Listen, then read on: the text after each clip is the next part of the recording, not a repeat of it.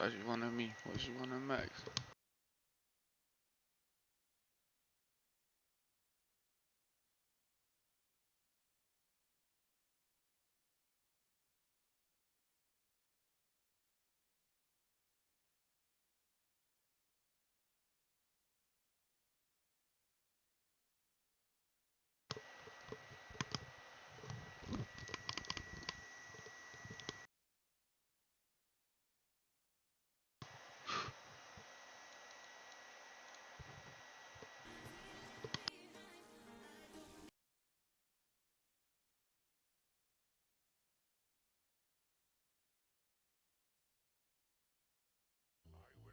No.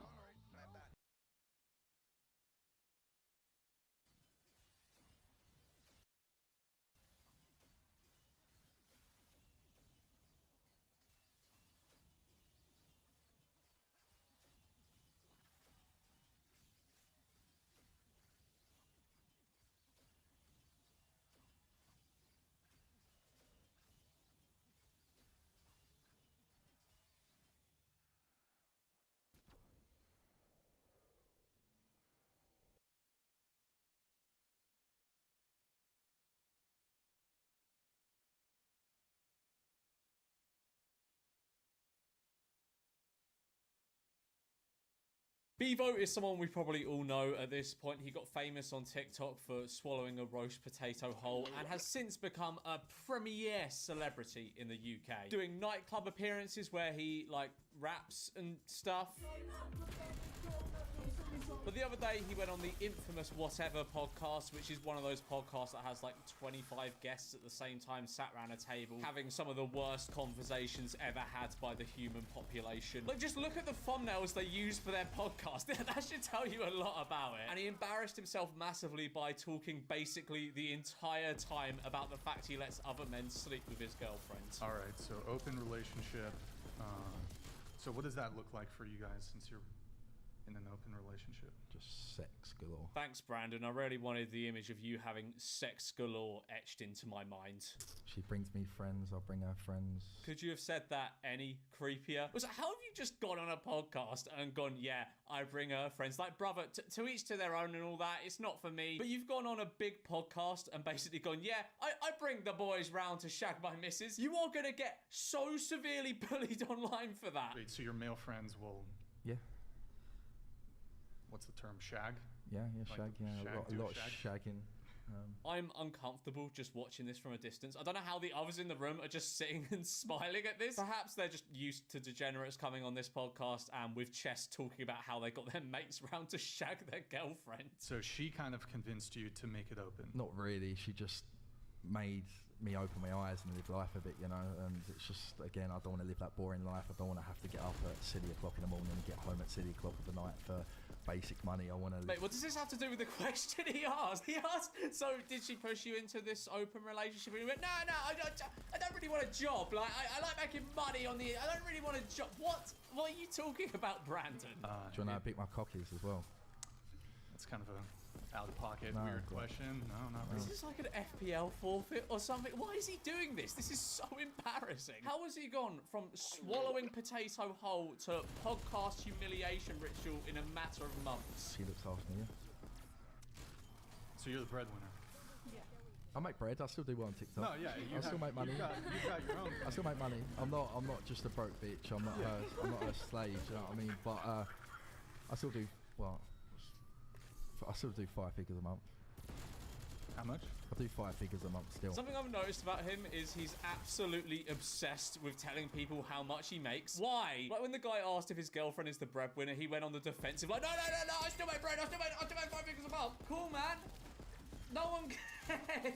What kind of content do you do on social I media? do eating content. I mean, calling it content would be a bit of a stretch, let's be real with that. Okay, I feel like I'm coming across really harsh here. I think Bevo is really funny, and I'm glad he is the face of British TikTok to people over in America. But bloody, he does have a real knack for coming across insufferable, doesn't he? Yeah, but men have to be successful to date, I think. Like, Yeah. again, it's a Scarface saying, get the money, then get get the women. Yeah, getting advice from the movie Scarface, which is basically about an embarrassing man-child, is advice to live your life by. Also, that statement just isn't true. I feel as though Bevo has been so clout-pilled that he believes women only go for men who make big money and eat potatoes funny on TikTok or something. If you are a bum and you're sitting at home doing nothing and got nothing in the bank, like why are you dating? Like sort yourself out. This is actually the worst podcast I've ever had to sit through in my life. Fucking hell, who watches this shit? But this guy shows up on the table like halfway through and basically just proceeds to bully Bevo for the rest of the time. You're not sat with the 10 other guests around the table. You shouldn't have a say. Go on, get in the studio, squeeze in next to Bevo. You are a cock. Define a cuck, please. A cock is a person who purposely allows their women to get by other men. For money, yeah. Yeah, if it's for money, then it makes it less humiliating to admit publicly on a podcast. If anything, being like, yeah, it's for money makes it even worse.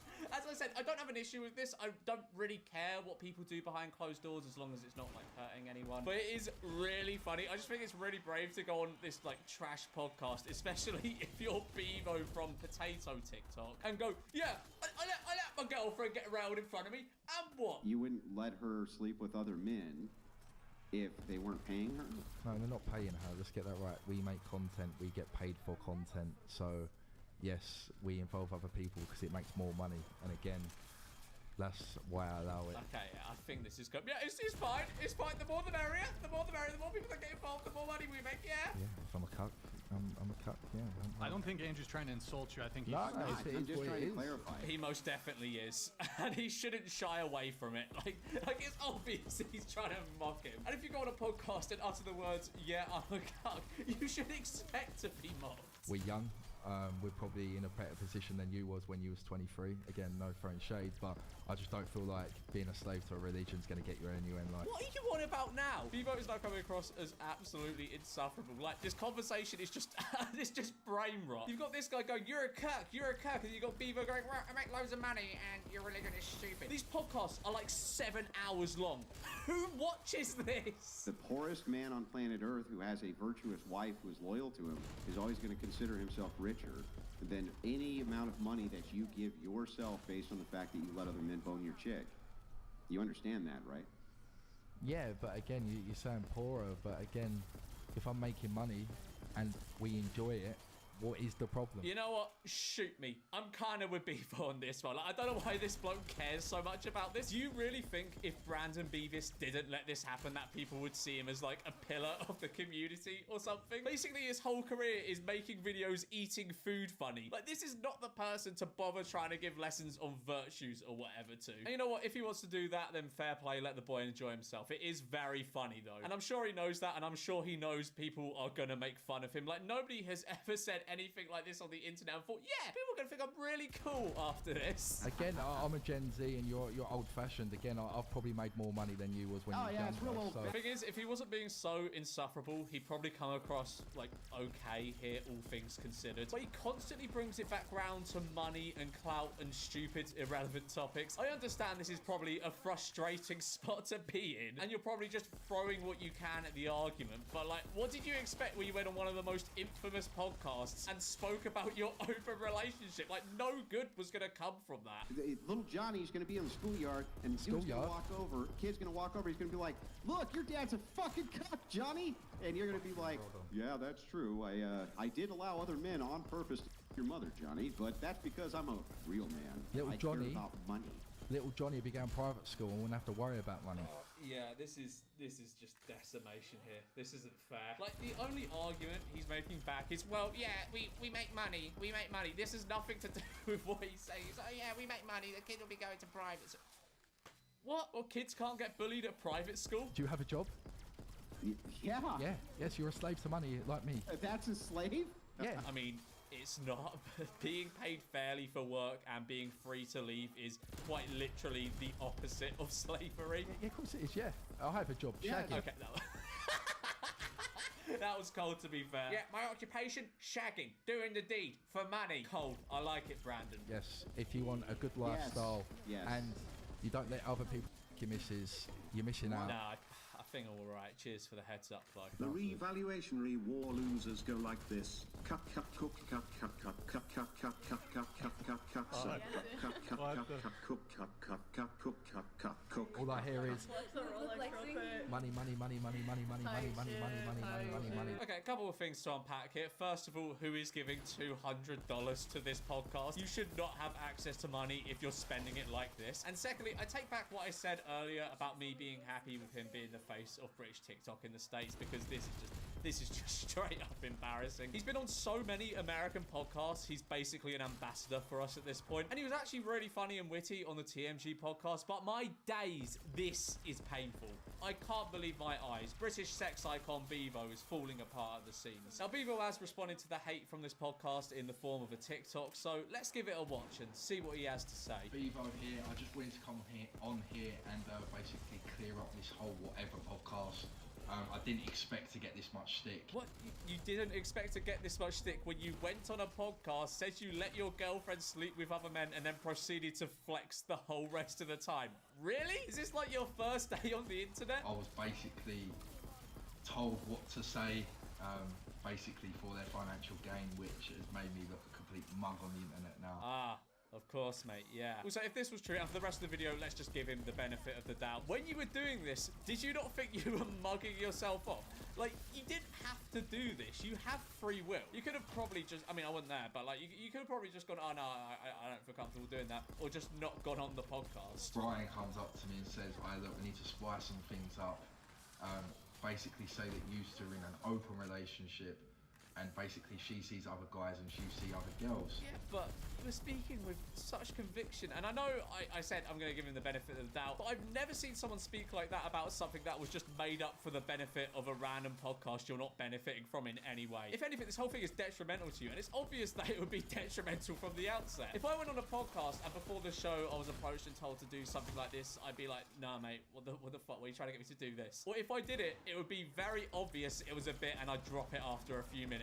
But Bevo was on this podcast for 5.5 hours, and to my knowledge he kept it up for the entire time except right at the end where he said it was a troll. Now, I'm not going to show that clip because he uses it to promote an OnlyFans, and I don't really want to promote stuff like that, but he kept it up for 5.5 hours. That is incredible dedication to the bit. I do want to clarify, me and Sophia are in a closed, healthy, happy relationship. Alright, fair enough. I just don't know why you said you weren't and thought it would go down well on the internet. I feel violated, I'm not going to lie, because it feels like from me I look like a devalued man. Yeah, nobody made you do that shit, man. You violated yourself here. No one held you at gunpoint and forced you to say all this stuff for 5.5 hours. Again, I don't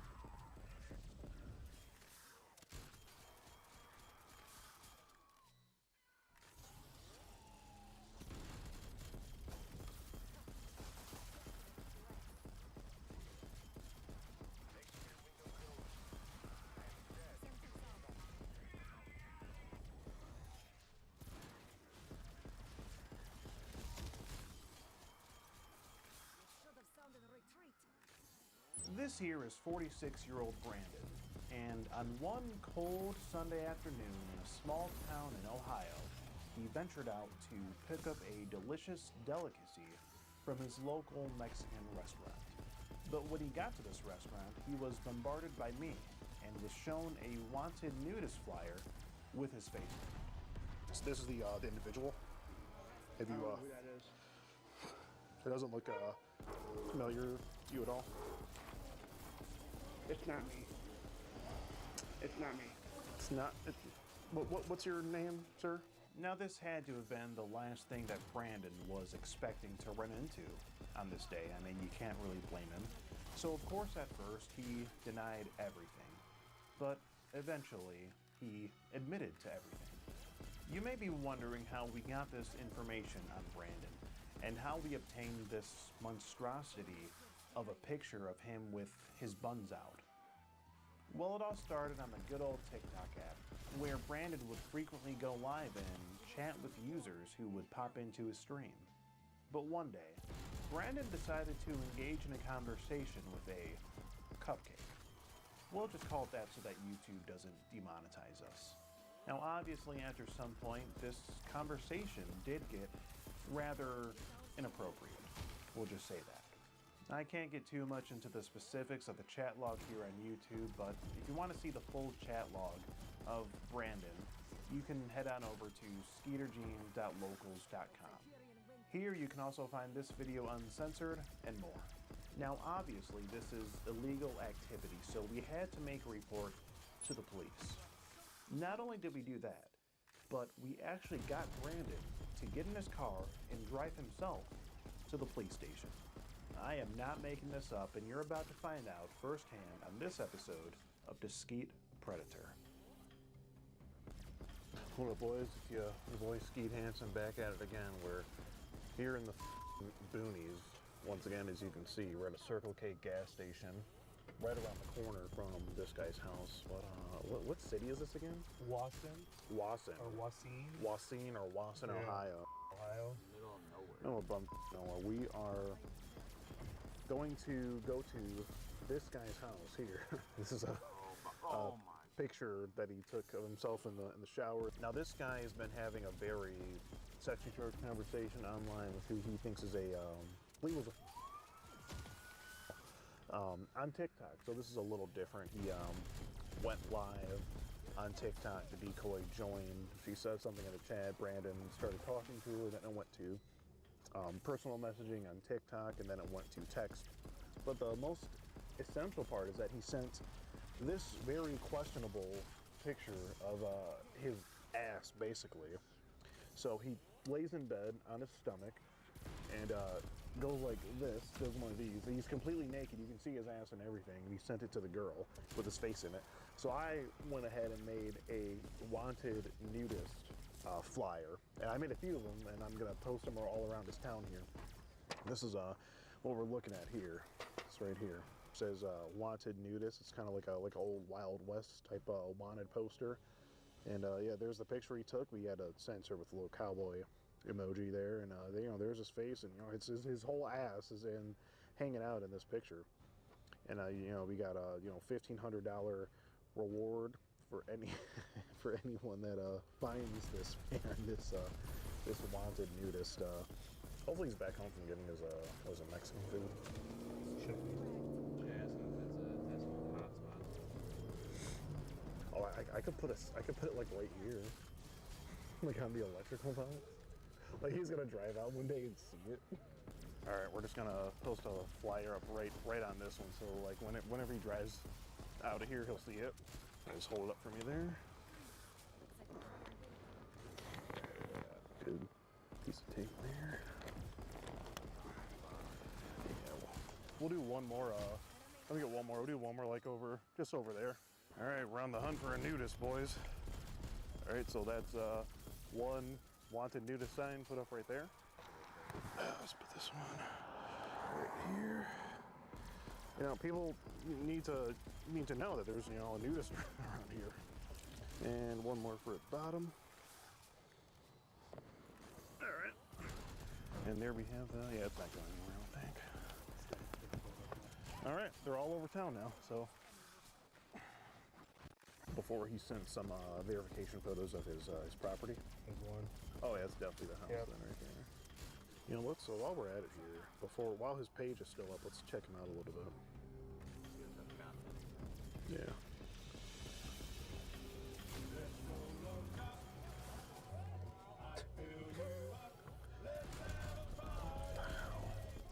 Since my birthday is now a federal holiday, I want to see how rare it is by this filter. So let's keep it up there. Okay. My birthday is Listening to Toby Keith. Look at this. Fuck is this? What the? He's not a smart guy What at all. the is this? What do you do? This is shit that like 12-year-olds do on TikTok. He's a idiot. It's fucking music. He's like the white trash. Are we in Mexico house?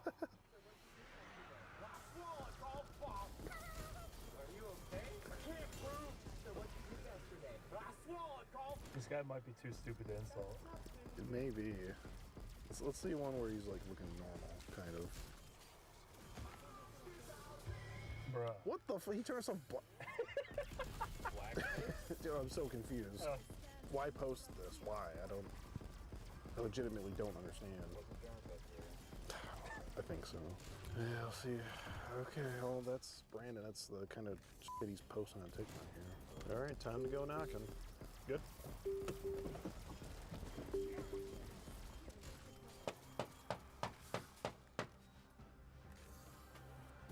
Maybe he's not back yet. Maybe he's not back yet.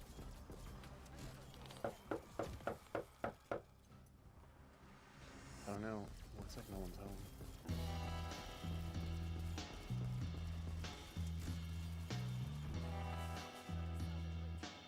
All right, so he's still talking to the decoy. He is at a Mexican joint ordering a specific dish. And we looked up all the Mexican joints that are around here. There's only 3 within like a 2-mile radius.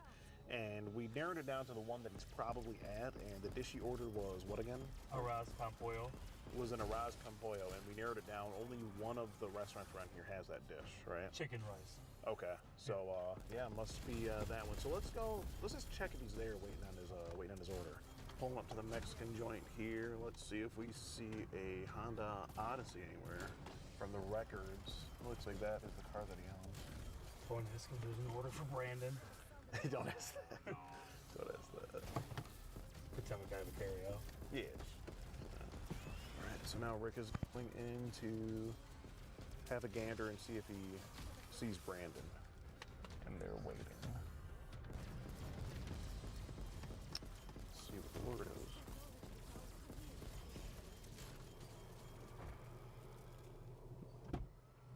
Busy, but he's not in there.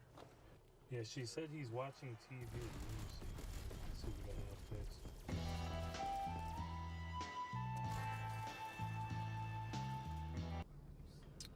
Honda Odyssey. There we go. There's the Odyssey. I loop around, yeah.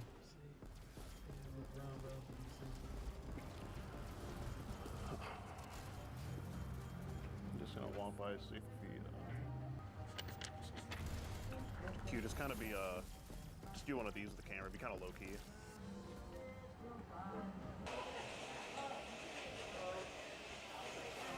How you doing?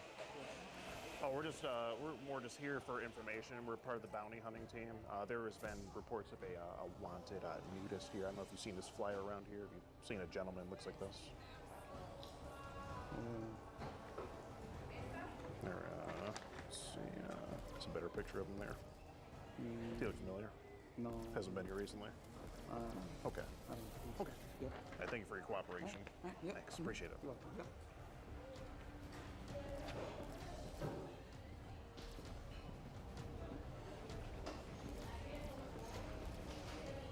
Say we're here. Hey, excuse me, sir. How you doing? We're just part of the bounty hunting squad in the area. We've had reports about just a wanted nudist on the loose. We've been asking everyone in town here. What? A wanted nudist in the area. Have you heard of that? No. Okay, because we've been handing around the flyers everywhere. We post them all over town already and in people's mailboxes. Just to make you aware, sir, this is the individual. If you I don't know who that is. It doesn't look familiar.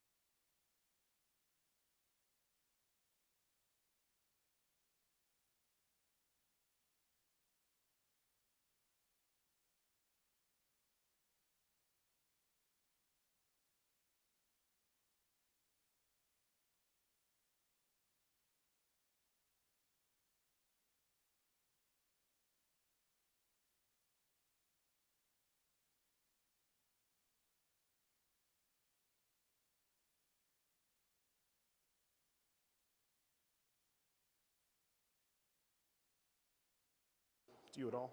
Okay, because his name is Brandon. He has a TikTok. He's been sending this picture to many females on the TikTok app. Okay. And we really need to find him. I don't know who he is. No. Okay. Well, I'll hand you the flyer. Okay. You keep it with you. Okay. If you see that gentleman, just make sure you report it to the sheriff. Okay. All right. Wait, hold on. Can I see that real? Hold on. So yeah, if you flip it open, and just. Many have fallen, I cannot count.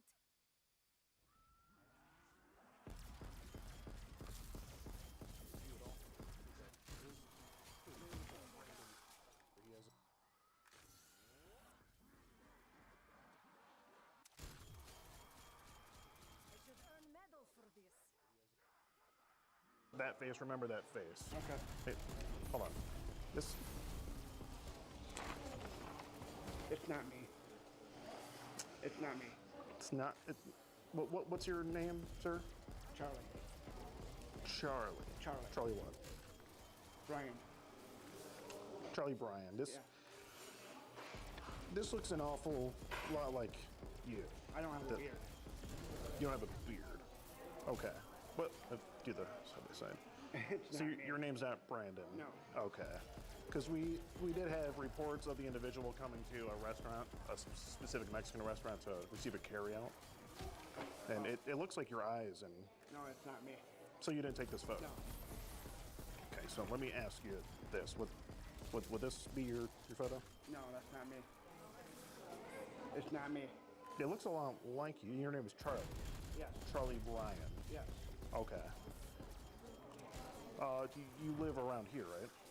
I live in Archibald. What is it? Archibald. Archibald. Yes. Okay, so you don't live at... No, I don't. No. What, would you happen to have an ID on you, sir? Just so we can verify, because How will we step outside? well, we can still be in here. We're just at the door. Okay. Sir. Yeah, just so, because we do report all findings to the, law enforcement. We just want to make sure everyone we talk to is, that we get everyone. Yeah, we can go down here if you want. Now, Charlie, right? No. Am I No. in big trouble? Can I see your ID, So, please? so your name is Brandon. Okay. It's really not up to us to decide, Brandon. Right now, I would just like to have a conversation with you, if that's okay. Okay, so you're free to, you can have a seat somewhere, you can stand there, whatever makes you more comfortable. And you can hold on to that, in case you see the guy. Now, Brandon, I understand you go by on TikTok, is it? Right. How long have you been on TikTok? I don't know. Okay. You want me to delete it? TikTok? No, well, we're not there yet. We're gonna have to see, where we're gonna go here. Now I see you've been have you been talking to anyone from the TikTok app? No, not really. Not really. No girls you're talking to on there? No. Okay. Because I have the screenshots here. It says it looks like you were conversing with a female.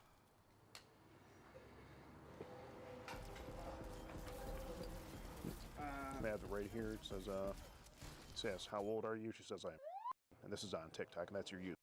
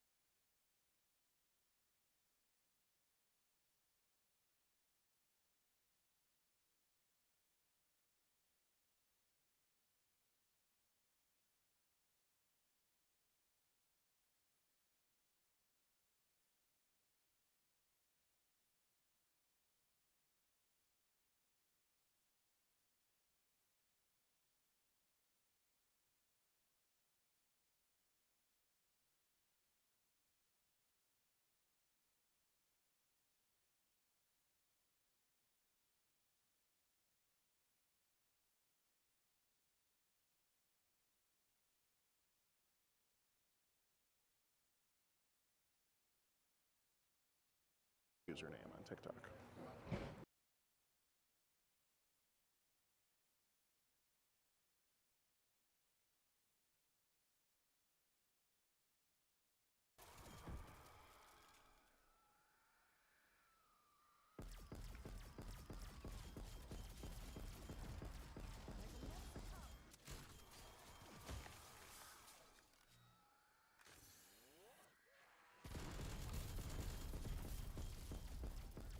Should have sounded retreat.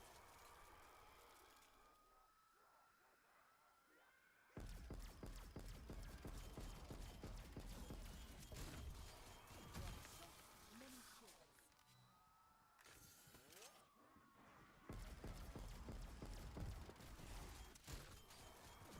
Hostile expired.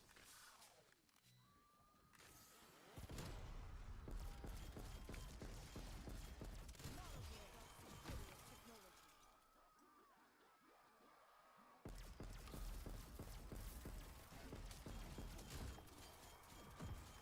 I should earn medal for this.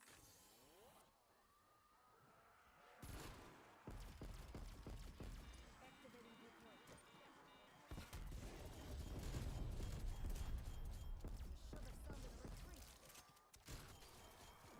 They're gone.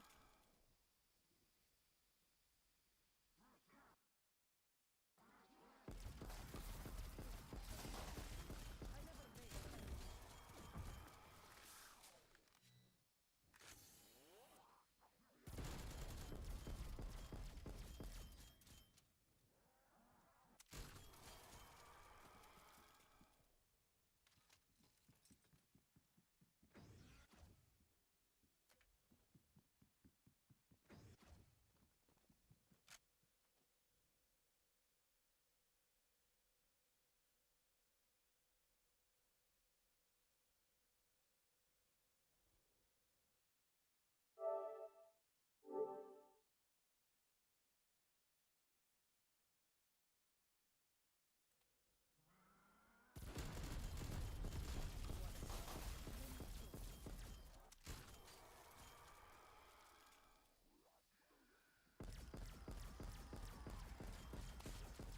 Technology is ours to wield.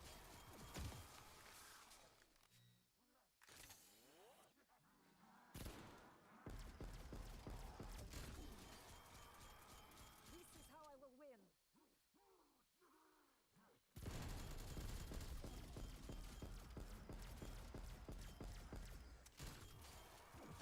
Zombie threat deleted.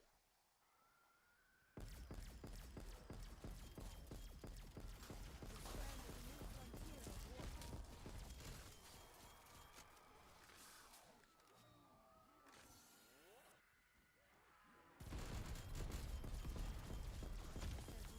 Your death is not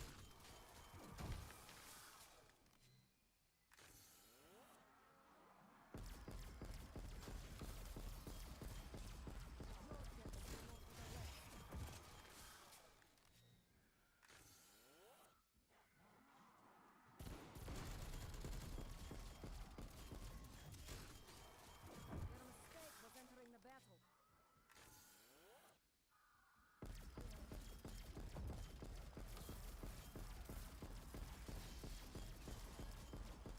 So many fallen I cannot count. Kill.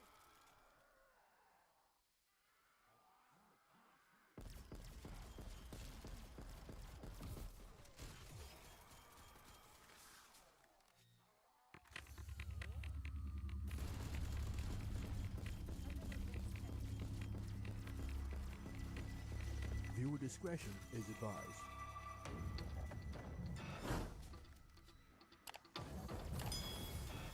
I appreciate Colorado Ped Patrol's, efforts into making our world a better place and eliminating absolute scumbags. This time, a police officer is among 4 people arrested for luring children. We've profiled Colorado Ped Patrol for you before. Absolutely. If you say who you say, may I ask what's the names you... Colorado Ped Patrol. No. I'm not talking about that. I'm talking about... You're supposed to be meeting the 2 girls that were from Groton, Connecticut here at the park under the pavilion right now. Your sister caught you yesterday and called you a pedophile. Do I need to say any more? We've been talking to you for 2 fucking weeks. Okay? Does that make sense now? Yeah. Yeah, the one you send your dick picture to every single morning. That's us. What? Really? You sending That's Robin us. Swan pictures? All right, what do you guys want to know? Okay. Where's your? Who are you here to meet? Can I ask what the names you've been using? Dude. How many kids are you talking to, man? All right, if you guys say you've been talking to me for 2 weeks, what's the names? I'll let you. Who are you here to meet? I'm asking you the questions. Who are you here to meet? I'm gonna call the police. 3. Tell me the names. You tell me, dude. You're not running the fucking show. I'm not running. You tell me, or I call the fucking police. You're a sick motherfucker. You were here to have sex with a 14-year-old in that fucking porta potty. Now you answer my fucking Funny, questions. you guys saying 14. I've been getting names for 2 weeks, and you guys be saying, oh, what's 14-year-old? There could be many 14-year-olds. So how many 14s are the fuck you talking to, man? Look at me, bro. Look at me. How many kids are you talking to? Not many. Not Bullshit. many? You're talking to 3 of us. No, wait. Not many meaning more than 3? No. Real easy. We're gonna find out. Listen, bud. I know you work at the warehouse. All right. All right. It doesn't. Then you answer your simple question. What was the names you guys were using? Who are you here to meet? Who are you here?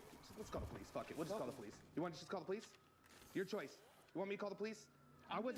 Listen, I wasn't planning on If you calling. guys can't tell me the names you're using, I wasn't planning. Okay, we got several of them. What about I honestly ask her what name she was using with him. Can you tell I me don't what know. names you were using, please? Ask Steph. Steph, what name? Then I'll tell you. Sophia is one of them. Sophia? Nope. Yep, that's one of them. Steph, what name were you using? Dude, I'm not gonna play your fucking games, bro. I'm about to just call the police. Who are you here to meet? We're here because you sent us the message. You got caught yesterday. Your sister fucking found out. She said you're gonna go to jail. She said you're a pedophile. You changed your little nephew's fucking diaper, okay? You taught the little fucking 14-year-old about rape. Trinity and Laura. Trinity and Laura, there you go. Don't look at me. Tell me. Okay, that was a simple question. How long did it take you to say Trinity and Laura? Because honestly, I don't give a fuck about their fake names. They're not fucking real. You're fucking real. You're here to have sex with Trinity and fucking whoever else shows up. It doesn't matter the name. It's the age that's the problem. Call the fucking police. Dude. All right, fine. What do you guys want to know? I want to know. I'm here to meet Laura and Trinity. Okay, let's start over. All right. Let's start over. What were we gonna do? What were we gonna do? Well, we were gonna meet at the park. And then we were just, I don't know, talking. I honestly, at first, you guys brought that up to me. I didn't mention anything about sex. You sent porn pictures. You tried to send child porn. Dude, you found her in a 12 to 17-year-old group. What were you doing in a 12 to 17-year-old group on YouTube? I'm on Facebook. Now we know. Take that fucking smirk off your Sorry, face, man. Come on, man. Real talk. If you really want to know the truth, then you probably heard a nice story about how I'm disability. And... Don't use that excuse. Oh, really? Don't use that excuse. Really? Dude, You think it's an excuse? Yes. You're smart enough to get on your bike and come down to the park. You can use your fucking penis, okay? Don't give me that shit. Don't give me that shit. I've seen your penis. I've seen you jack off. I've seen you. You taught her what pre-cum was. Remember that? Remember the pre-cum? Remember the pre-cum? Yeah, I remember. So you're smart enough to jack off. You're smart enough to show her how to have sex. You're smart enough to get to the park. Don't use that shit, bro. I'm sorry you got a disability, but you got 2 problems. You're a fucking pedophile, too. Oh, I'm not a pedophile. So what are you here? If I'm seriously a pedophile, then why am I here? No. Why are you here? Why have I only talked to them? I never had sex before. You're over here trying to fucking meet up. So what? I can What meet the up. fuck you mean, so what? Oh, so you're saying I can't walk around and hang around? Are you fucking kidding me? You fucking kidding me? Don't use that disability shit, bro. Fucking kidding me, right? I have several close people that are disabled and they don't fucking touch children, all right? I don't touch children I'm either. shaking right now. Bro, you're here. You're here, all right? You're here right now. I'm here to talk, so What the fuck there's to talk about? What did you know, bring? to tell you the truth, I wasn't even planning on having sex anyway. You were gonna go talk in a porta potty? No, I wasn't going to do anything in a porta potty. I was actually, you know what my plan really was? My plan was just to get to know this Laura and Trinity. And suck their toes. Nope. That you wanted them in a skirt with no underwear on. Do you remember that part? Do you remember that part? And they needed to share and suck you up in the porta potty. Do you remember that part? Oh, I remember. We're gonna go over the chat logs. I got the chat logs. So I got everything screen recorded. So why you say there ain't gonna be no sexual? It's nothing going to So why are you saying I lied. I'm sorry. So you lied now? No, I'm telling the truth now. Now you I telling lied. the truth? Truth when you was talking. Come on, stop. Stop. Look at us. I love how you think I'm lying. You motherfucker, you here. All right, let me ask you something. If I'm lying, why am I looking straight at your face, even when you're bitching, complaining, yelling at me with straight eyes? I should fucking knock And you out. I'm not nervous. See, my You're shaking like me. I'm nervous because I have to stay calm. Because I can't I'm fucking calm attack as a you. leaf. I can't fucking attack you because it's against the law. Why You're would you fucking say protected. you like getting punched in your nuts?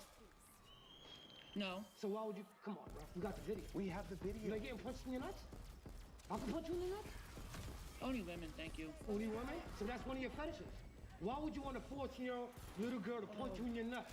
Why? Ah! Dude, what you're Ah! saying, bro, it doesn't matter if you were here. You were gonna do it, but you're fucking these girls up online. You think that's okay to teach a girl that's fucking 9 years old how to masturbate? Do you think that's okay? Do you think that's okay? Do you think that's okay? You smart enough to answer that question now. Steph, call the police. Do you think No, that's I okay? don't think it's okay. Then why are you doing it?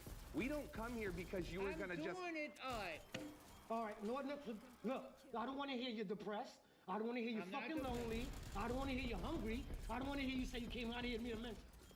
Now, hit me You with want to something. know? I'll Yeah, tell hit me you with what. something. Okay. Hit me with something new. Years ago, I was, yes, I was disabled, but I've always made friends. Didn't do anything with young kids. I've been doing it for years. Like, I guess I have common with people because, like I said, I don't have a normal, like, mind. Two, I was, like, my mind was fried and quarter brain because when I was Club Feet. You guys heard of Club Feet? Yeah, heard of Club Feet. Well, when I was big, because I was a big baby, I was like 10'2" or something. And so the doctor thought, oh, because I was a big baby, I could take the anesthesia, which he was wrong.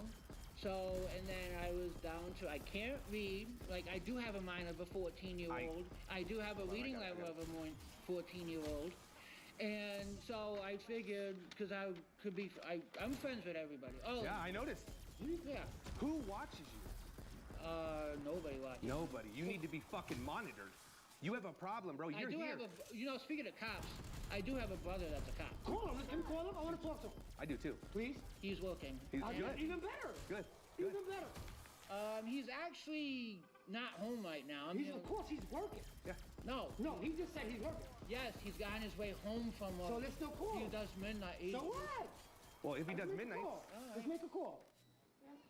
So you know the difference between right and wrong, right? We know this, right? So what are you doing here then, man? Either way, your sister told you to stop. What did your sister say yesterday? Explain to me what she said to you yesterday. Well, one, my sister didn't know she was 14. She thought she was 17. But what did she tell you yesterday? Yeah, she's said I was a pedophile. I should stop. Da da da da. Have you done this before? Does your sister think you're a pedophile? Yeah, she thinks I am. Why does she think you're a pedophile? Tell me. Because I've been making friends and talking for like young girls for years. Do you think when you're teaching a girl how to have sex online that it's a crime? Do you think that's a crime? Because you didn't have to. I like that thing, by the way, when you used the banana. Listen, and the, listen. It's not her. eggplant. That's me. Oh, that was you. That's me. The whole time. It's not her. I like that. Stop That's pretty looking at good. her. I don't like you. For real?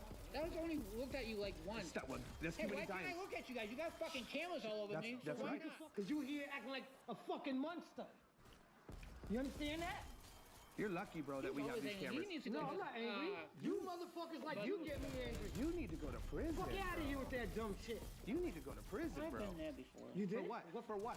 Oh That shit. was years ago. For what though? Same thing? It wasn't really prison. It was more like jail lockup. For what? No. I already know. Abuse. How do you know? I just know. You think we didn't look you up before we got here? You think we just randomly come check you out? Then what was I? Menacing Menacing. was one of them. That was one of your charges. What's menacing? Menacing. I don't know. You tell me. You're the one that got it. Years ago, I was playing with this disabled girl, and I was probably like 15, 16 maybe, and I was what was it? What do you call them? Aides, I think. Okay. School aides, bus aides. It's like, don't do that. You're gonna hurt her. And I'm like, what? This? And I tossed it. I meant to hit her stomach, but I hit her in the face. And her father, I believe, was a cop too. And I went through the whole arrested thing. And How old was she? She was probably 20s, 30s. 30-something. So she was too old for you. Why were you hitting on her? I wasn't hitting on Well, you her. hit her. You just It was abused her. offensive. Yeah, It was you, an abuse. you know, you threw something at her. You're trying to hit her in the belly, but you hit her in the face. She's a piece of shit all the way around, aren't you? No, it was a tap. It wasn't a. Why would you do wasn't- Doesn't matter. I was playing around with her. It was like I was having fun. We were friends. Like you don't play around and have fun with your friends. Yeah, we don't go to jail for it, so something else I must didn't have go to happened. jail either. Oh, I thought you said you went to jail. It was a holding cell. It was a court. I didn't even go to jail. you did go to jail. We got charged. Yeah, So but you went I to jail. didn't. But it was got swiped. So it got swiped. So and then I was on what was it? I think probation or to 18 or whatever, and then nothing happened. And then I was again this it was like 4 or 5 years. I don't care. Well, anyway. Let's get to this today, okay? Okay, today, let's see, today I came to meet two 14-year-olds just for friendship, and yes, I lied about the whole sexual thing, because I wasn't even planning on doing it anyway. If that's what you guys think, go ahead. No, I it's what haven't you been said. believed. It's what you I said. could say, I know. could say fucking apples, and you guys would believe fucking oranges. Dude, Come on. I have- I could say the fucking sky is black, but it could be blue. You're right. Do you know You're the right. fucking difference between right and wrong? You do, and we got it all screen recorded. Come So on, the bro. felonies were committed by you saying that. You didn't even have to show up today. We were going to come get you whether you showed up or not. We were going to go to your house. We were getting How you can no go matter to my what. house? I don't give my address out. It to doesn't anyone. matter. We got your sister's address, and we've already been in contact. These people. Yeah. So you're friends with a lot of 14-year-olds? Yeah, that's it. Nothing more. You feel like you should get in trouble for that? Well, honestly, no. Because I'll tell you why before the looks. Okay, because you keep dodging questions. So what do you want to know? So do you have any contracts or anything?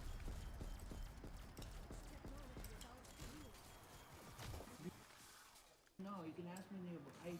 Okay. Like I said, I've been friends with him for years. Okay, it's not being and the friends. nothing It's not really- being about. We talk about being friends. Sexually.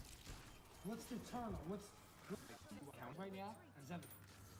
So the more you give, willingly, it's better on you when you go to court. Yeah. You know what I mean? Like Definitely. No, I hear you.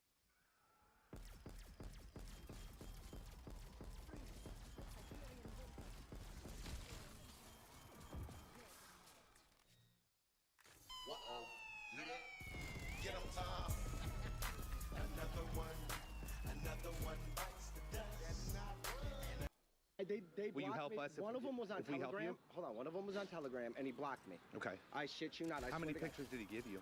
He sent me videos, and he said they would explode. Can I see them? I don't have them. They are gone off Telegram. He deleted me, and he blocked everything. I swear Okay, to so God. be honest I'm with me. being I know honest. you have two phones. Where are the two phones? I have my. Can I ask what is going to happen to my phones? I just want to see them. I just want to see them. Is this like I can show you my like? I'm I not have- law enforcement. I'm Okay, not law I enforcement. just want to make sure. I that if honestly if just want to. If I do all this, I'm Okay. helping you guys out. No.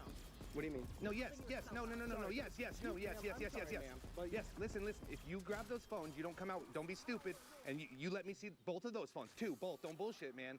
Okay, I just want to see how honest you're gonna be today. Okay.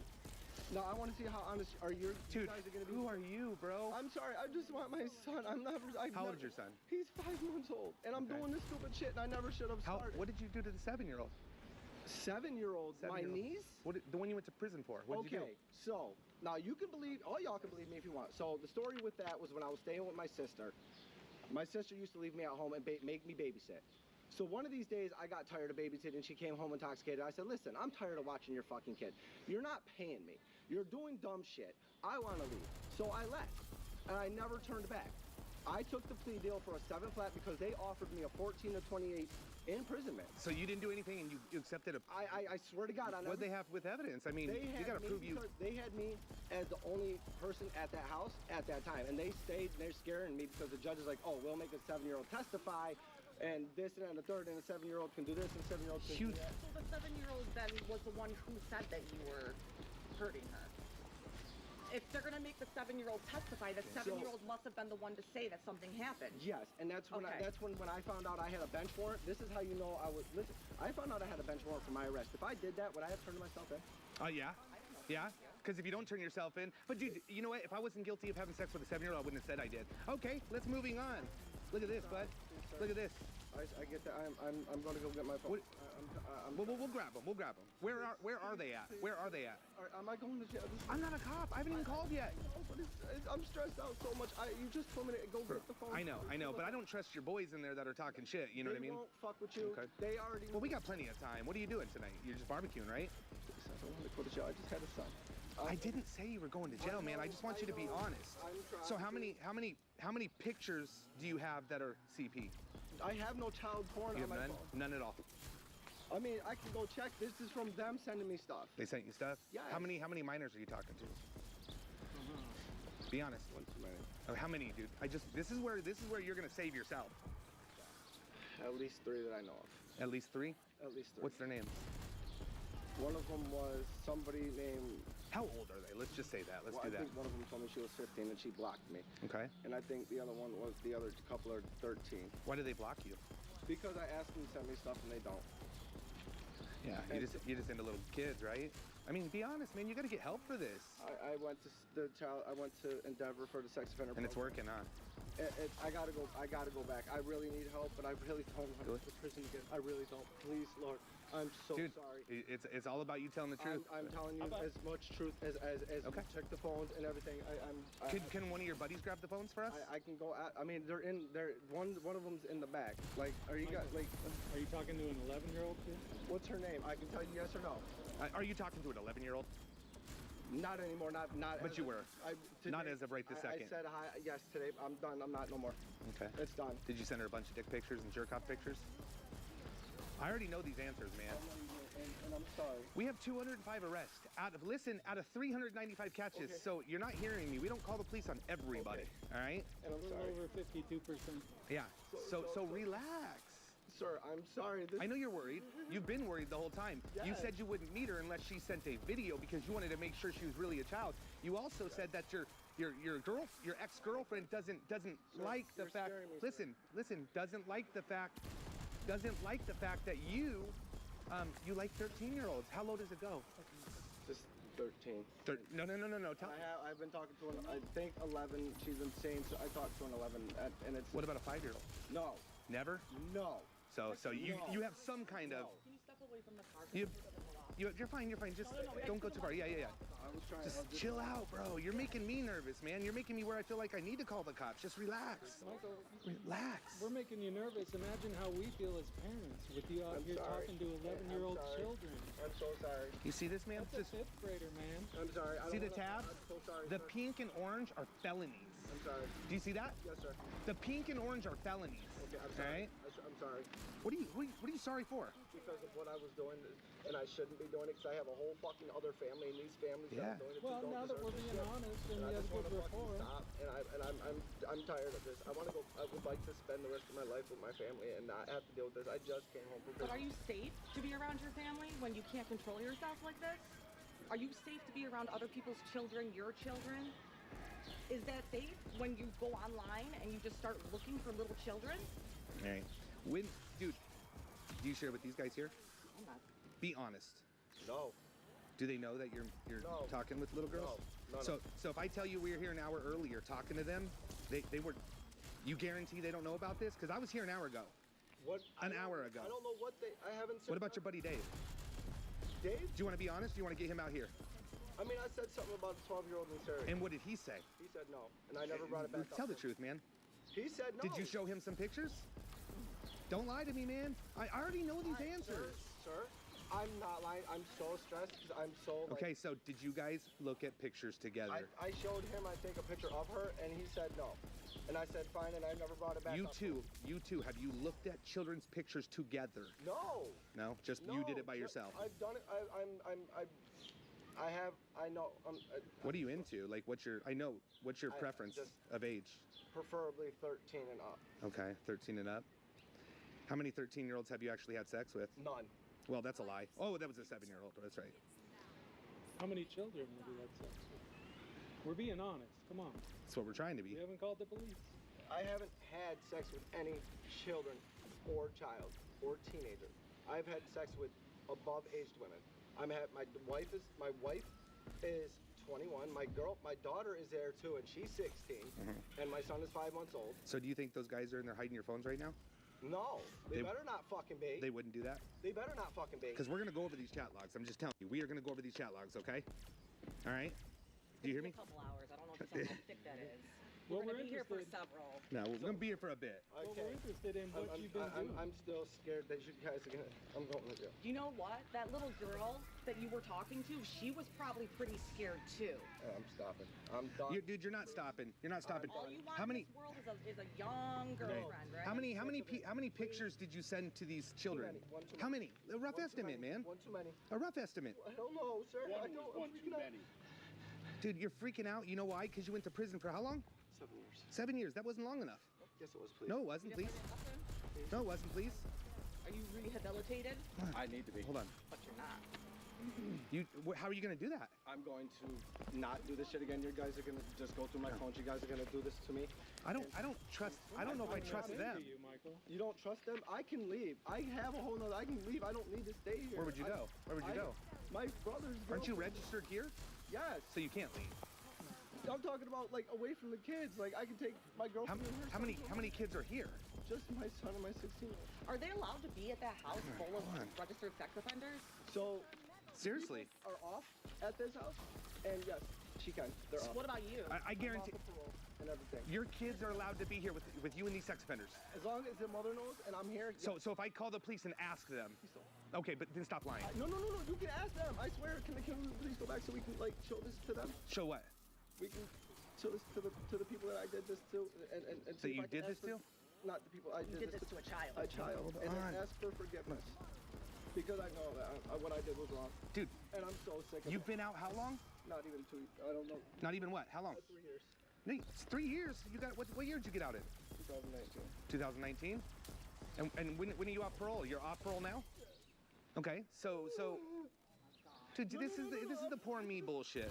No, it's okay. I'm just so sad because I'm about to lose my son. You should lose your son. Yeah, stop. I'm sorry. Hey, don't. Dude, come on with the pity tears, man. Pick up your glasses, bro. I'm gonna call an ambulance if you're gonna act like this. I did. You know what I said today? I said you're gonna cry. I said you're gonna cry. It's not Didn't I crying. say that? No, it's I not. said you're gonna cry. No, this is the pity poor me shit, man. What you tried to do to this child, bro? What you tried to do? Open this book. Open this book. If you destroy this book, I'm gonna call the police. But open that and read that shit. Open it and read it. Yeah, I don't want you to touch it either, because you jerk off to the fucking bathroom at U-Haul. Huh? Wiping your fucking shit all over. You're fucking disgusting, man. You don't want to quit. You got a kid in the car. Yes, I do. You were in the back. You weren't even watching the kid. We were running back and forth. We were listening. I swear to God. I just had a son. Like, if she You swear to God you're a pedophile? I'm a pedophile. Yeah. I'm a fucking pedophile. How do you fix that? By getting treatment. And I need to go back, and I'm going. When did you go to treatment? I just finished it. And I know I need to go, and I didn't. So did it help you at all? It did. But it didn't, because it made me understand that what I was doing was not okay. But it was like. Dude, how long have you been talking to this child? Too long. How long? While. How long? A while. I mean, at least. A month? And then the 11-year-old. Okay, let's talk about groups you're in. Let's talk about groups you're in. And you know what I'm talking about. Sex offender treatment. No, groups with children. I know you're in. Yeah. What about the teen groups? I talk to them and I comment on certain things, but I don't like throw anything out there like that's inappropriate. No. I mean, like the comments and shit. You don't go to a comment like, oh, I'd like to stick my dick inside her vagina on a comment. You're in a group. Yes, it's fine. It's fine. That's what you do, right? Show me. Yes, please. I'm sorry. Yeah, okay.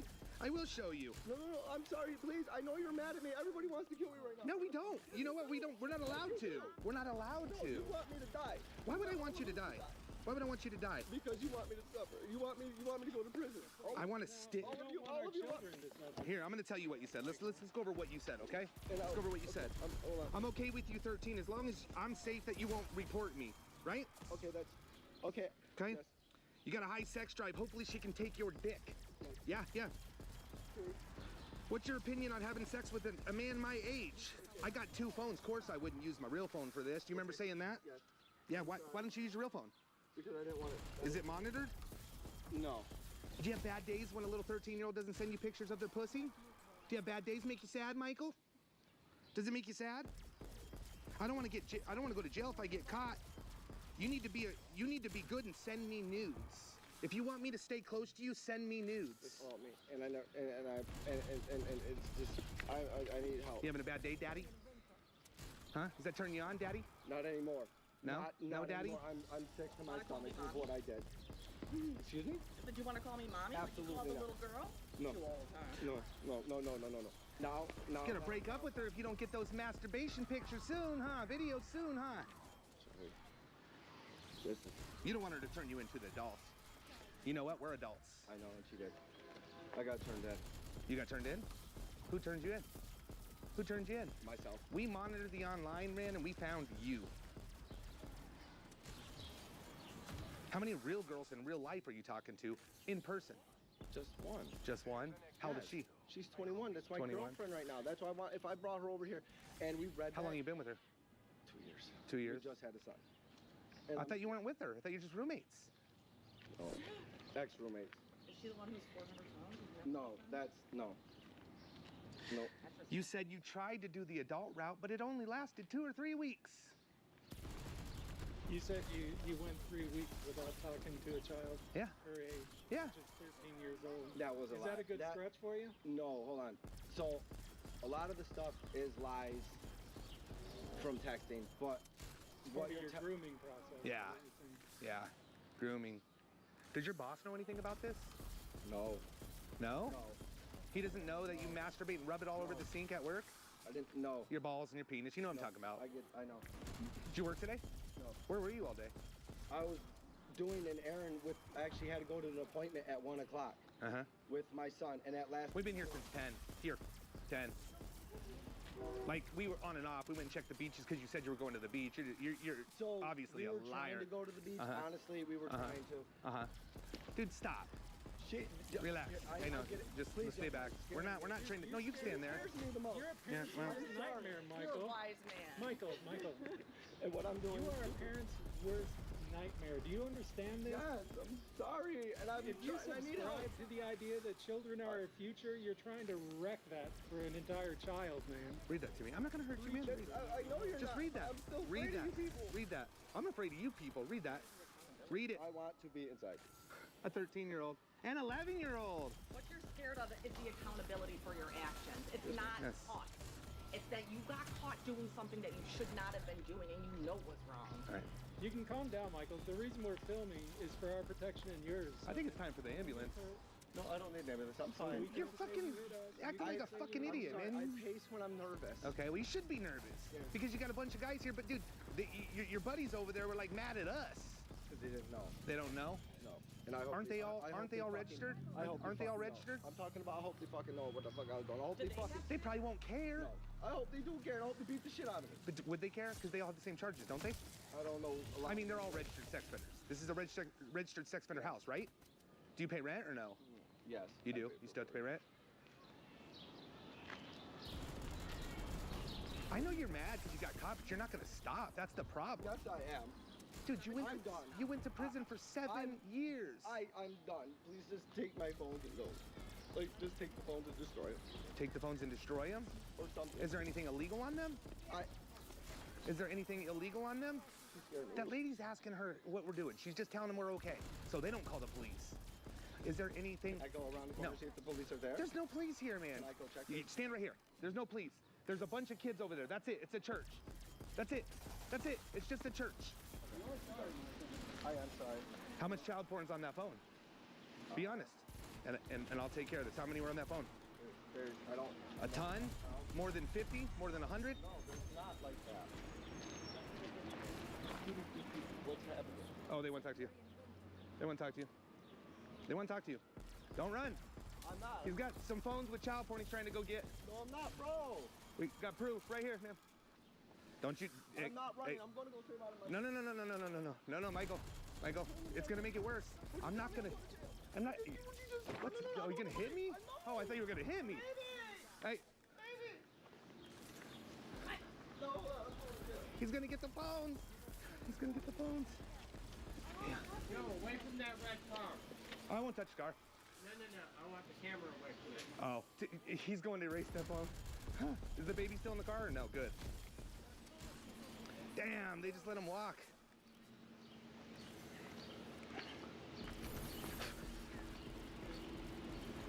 Fuck.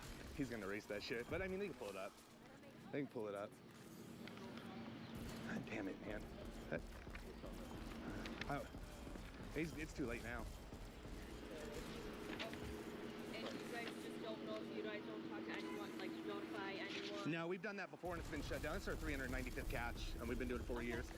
We call you guys as soon as we get inside. We don't want to waste your guys' time that it's not them. So as soon as we verify it's them, get them to admit. Like he just admitted he has child porn on his phone.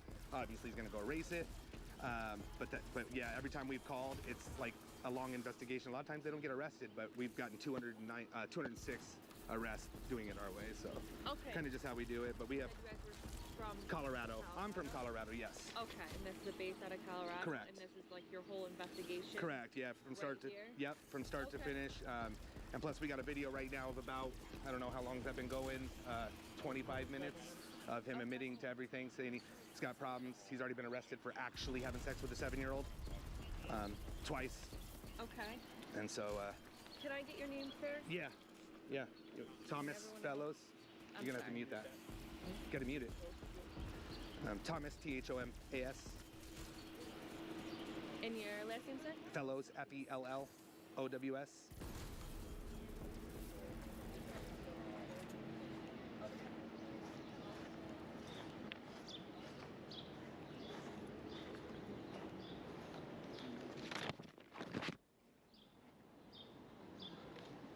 I guarantee the motherfucker ran off.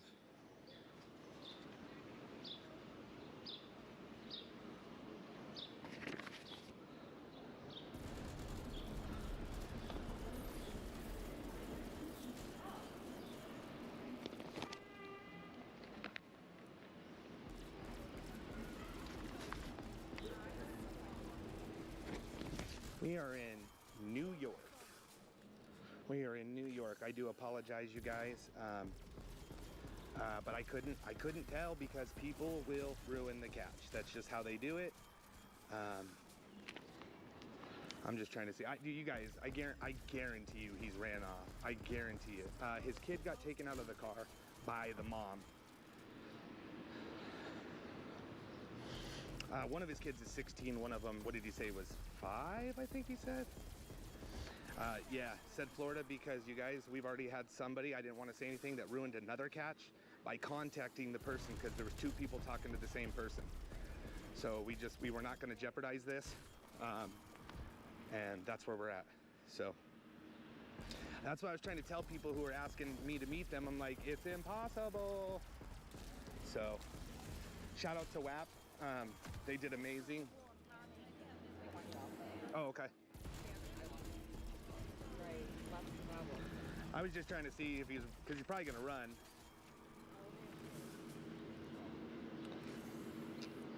Hopefully they don't allow it, but it's, you know, they don't know, but he had time to go erase all the child porn and stuff like that, but it's frustrating. You guys, we have everything on the GoPro. So understand if it's lagging, but we have everything on the GoPro.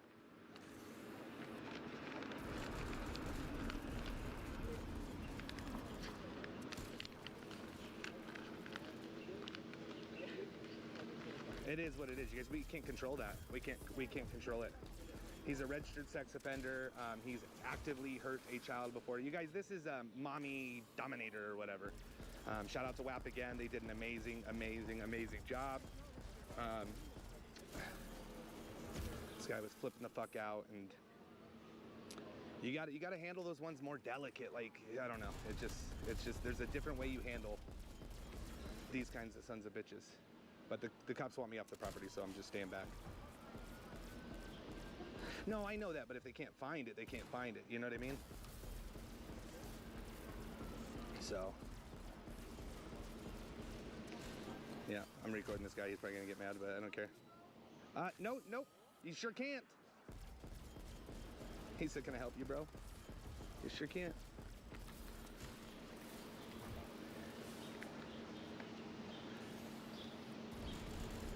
No, the car's still here. The car's still here.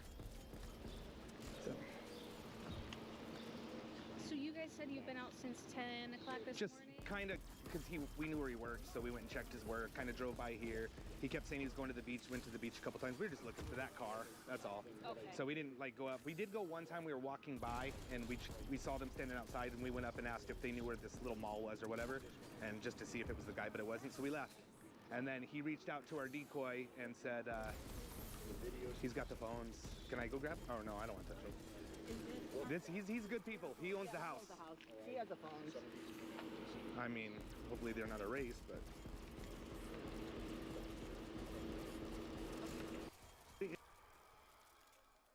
And I have that recorded for you.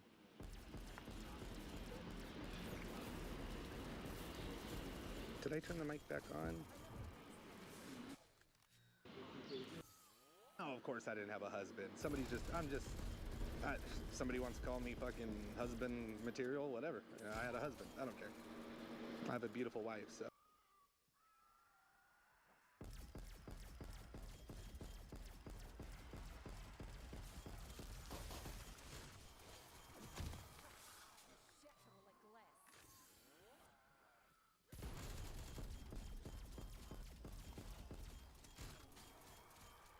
I should earn medal for this.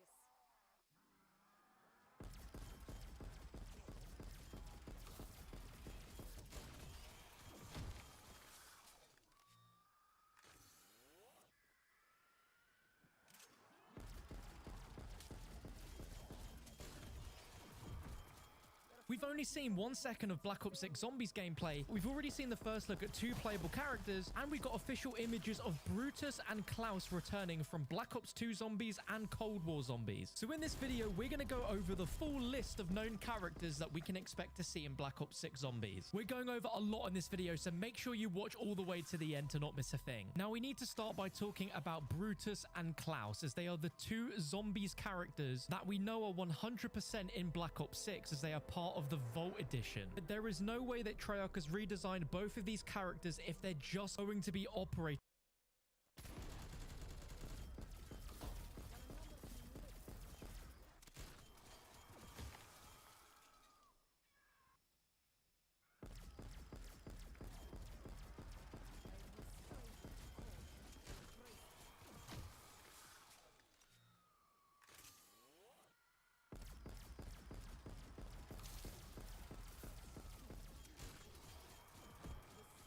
Black Ops 2 Die Rise.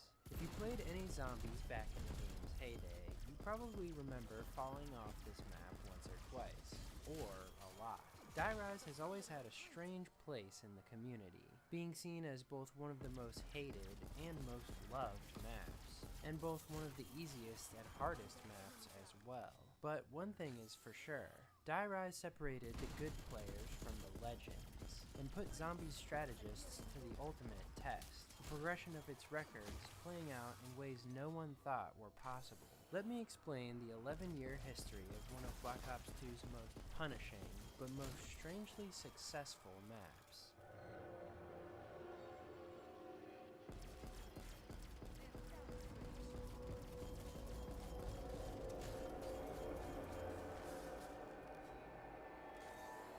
Die Rise was Treyarch's second experimental map, the first being Transit. In the beginning of Black Ops 2, Treyarch decided to spice up their map layouts. Die Rise was the result of them saying, what if, instead of building a map across, we built up?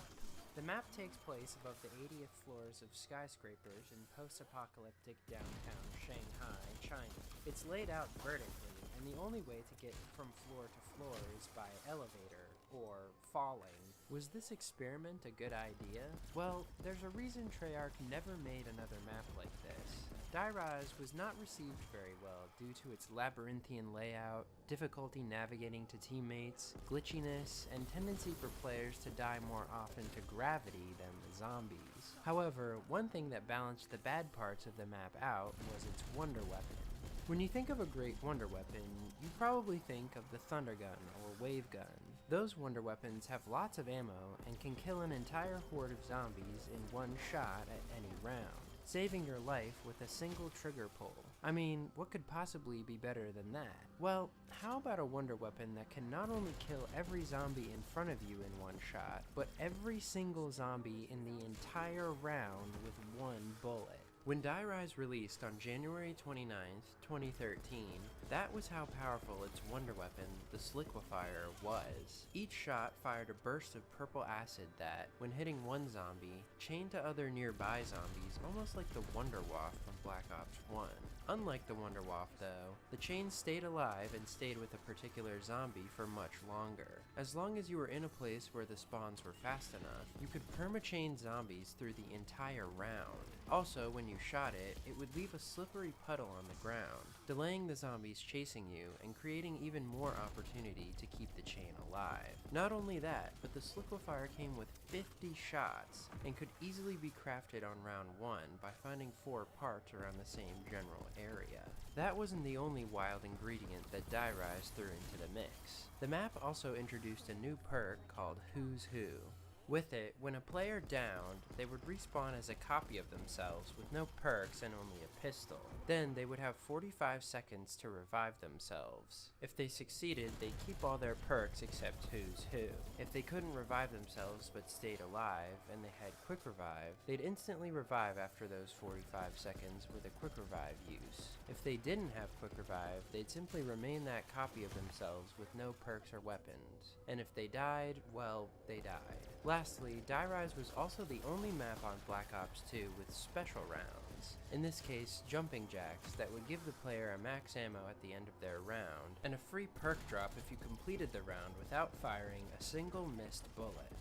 Which not only meant Who's Who could be dropped into your lap, but spelled even more ammo for the Sliquifier. As you can probably imagine, players slip and slided their way straight to world records less than 24 hours after the map's release. On January 30th, a Zombies player creatively named the Zombie Playa 101 uploaded a round 85 on Die Rise. His strategy was running back and forth in the sushi bar area, a U-shaped room with spawns on the ends. This room was perfect for keeping the Sliquifier chain alive and moving around with plenty of space. Zombie Playa noted in the description that it took barely any time compared to other maps, giving a perfect prediction of how fast the map would progress. First, however, he'd have to be more prepared for Who's Who crisis mode situations like this. 4 days later, Zombie Playa beat his own record and made it to round 94, improving massively at the sushi bar strategy as he went from having 7 downs by the end of his previous game to playing flawlessly to 94. However, on 94, he used an insta-kill for way too long and trapped himself in the corner when the zombies went back to having millions of health. This game he did not use Who's Who, although he still couldn't recover. But this added to the conversation about whether or not Who's Who gave you an advantage. More opportunities for downing and recovering, but also giving the player more opportunities to get double slapped and die. Some players viewed it as a bigger risk than it was worth. So that is why Quick Revive is actually better than Who's Who. Because, I mean, Who's Who is just so random, man. You can just get spawned anywhere. And as you saw here, you can just get spawned, you know, in the middle of a few zombies and just instantly go down. The same day, this record would be beaten by a name that, if you've ever watched a Call of Duty Zombies high round video before, you probably know. IL Steve IL. Steve got to round 99 in the sushi bar before choking the world's first 100 on Die Rise, but he showcased just how powerful the strategy was. After the Sliquifier chain had been started, Steve used the mobility of the Mustang and Sally to run continuous cutbacks, only having to concentrate on staying one step ahead of the zombies. All 3 of his downs were at 95+ from the horde pushing him too far back into the room against the wall. Even though he died in Who's Who this game, Steve maintained that the perk was still useful, as unlike Quick Revive, you could rebuy it infinite times, meaning that this was the first Zombies map which you could technically take infinite downs on in solo. This death didn't set Steve back much, because 2 days later he catapulted past his own record to 122, and did secure the first 100 on Die Rise. Or did he? Well, hang on to something, because we're barely a week into the world record history, and the controversy's already starting. 3 days earlier, on February 2nd, another household high round Zombies name had uploaded a video on an alternate strategy that exploded. This player was the Relaxing End, and he had already gotten a 137, but he found a way to do it without even moving. A critical exploit had been discovered in the broken elevator shaft area of the map. If players stood on the ledge by the Galvanucles wallby, the zombies would only spawn from one spot. Their spawn was also down a hill from the ledge, so by slicking the incline, the player could ensure that the zombies would never reach them, and the spawn was so close that every single round could easily be completed in just a few chains. It looked awfully close to the kind of pile-up glitches players had seen from cheaters jumping out of the map on Black Ops 1, but technically you could call it legit since it was more spawn abuse than anything. Relaxing really just wanted to spotlight the strategy and see what players thought of it, so he didn't claim the legitimate first 100 or world record. But this strategy basically split the leaderboards, causing Steve and subsequent world record holders to have to mention that their game was the world record without the Galvanucles spawn abuse strategy. Steve might have actually been able to beat Relaxing's game in the sushi bar, but something stopped him dead in his tracks. Can you guess what it was? Well, it wouldn't be a Black Ops 2 world record history video if we didn't start seeing games end to errors. Yep, Steve's game ended on 122 to a script error, which was dismaying to the community as it was quickly becoming the fastest zombies map of all time, but also the shortest lived. Meanwhile, on the other side of the map, a certain grinder you may remember from my last world record history was playing full days of Die Rise. The Space Marine 360 had a plan to push the Galvanucles strategy as far as it would go. On February 9th, he beat Relaxing by 12 rounds, reaching 149. Then, when his Sliquifier ran out of ammo and he went to trade it out into the mystery box for a new one, he had to stall while waiting for the elevator with a full horde, and he did not stall long enough. Now, there's one more case for Who's Who that I didn't mention at the beginning. If you down somewhere where you would never be able to revive yourself, such as falling off the map or downing on a moving elevator, Who's Who will skip its 45-second timer altogether and just respawn you with nothing. It's better than dying, but not by much. This is what happened to Space, and he wandered around the map trying to recover until he got trapped again. He noted that this game only took him 9 hours, which was about how long it took Steve to get to 100. In terms of zombie count, 100 is only about a third of the way to 150, meaning Space Marine was 3 times as fast in the Galvanucles strategy compared to the sushi bar. The next day, Space beat this record by getting 152, and then dying in basically the same way while trading. Die Rise only has 3 box locations, but 2 of them are in extremely tight areas, and are very difficult to hit with a full horde of zombies chasing you, since a consistent strategy for trading had not yet been developed. But the weird thing was that Space, along with everyone else on the in-game leaderboards doing this strat, weren't getting errors, while the players running in the sushi bar and playing the technically legit way were getting errors. Case in point, on February 12th, another huge name at the time joined the Die Rise parade. King Jack Offsuit, a Black Ops 1 player famous for his round 200 attempts, and former holder of the Transit world record, achieved round 122 on Die Rise before his Xbox froze, tying Steve's Sushi Bar world record. Even though his game had ended abruptly, it was clear that he and many other high rounders were having a blast on Die Rise, despite its environmental confusion and pitfalls. And thanks to this Sliquifier, the days of zombie training are dead. Now it's all about zombie streaking. No, I'm not talking about running around naked. I'm talking about killing a couple hundred zombies with just one shot of the Sliquifier. Getting a good streak going where you kill 200, 300 zombies with just one shot of the Sliquifier, it's just flat out satisfying. And it's because you're killing zombies just constantly that these rounds really seem to fly by. The map was fast, efficient, and chaotic, a welcome difference from the monotony of Transit or the lengthy games of Black Ops 1. And the Sliquifier was one of the most fun wonder weapons to use ever. Who didn't love turning zombies into goop for hours and hours on end? Unfortunately though, players back on the Galvanucles strategy were beginning to find the limits of the wonder weapon. The next day saw Space Marine make it to 162, only to encounter an entirely new problem: invisible zombies. On Black Ops 2, invisible zombies can occur when you attempt to kill a zombie with a weapon or trap that's supposed to be an automatic kill, but the zombie actually has too much health to fully die from it. Not only are invisibles sneaky and unexpected, you can't even shoot or hurt them because they have no body. So this stopped Space's run in its tracks, along with several other players who began hitting round 162 and having the same problem. Space claimed to have a plan for dealing with invisible zombies in his next game, but in a few days it wouldn't matter, because Die Rise was about to experience its own apocalypse. On February 19th, Treyarch themselves brought down the hammer, putting out quite possibly the biggest post-release nerf ever in Zombies history.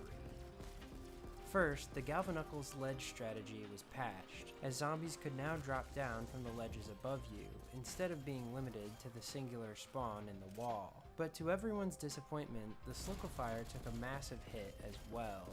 Treyarch has decided to nerf the Sliquifier, and it's not in a good way, it's in a bad way. I'm very pissed off about this, because it was the community's fault for doing the exploit, for fucking the leaderboards over, for posting lots and lots of videos about it, and now, because of this, the legit players have to suffer when going for high rounds on Die Rise, because the latest nerf that has actually been done to the Sliquifier made it so that it creates crawlers beyond around 100.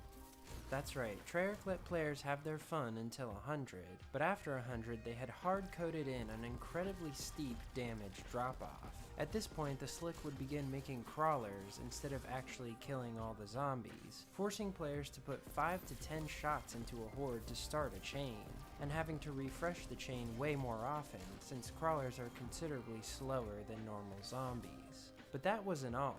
Now, the chain would only continue while you were holding the Sliquifier out, so if you switched to a speed weapon to move faster, the Slick would just stop killing. Also, instead of making just one puddle on the ground from the first chain shot, every few zombies that died would drop a new puddle, so zombies slid in and out of the horde much more often, as it was way harder to control the slippery surfaces. Needless to say, players were pissed at this update, which had turned the Sliquifier from basically the most powerful zombies weapon of all time into something that felt like it was actually made in China. Some blamed those who chose to use the exploit for ruining the fun, but it was clear from aspects of the nerf, like having to hold the Sliquifier out while the chain was running, that Treyarch had intentionally nerfed the sushi bar strategy too. The general reaction to the Galvanuckles ledge nerf was relief, but at the same time, Steve and King Jack's joint world record of 122 could no longer be beaten. Players started experimenting with a range of different strategies, from camping on the escalator outside spawn to running in a different room dubbed Hole in the Ground, which had some considerable inclines, but nothing really stuck, and players struggled immensely to get any rounds past 100. A seasoned strategist with a fitting name, Horde Kill Repeat, tried to figure out how the community could even continue the record progression. He tested killing full hordes at Hole in the Ground, but it wasn't very efficient. He even tried shooting the zombies and then jumping into a different building to see if they'd bleed out, but that didn't work either. He then decided to use Die Rise's new buildable trap, the Trample Steam, which was essentially a launch pad that killed zombies when they ran over it, or flung the player when the player ran over it. He tried killing full hordes with the Trample Steam right next to the workbench where you built it, which he noted was fun, but he didn't think it was sustainable, as he died about 20 minutes into doing this. Going into March of 2013, the general feeling of players was one of frustration and demotivation. Being set back so far on such a fun strategy felt more like punishment from Treyarch for glitchers and spawn abusers, rather than fair balancing. Getting to round 100 was still a breeze, but after that, players only had two options. Spam the Sliquifier into the horde, have to trade it several times per round and die like Space Marine, or try to use the Trample Steam to kill the zombies and die like Horde Kill Repeat. You have to remember that there were no strategy testers in 2013 like there are today. So if you wanted to test a strategy on round 100, you had to actually play to round 100. 5 to 6 hours for a test game just to try to fight through rounds we'd already seen? A lot of players weren't up for it. Now, Die Rise wasn't just the map you fell off of, it was the map that fell off.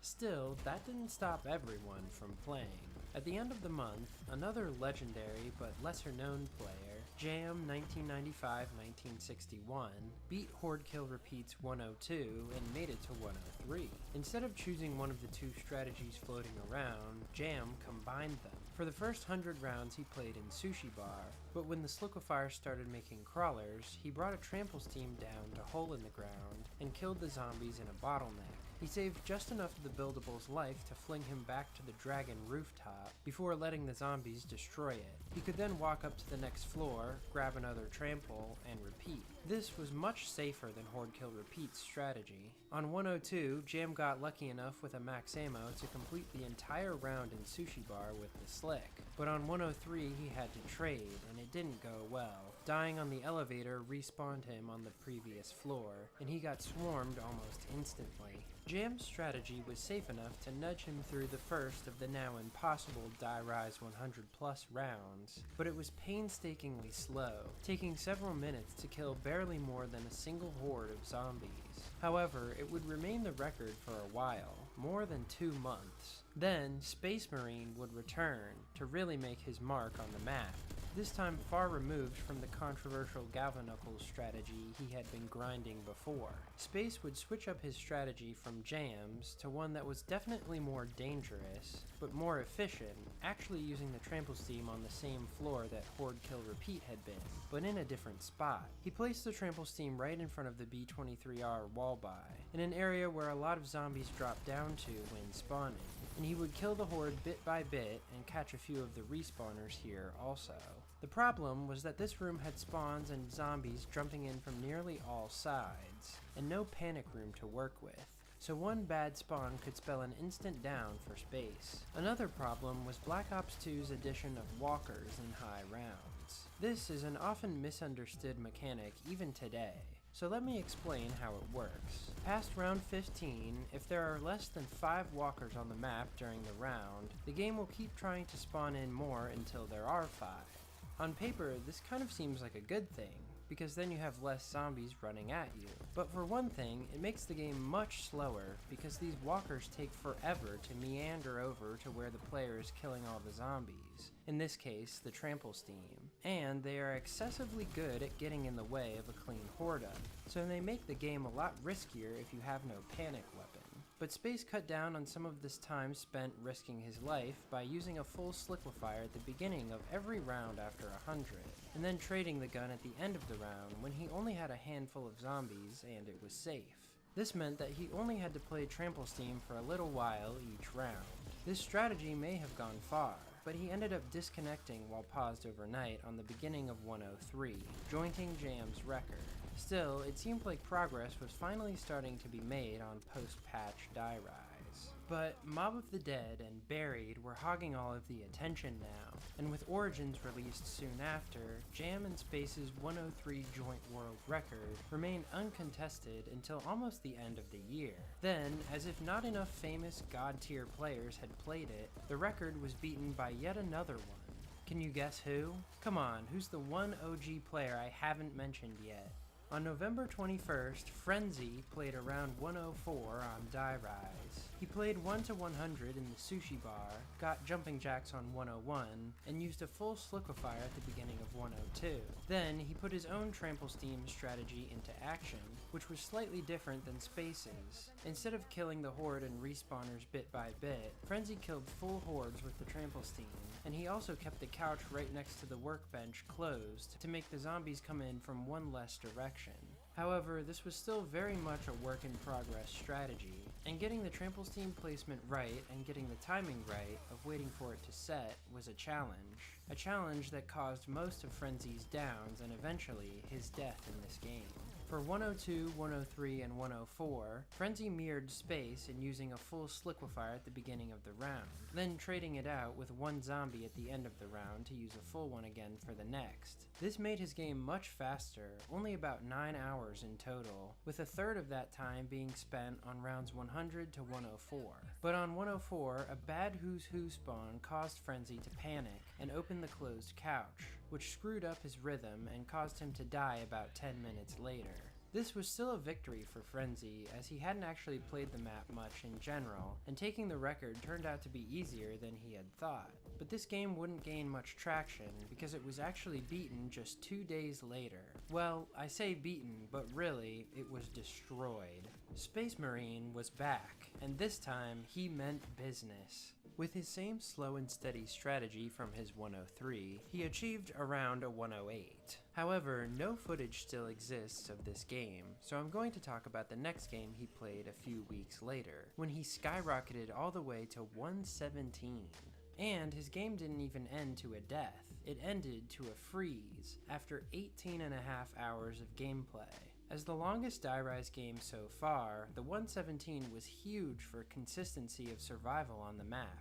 In every other attempt, players were struggling to even live far past 100, but Space was nothing if not consistent. Even though he only killed about one horde per trample steam before breaking it and getting a new one to keep the horde under control, his strategy worked to see rounds on Die Rise no one had seen since the patch. In fact, Space got so high that the Sliquifier stopped working altogether. By 116, he could no longer get a chain started, even when spamming the entire Slick into the horde.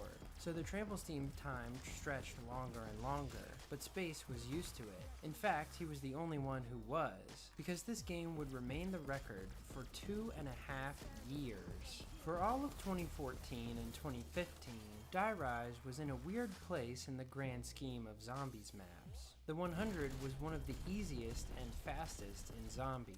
Running in Sushi Bar for this phase of the game was still popular, but players had also discovered a new strategy in the elevator shaft on the level below the Galvanuckles, an incredibly fast 2-spawn where the zombies didn't drop down. But after 100, Die Rise became one of the hardest maps in all of Zombies. Never before had a map had such a hard stop when it came to strategy economy. So many people got 100, or 101 if they got lucky enough to have 100 as a jumping jack round, and then died or quit that Zombie Records, the high round record site created for fans by fans, had to add separate pages listing everyone who had a 100 or 101. That second phase of the game was so brutal that no one was up to the challenge.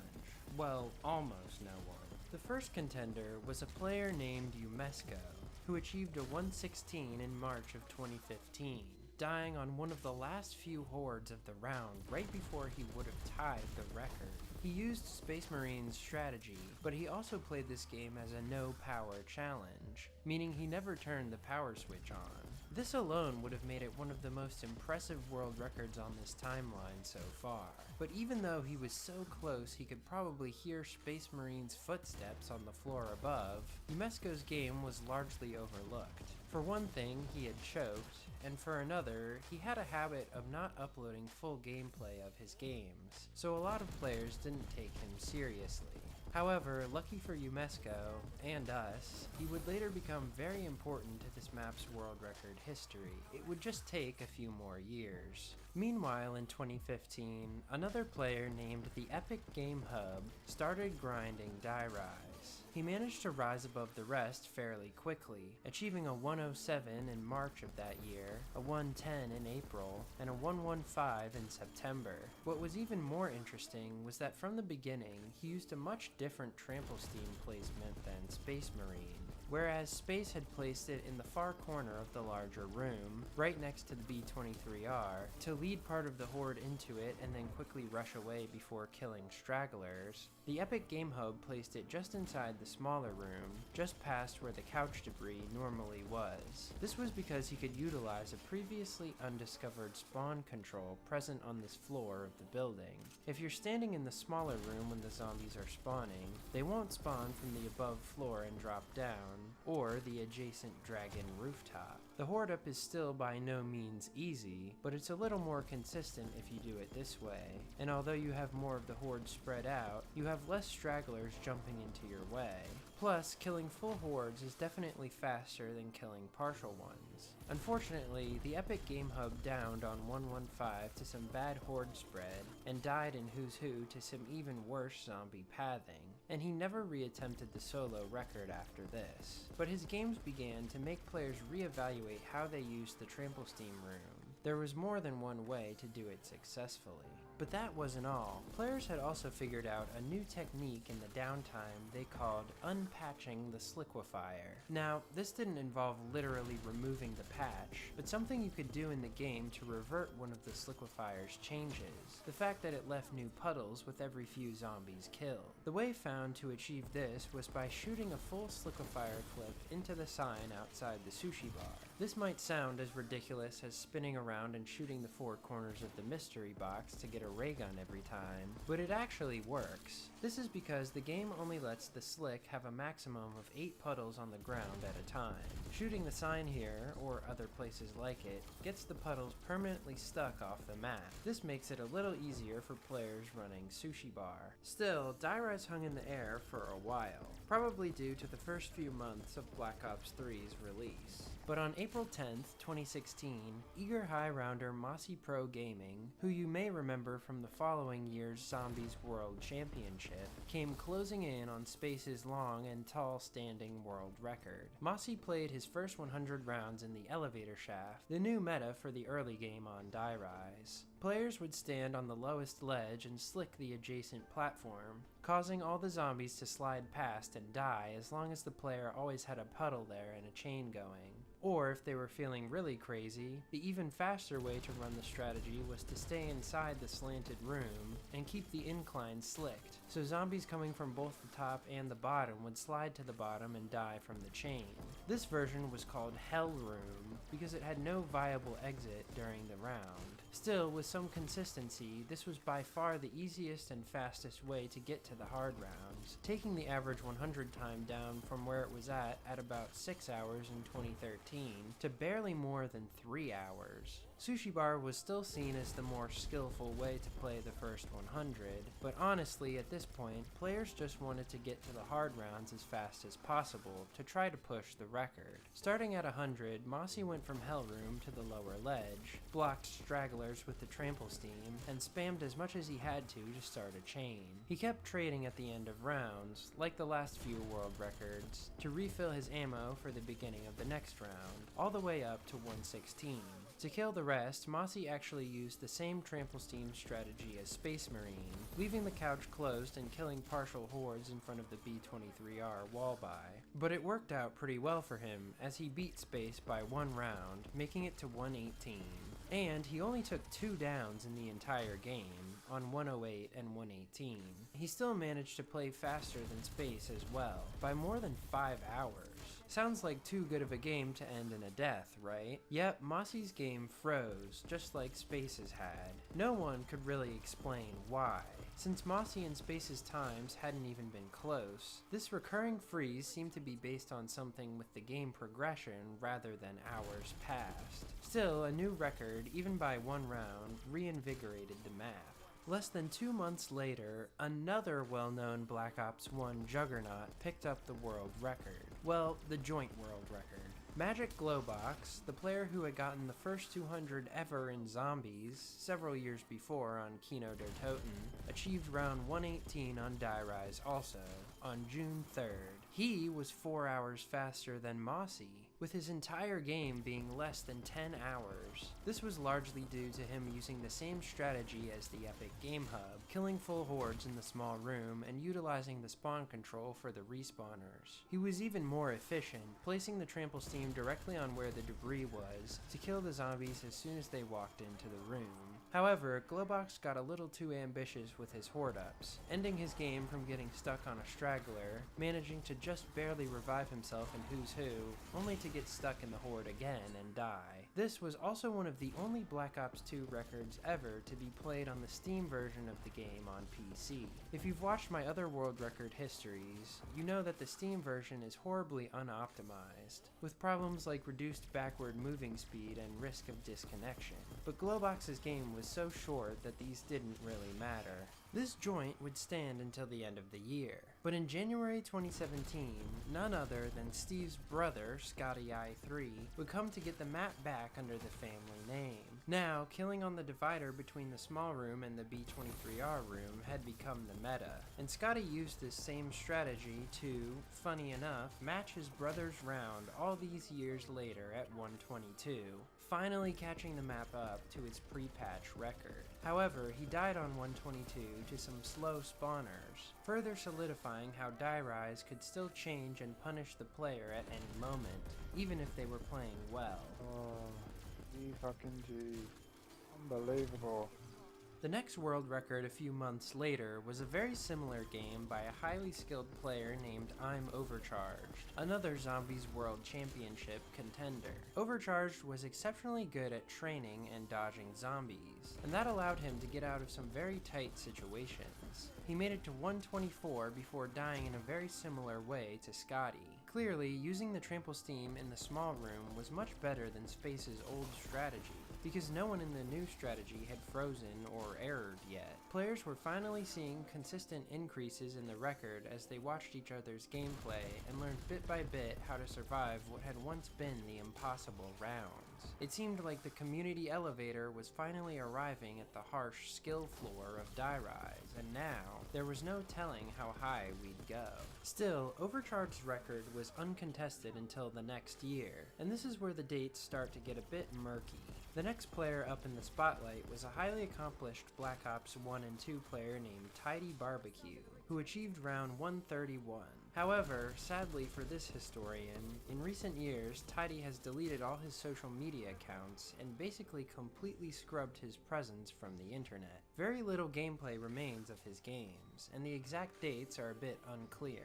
What we do know is that Tidy's 131 was played sometime in 2018, probably in the later half around August or September. He played on Xbox 360, as all the previous world records had except for Glowbox, and he used the same meta strategy as Scotty and Overcharged. But his game actually ended to a disconnection from the Xbox Live servers while he was paused overnight. While most other Black Ops 2 world record attempts were played in local mode on console up to this point, on Die Rise, players needed to utilize permaperks to stay alive, the most important being the Quick Revive permaperk, for reviving yourself in Who's Who before the Horde caught up with you in the cramped room.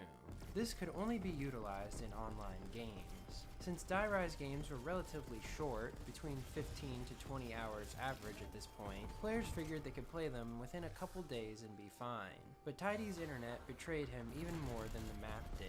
Still, his 131 would remain the record as Black Ops 2 moved into one of its most controversial and game-changing eras, the migration from console to an offline client of the game on PC called Redacted in the first half of 2019.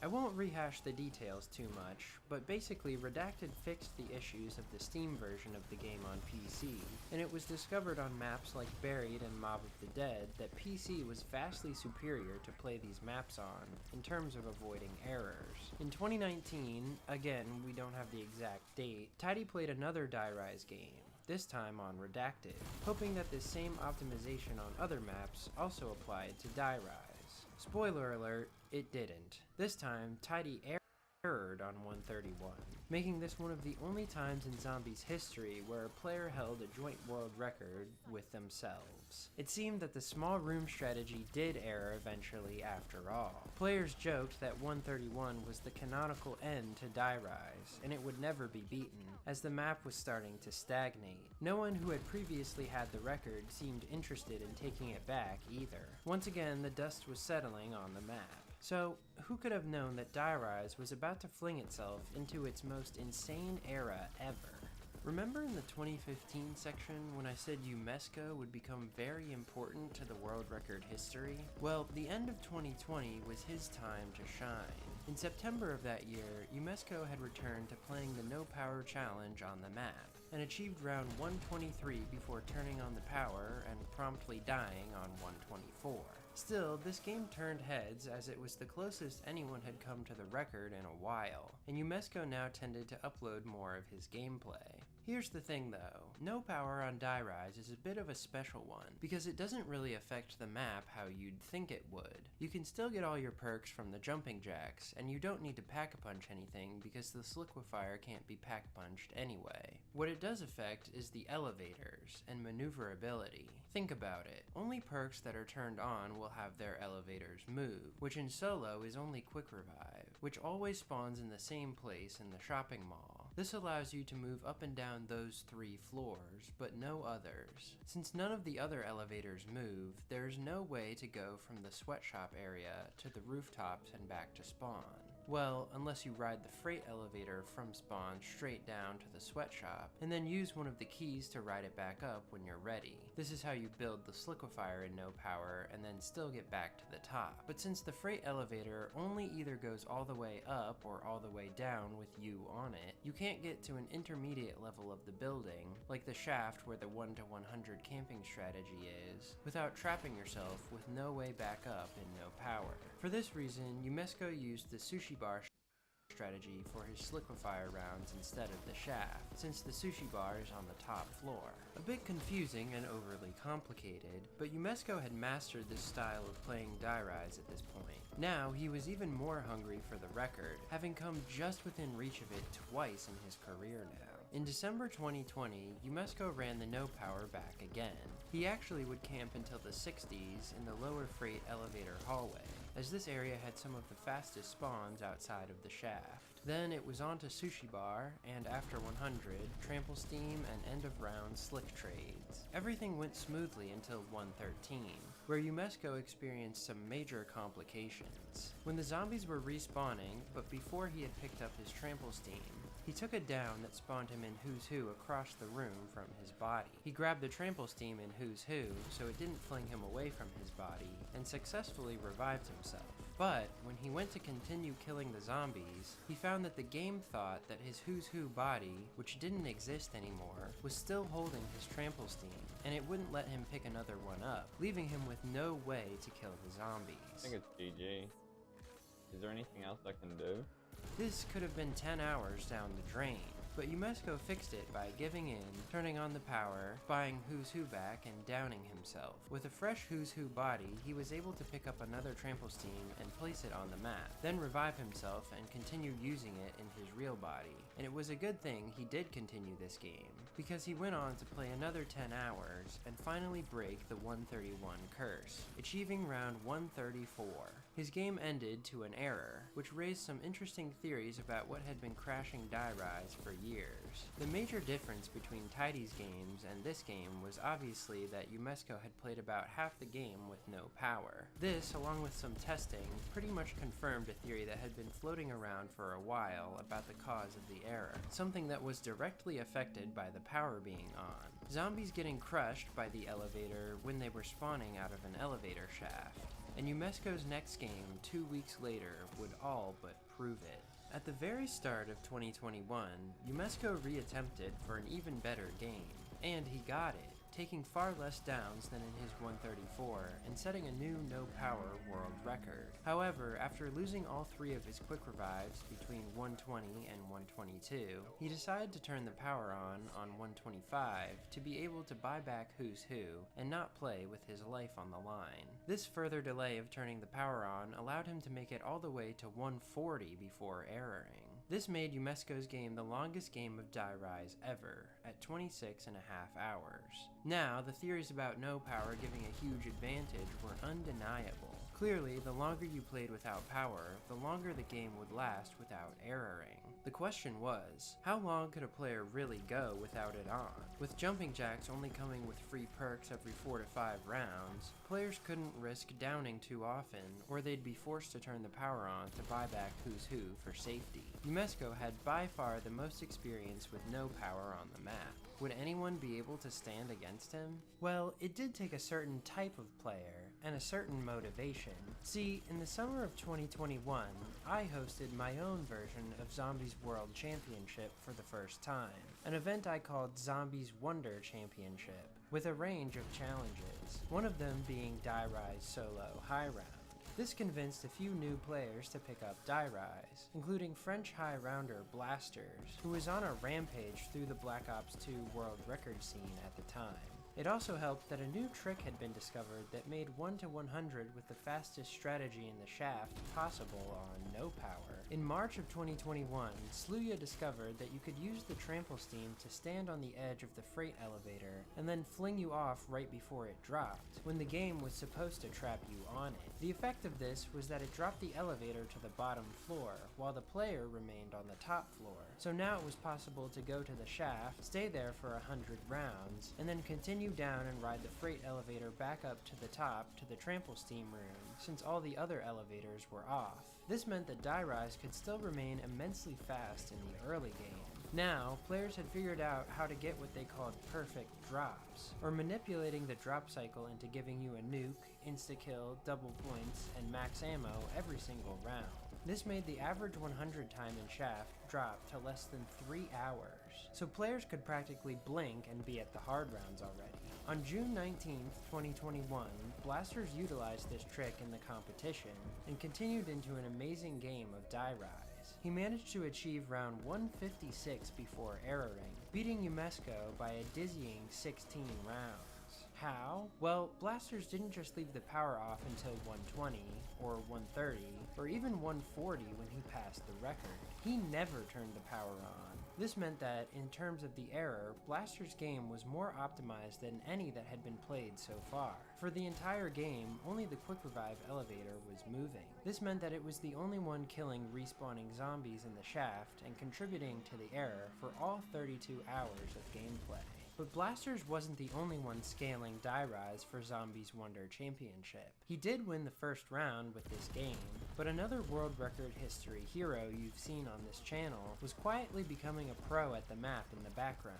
Brazilian high rounder Issues. Still a rather unknown player in 2021, Issues spent his time doing tests and practice games, and eventually figured out that Blaster's game was more beatable than people thought, and he had a way to do it. But it wasn't until May of 2022, almost a year after Blaster's 156, that Issues' training would finally pay off. Issues started out his game the same way as Blasters, using Sluya's method to play the first 100 rounds in Shaft. In fact, due to the fact that you can get multiple elevator keys and ride the freight elevator up multiple times, Issues would just use all his ammo as efficiently as possible, trade every few rounds, and go back to the shaft, whereas Blasters had left at 100 to run Sushi Bar and trade.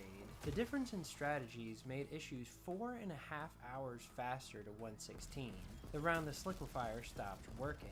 Then, Issues put his new tech to the test, another deceptively simple but effective trick. The whole time he was doing Trample Steam, he kept a close eye on the movement of the Quick Revive elevator, noting which direction it was going from the arrows above the doorway. When it was about to move up or down to his floor, he would simply wait to kill the zombies, so they didn't get crushed by the movement. It seemed perfect. Since the zombies never died to the elevator, Issues doubted he would ever error. He rode this strategy all the way up to the 161st round, and then something very unfortunate happened. See, Issues didn't have the best PC at the time, and his processor decided to have a fit while he was playing.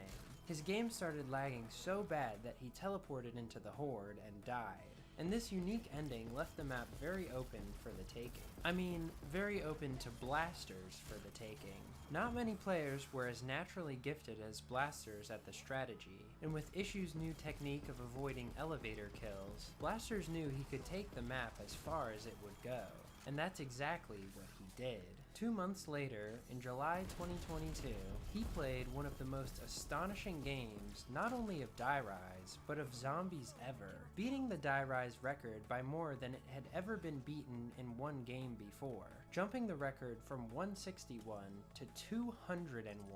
That's right, after 9.5 years, Die Rise had its very first 200, making this the longest it's taken for any map to get a 200 ever to date. Blasters nearly tripled the length of the previous world record game, surviving 83 hours on the map, but he still finally errored on 201, meaning that Issues' strategy wasn't the cure-all he'd thought it would be. Still, what was thought a year before to be impossible was now the reigning record, and it meant potential for more unbelievable discoveries. It was a game to be remembered. Although, hilariously, all the gameplay of this game was almost lost right after it was played. Blasters had just streamed it on Twitch, which deletes your past broadcasts after 2 weeks. And guess who had forgotten to highlight all the footage of the game so he could keep it? Luckily, the day was saved by a First Room and No Power player named Zio, who meticulously archived tons of No Power and First Room world record gameplays on YouTube, in case something like this were ever to happen. He had done so with Blaster's game since it was played with No Power, giving everyone in the community a renewed and heartfelt appreciation for crazy people who save hundreds of hours of other people's gameplay. Now, the record would be really hard to beat. Issues would have to come up with more optimizations than he already had. He started experimenting with tweaks to the strategy. In November 2022, he secretly played another game of Die Rise off stream. In this game, he played the same way as Blasters, with one difference. When the Quick Revive elevator was at its lowest position, he would place the trample steam next to the shaft and stand on top of the elevator as the zombies died, in an attempt to block the elevator spawns by standing on top of them. This worked sometimes and not others, but Issues figured he'd be able to get less elevator kills than Blasters either way. He destroyed his own personal best, but the game lost its balance on 191, 10 rounds off the record, and errored, even though Issues had played 10 hours faster than Blasters.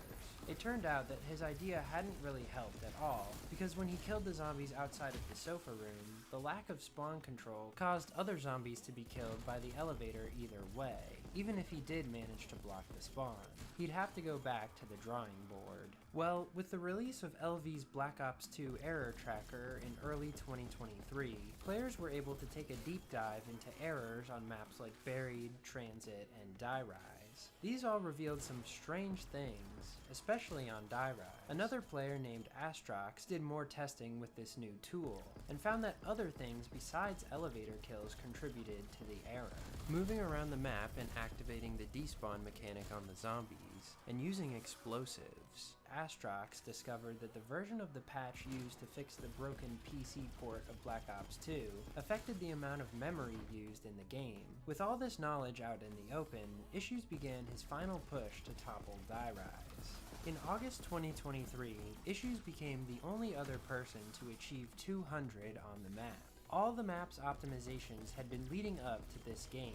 The fast first 100, the Sliquifire trading method, into the lengthy marathon of running carefully timed trains around the trample steam room, while keeping in mind the other causes of the error. There really couldn't be a more perfect game of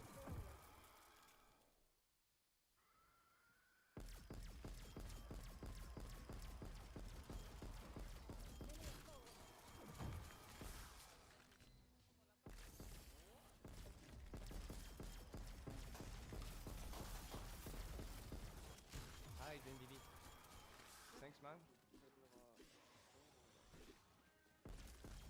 It's a slower strat, but training wall game, yeah. Like, because with the Wonder Weapon you crash after 101. Like, we're gonna play all the game like this. It's gonna be way more longer, but we can do like way more rounds.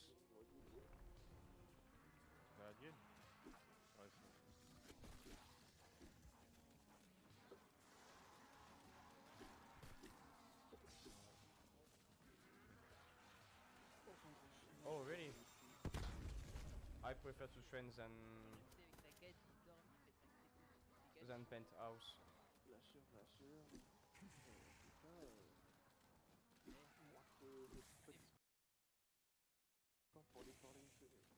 It's like, for me, it's like the reverse.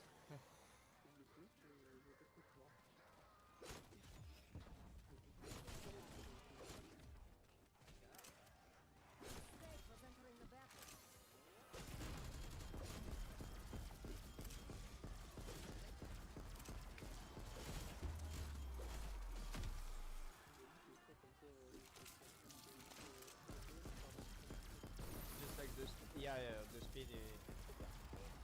Like Penthouse, you can do it in 3 hours and a half. Right now in the spawn, we're gonna spend maybe like I don't know, 6 6 hours. Probably. Maybe more.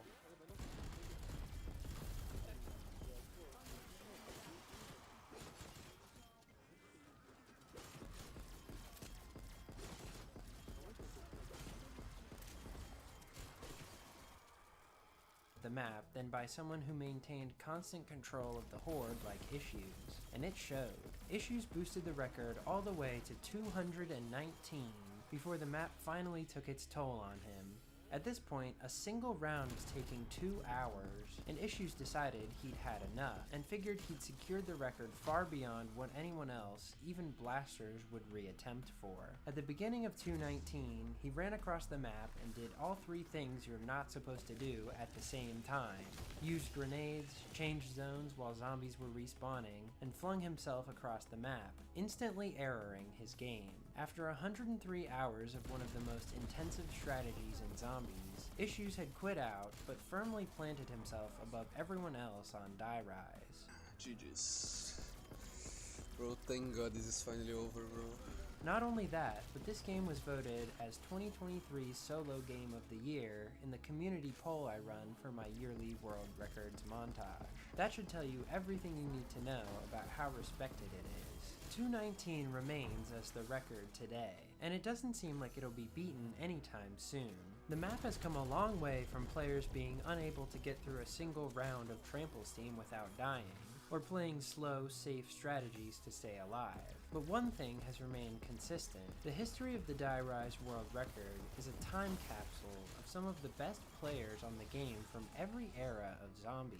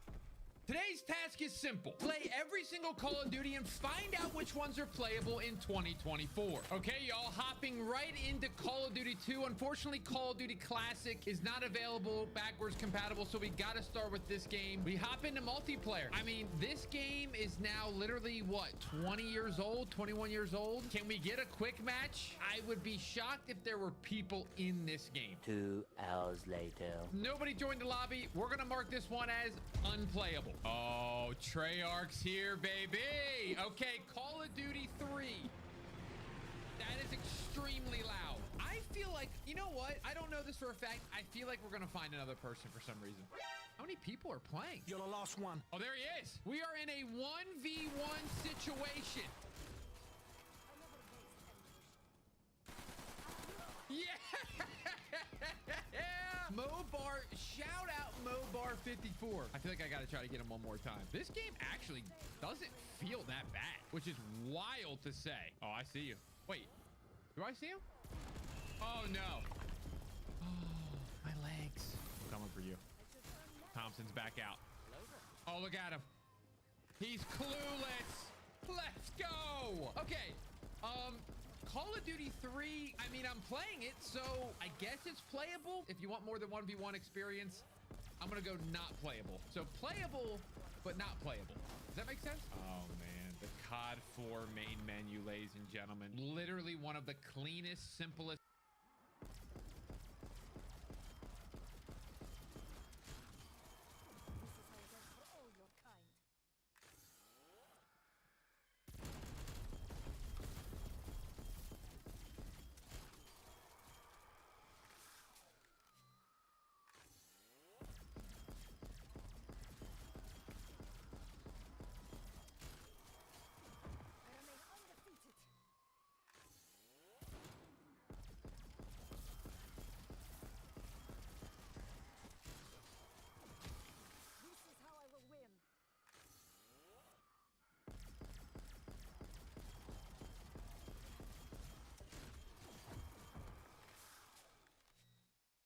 Main menus of all time. What an amazing game. Let's just go team deathmatch because I feel like if it's gonna be a game, there's gonna be, well, don't mind if I do, ladies and gentlemen. Okay.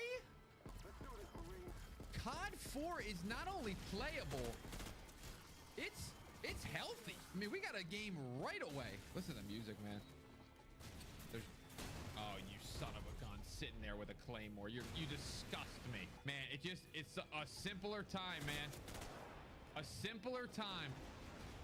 357, simple map layouts, no weird skins. Just straight up COD, man. Just straight up Call. Oh my. Even with Juggernaut, that guy just died in like one burst. There's also another thing that's been highly debated too, is bringing back just regular sprint. This feels so good.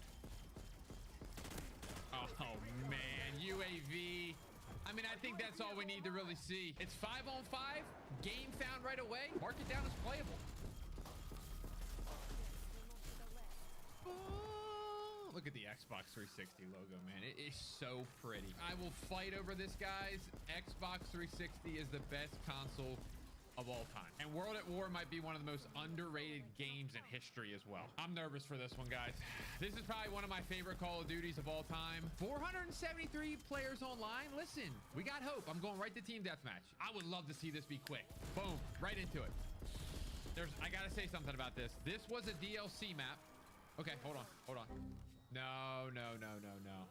Yes! Start the game. Yes! Just like that, guys. MP40. We gotta try it, guys. We gotta do it. See if we can go get a kill real quick. Look how pretty this game was. I feel like 4v4 is a good spot to say it is playable. Oh my gosh, my aim sucks.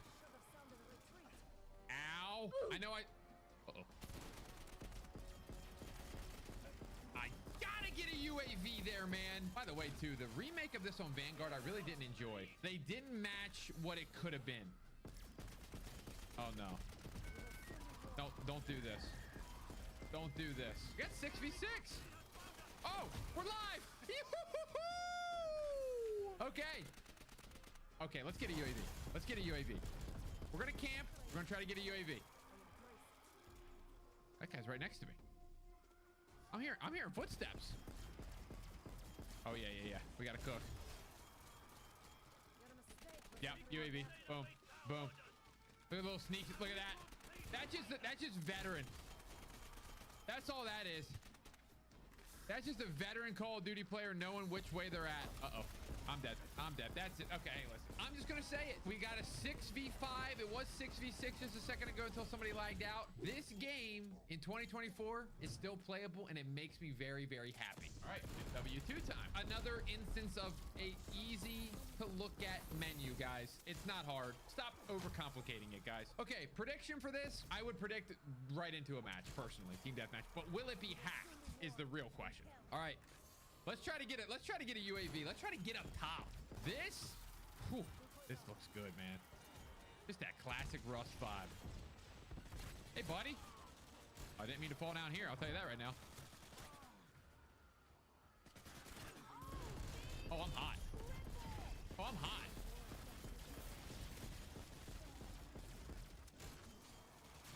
No!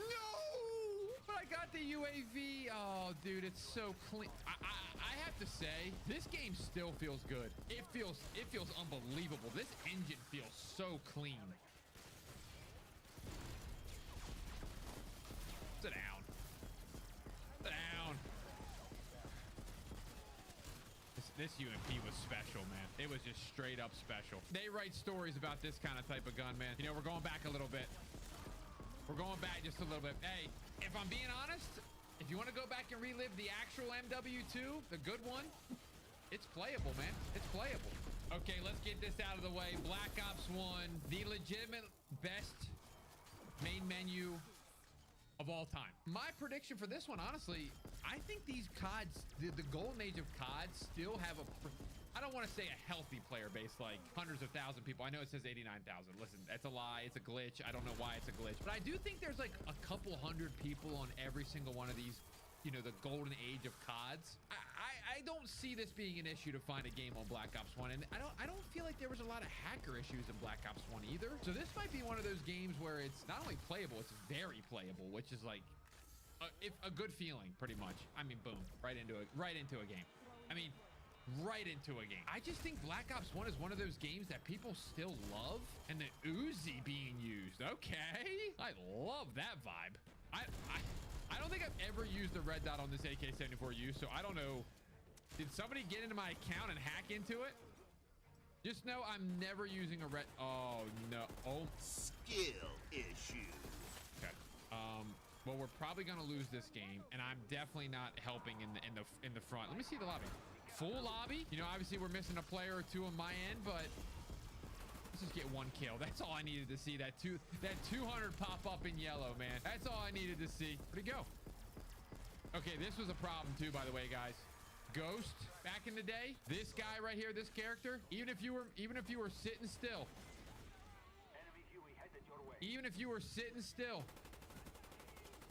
oh, you son of a gun. Even if you were sitting still or moving around, you would still not show up on the radar. Luckily, they fixed that in BO2. All right. Well, it's a little sluggish, but check this out, guys. Annoying. As stubborn as I was, I never looked up a counter for him. I don't know about World War II. I'm still scared until you get it. See, Xbox people, we got PlayStation people, we got me on PC with a controller. I don't think we're gonna have an issue. I haven't slid canceled in so long. I worry about with new CODs, unfortunately, is are people hacking. So yeah, I think that guy's hacking for sure. He did some shotgun mod or something. I don't like this guy. I don't like him very much.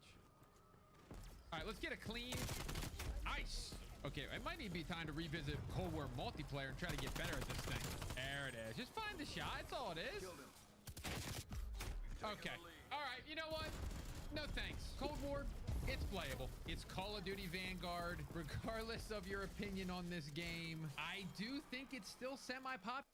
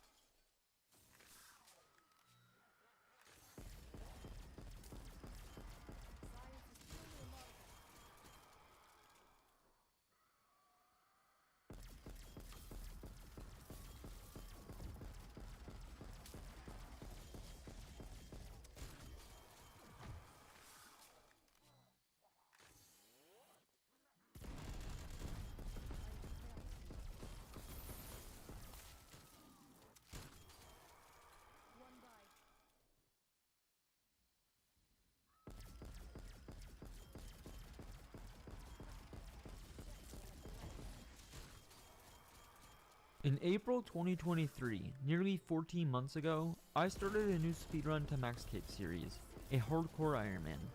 Unfortunately, while pickpocketing men for a start of 250 GP within 15 minutes of the account, we died and lost our only life. I didn't let that demotivate me though. As a normal Ironman, I was still restricted to gathering all items and resources myself, and as time went on, I decided to set a crazy goal. Try to achieve max total within 1600 hours. Today, that journey comes to an end. This is the final episode of the Ironman Max Cape speedrun series. Welcome, as we overcome the final obstacle of the account, the state of being poor. I have 22 mil cash. I sold everything from my Slayer grind last episode, and now I feel rich. But the reality is, this 22 mil doesn't get me as far as I wish it did. I'm currently sitting at 7.2 mil smithing XP, and with 5.8 mil remaining to 99, doing gold ore the entire way will cost me 23 mil. So fantastic, I'm only 1 mil short. It's not that bad until you realize I still need to buy 95 to 99 construction and 96 to 99 hardcore. I could have done Giant's Foundry and not spend that much on smithing, but I mean, come on. I can't not smith gold ores at these rates. I'm averaging 455k an hour so comfortably. Giant's Foundry is barely even half of that. So naturally, I decided to full send 98 smithing right now and worry about making GP later on for construction. Even if I'm gaining 0 XP during the money making method that I choose, as long as I make 1.8 mil an hour in raw gold, it'll be worth doing. I'm sure I can find something. So, all in one day's hard work, here is 94 smithing, 95 smithing, 96, 97 smithing, and finally, after nearly 100,000 gold ores were smithed and dropped in one day, here is the last level for now, 98.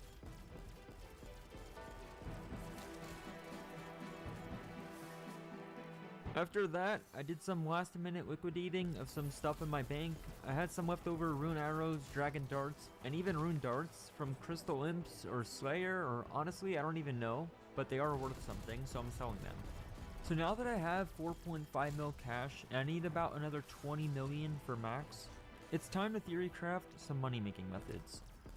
Coincidentally, over the last couple months, Jagex has been desperately adding raw GP money making methods for gold farmers in the Wildy. The first thing that I looked at was the Wildy Agility course, where unfortunately I do have to ignore the 65k an hour agility XP that I can get since I'm already 99 and it has no value to me, but even on top of that, I can get up to 3 mil an hour in raw GP. I mean, look at this drop table. 2 1 in 3 chances for a 30k alcohol per lap. That's just insane. There is a downside though. The rewards per lap go up depending on how many laps you've completed in a row. If I were to say log out from a PKer, my streak will go down. So while this is a reliable GP method, It's not good enough to where I want to roll the dice to see if I run into PKers or not, so I decided to pass on this. Then I took a look at revs, and I mean, every world had at least 2 bots. The whole thing was just unappealing. So it was time to test something that I never thought I'd be doing in a million years. On the Max Cape Ironman speedrun series, I'm going to mine Runite. Assuming some competition, mining Rune is normally at least 1 mil an hour in raw GP. However, look at the success rate at level 98, 7.42%. When we consider knife logging and moving tiles for double rolls, we have a 14.2% chance to succeed, just about double. So also consider the time spent hopping. Since it's in-game time, we can scout on alts and stay at the login screen until we find something. This makes it even better in-game GP an hour for us. I mean, look at my XP tracker. It's only counting my time logged in. 34k? That's 269 ores per hour. And each ore is 12.8k. Obviously, we still have to make the bars, but I mean, we're mining 3.4 mil an hour worth of bars. Also consider that 34,000 mining XP gained is 34,000 less XP to do for 99 later. Not to mention, the smithing XP that I'll get from these rune bars will be less smithing XP that I have to buy with gold ores. Basically what I'm trying to say is, this is really good for us.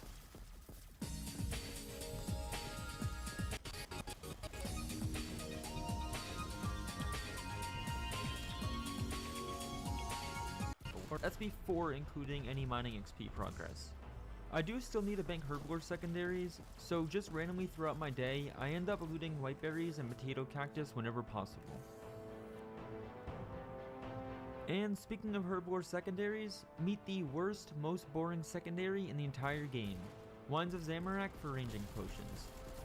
This is the slowest gathered secondary, and not only that, it's also located in the level 50 wilderness, so you have to be careful not to be attacked the whole time as well. The Wines of Zamorak respawn rate can vary based off of world population. Here is a chart that shows the world population on the left and how long the wine takes to respawn on the right. For the world to have over 1780 people, it's already 12.5% faster than the second fastest tier. Letting this number go all the way down to 11 ticks per respawn, which is roughly 40% slower than the fastest. So, especially as a speedrun account, it's very important for me to use a world with over 1780 people. And that's pretty much only World 330. So if anyone finds me, I can't even hop to another world. I have to stay here. I need roughly 4.6k of these bad boys. And getting one wine every 7 ticks, it's going to take roughly 5.5 hours.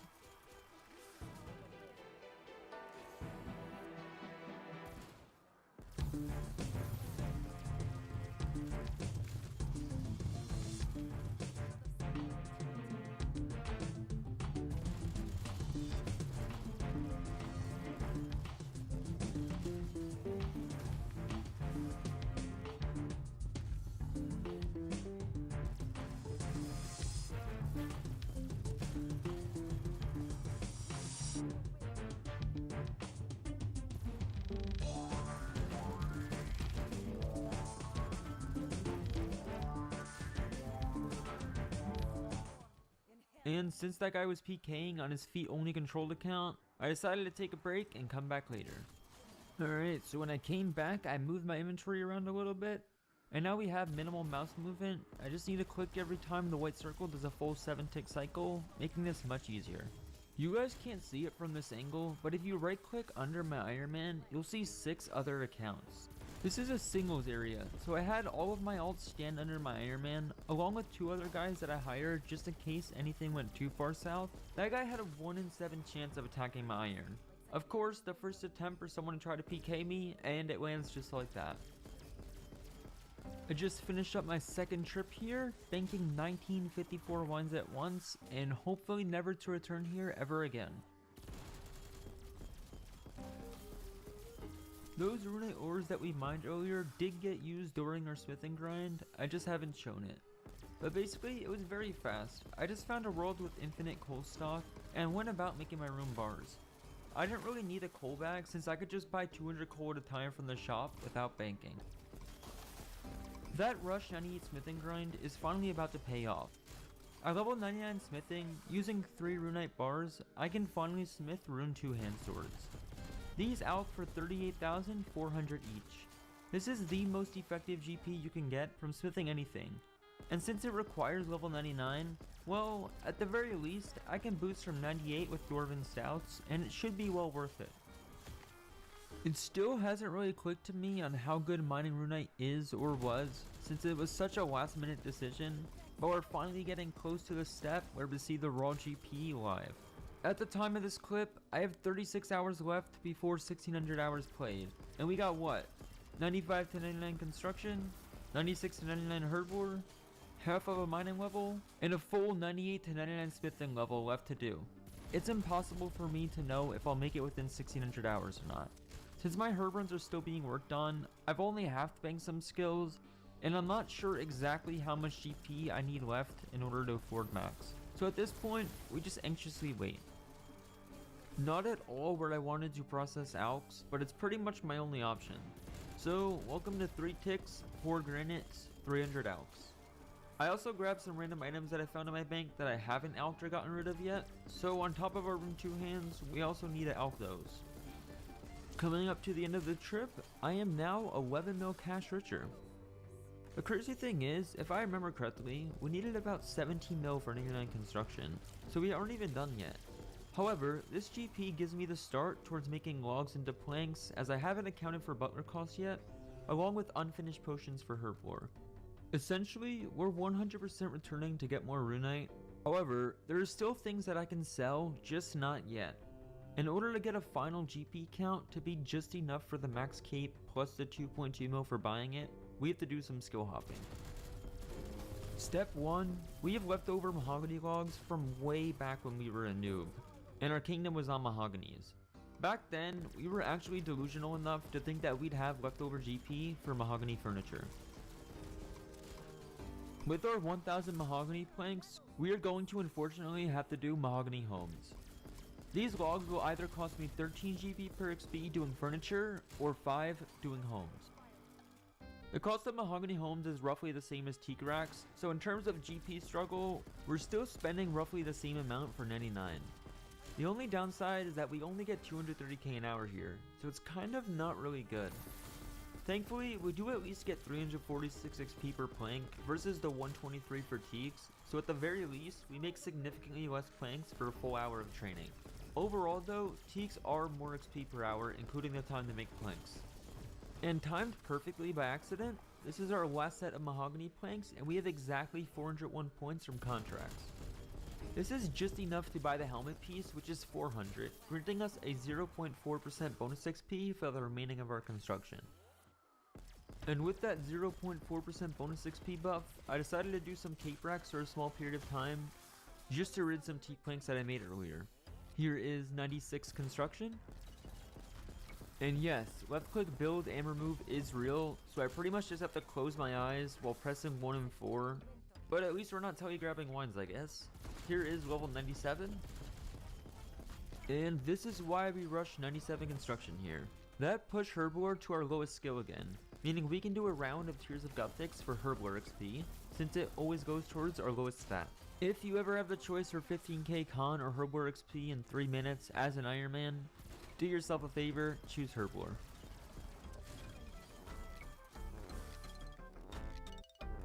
I have been idly collecting secondaries for potions, and now, with 26.5 hours until 1600 hours played, it's time to get a final count and try out herblore.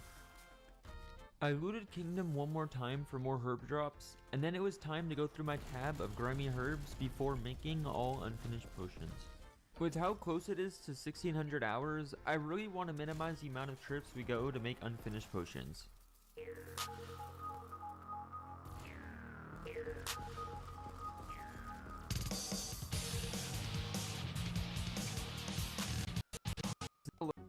Starting off with ranging potions, here is 97 herblore. Last set of ranging potions, and next up would be Torstals.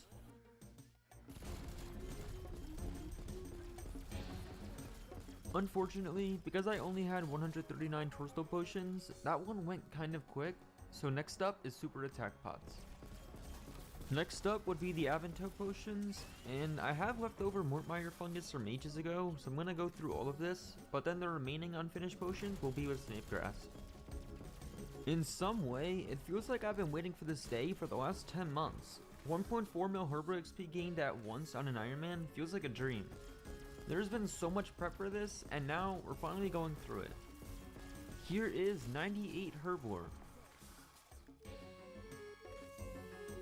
I hope you guys didn't forget, but we still have 12,000 Caviar, which is well over 500,000 Herblore XP. Using these on the highest tier potion will give the most Herb XP, so I'm going to start off with my ranging pots.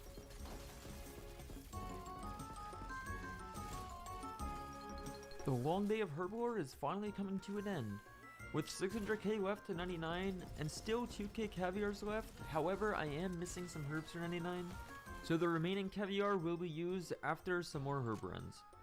That Herblore session enabled me to finally do what I've been wanting to do. It was now time to liquidate everything so that I can get a final count on my GP needed. To start off, I brought all of my runes to the rune shop.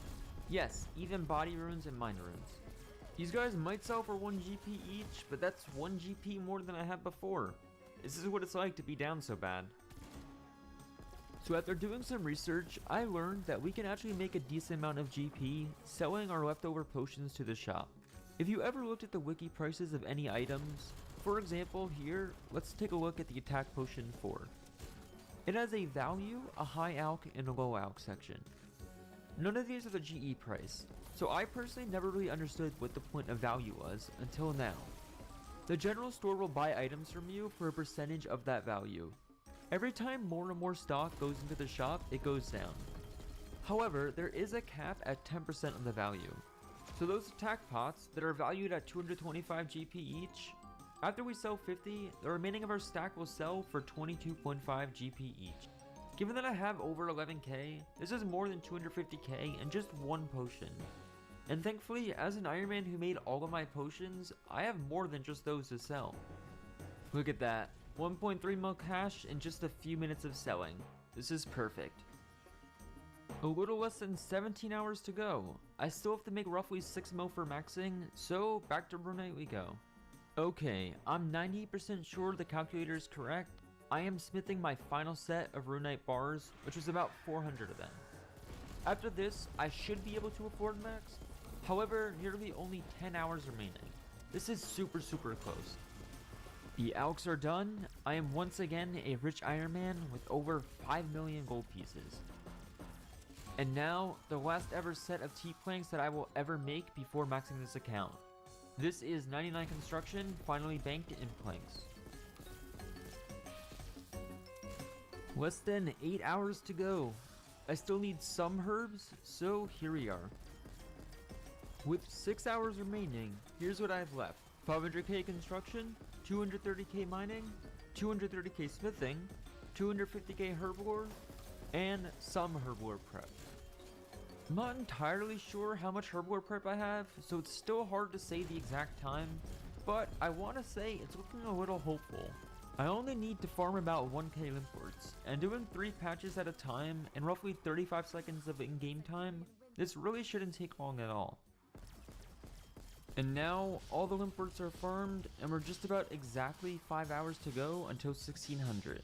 It's time for the final stretch. Starting off, I left myself 30 minutes from 99 smithing, so that is step number 1. I completely lost track of time, but here is 99 smithing. 3 levels remaining, and I saved myself 1 hour of construction, so here we go. After doing 300k XP with only 70k to go until 99, I realized something. My bald ass head was showing. Normally this would never be a problem, except I worked hard for a carpenter's hat, and I'm pretty sure I just barely baked 99 construction, so I wasn't sure how much missing a 0.4% XP boost was going to hurt my banked planks. Imagine if I ran out of planks 1k from 99 construction. Okay, almost a disaster, but we're safe. Here is 99 construction.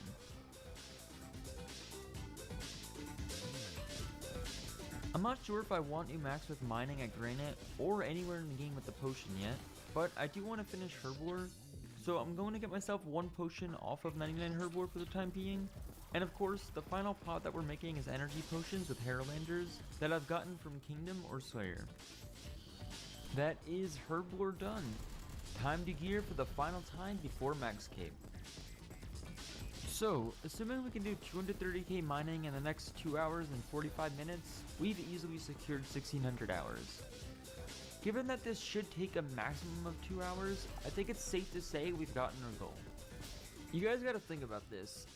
My goal was 1600 hours so long ago in this series. We've managed to come within 1 hour of that. That is insane. Even if I was within 20 hours, I would have said it was close, but this is less than 1 hour over a period of 1,600. 3, 2,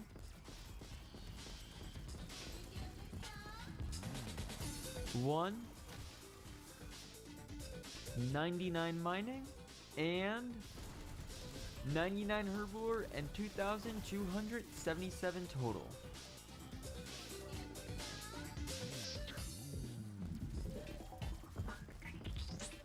I will hop if this gets chopped down. Well, I'll try it once. Actual hog chat, let's go. You guys are beasts. What? What are you doing, teenagers? Oh my god.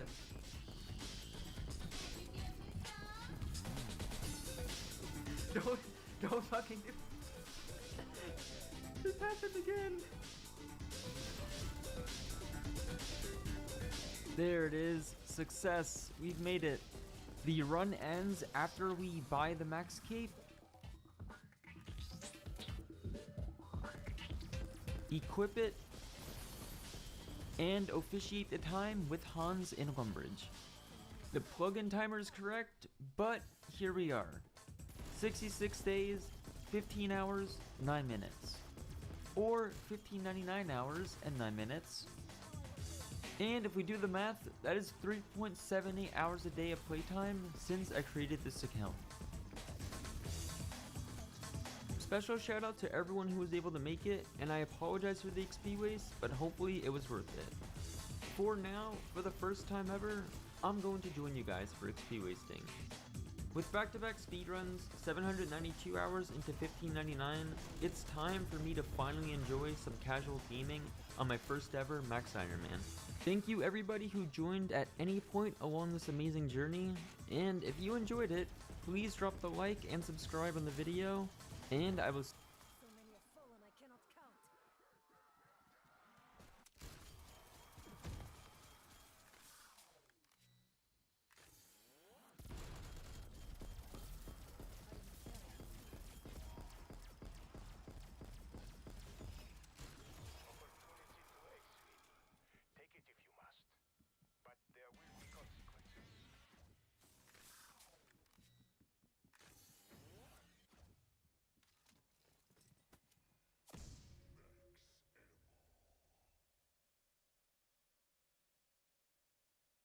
Deadman mode is out. The seasonal game mode focused around PvP.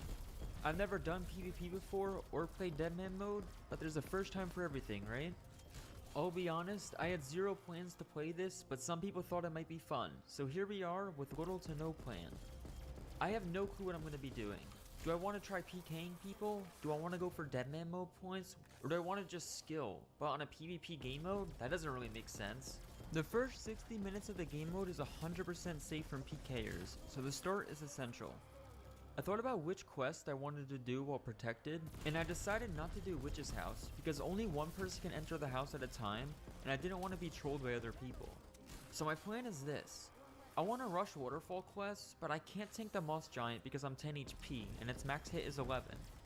So what if we did another Combat XP quest, Fight Arena first, and then we got the HP XP from the fights, which will then protect us from being one hit by the Moss Giant.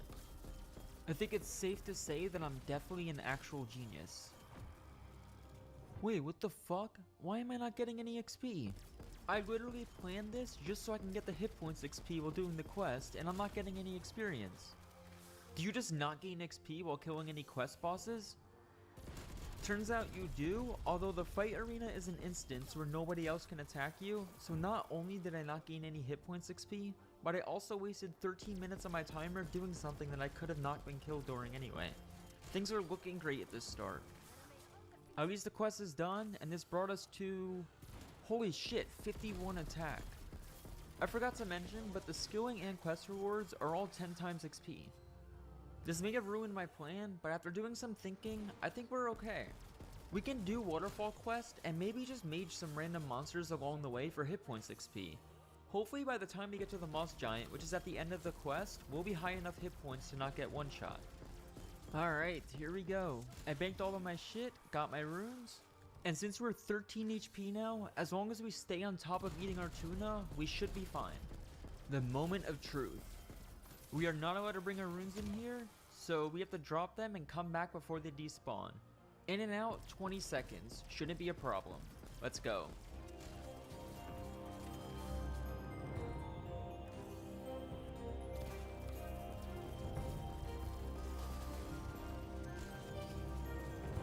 What?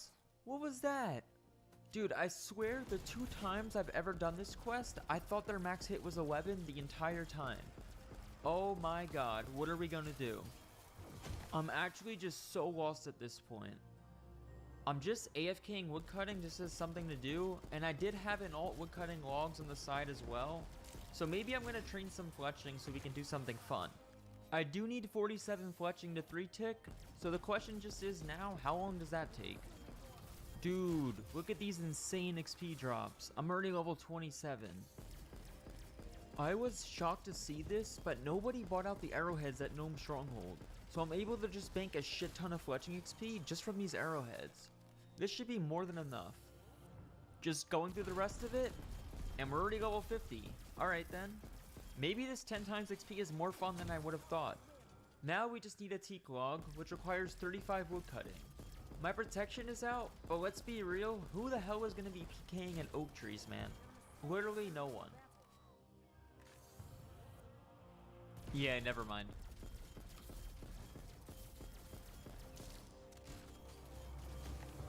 Bored again? Let's maybe try to finish Waterfall quest? Yo, let's go. We did it without getting PK'd. 53 strength and 59 attack. Alright, I just don't know what to do at this point. Still didn't really have a plan, not sure if it's too late to keep rushing combats or what. While we figure out what we want to do and talk to the Twitch chat, we're just gonna AFK some rats in Lumbridge for some low level range. Level 10 range, we're flying. Yo, what the hell? Did you guys see that? This guy took my kill. He took my kill on a game mode that is PvP anywhere.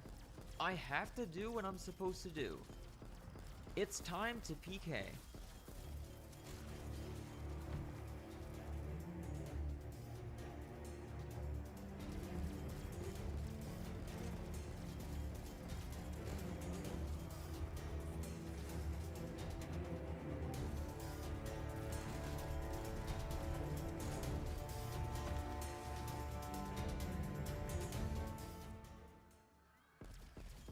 I was so close to killing him, and then he ran to the safe spot.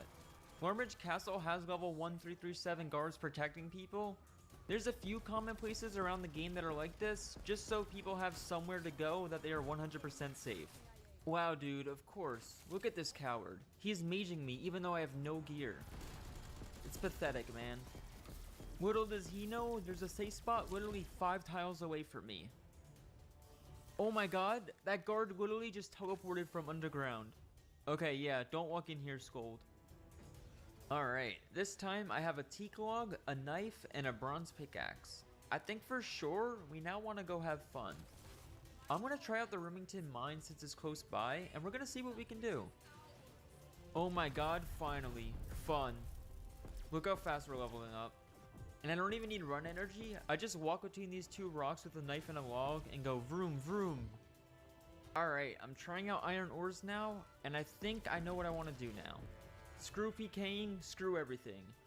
We are going to go for 99 mining to start, and then maybe max if it's not too annoying.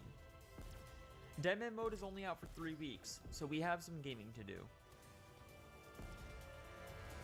I filled my inventory up with water skins and made my way to the best place in the game, Granite. So now, we have 10 times XP rates, so we're obviously gonna fly. And I mean, I know I said it at Oaks, but come on, the desert? No PKers should be here. Look at this beautiful method. I have to walk to the first rock because I run out of run energy since I'm 1 agility. I'm pretty sure there's more third age items in the game than people who have walked at Granite. Could you say this is rarer than third age? If you think so, hit that like button. I'm already level 70 mining. I want to try something else now though. And by something else, I mean the same exact thing, but with sigil thingies. There are these little sigil buffs to everything in the game to make it slightly easier, and there's one that auto-banks 90% of my items as I gather them. As you can imagine, that's definitely slightly better than an infernal pickaxe burning 1/3 of my ores. I almost never have to drop with this relic active. This method just keeps on getting better. Level 75. I'm a little over level 81 now, and I don't know, I'm learning about more relics, and there's apparently one that auto gives smithing XP while mining, and it makes me feel like I'm being really inefficient and almost burning me out. Why would I want to continue mining if that can get me 99 smithing along the way? I have no idea what other skill I can train, so I'm going to try something just for fun. Right now, we're the only person above 80 mining. There's a relic that gives +5 in all stats, meaning I can be 86 mining with it, and the only person in the game who can mine Runite. That brings us to our next thing. Here we are, Runite. The only person in the game capable of mining it. You can have up to 3 sigils or relics at once, and these are the ones I'm using for Runite. We need the +5 boost to mine the Runite since we're not level 85, and then our other relic makes 90% of them go immediately to our bank, minimizing our banking.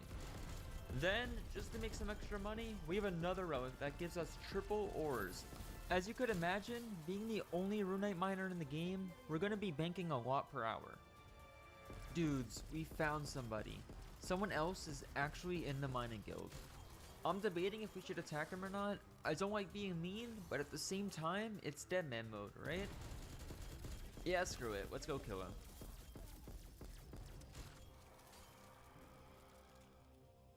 Wait, what? This guy says he's a fan. I can't kill a fan. That's toxic. I think this one moment made me realize I fucked up by playing my GCW account. I should have went rogue in a random name. Someone in my Twitch chat might have realized something. What if this guy was just buttering me up? I have to find out if he's actually a fan or not. We're gonna go attack him and give him trivia. If he answers right, we'll off him. I'll give him an easy one. Why is 6 afraid of 7?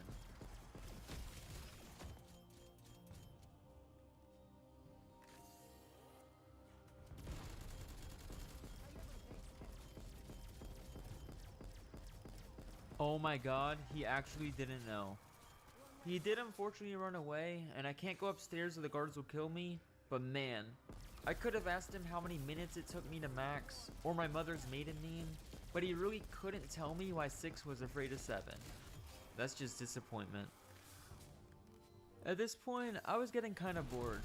I went on for about an hour and got 350 Runite ores, which is pretty cool, but honestly, I'm burnt from Dead Man. I played for like 8 hours, and yeah, it just wasn't my thing. I called it a night after that. I went to go do other things IRL, and then had a nice sleep. I don't know what I dreamt about, cause I don't remember any dreams, but I thought I quit Dead Man the night before, but man, I woke up on day 2, motivated as hell. I did some random fly fishing for cooking and fishing levels. I got sick of being level 1 agility, so I did Tourist Trap for level 1 to 49. I don't know, I kind of just did every quest I could think of that gave me good levels besides combat. I did Temple of the Eye for rune crafting, Tribal Totem, which I forgot to record, but then the feud for thieving. After the feud, I decided to blackjack until I got attacked, just because why not? I mean, it's fast XP. As you can see, I'm getting 2.1 mil an hour. I did need something to AFK at some point for IRL, so I bought a bunch of steel bars from the GE and made dart tips while AFKing. Then, when I was able to pay attention, I made plate bodies for XP. This got me pretty high smithing. I won't say I'm an Iron Man because I'm not, but man, did I make these dart tips myself. And then I learned about another great sigil, the Sigil of Infernal Chef. This auto cooks any fish we catch, so we can just 3-tick, and we get cooking and fishing XP. I'm just going to do this for a few hours until PKers calm down a bit, because it's currently midnight and there's no point going to bed when there's XP to be gained. Alrighty, so I waited until 3 AM and I realized, while everyone is asleep, it's probably the best time to go to some places that are PK hotspots.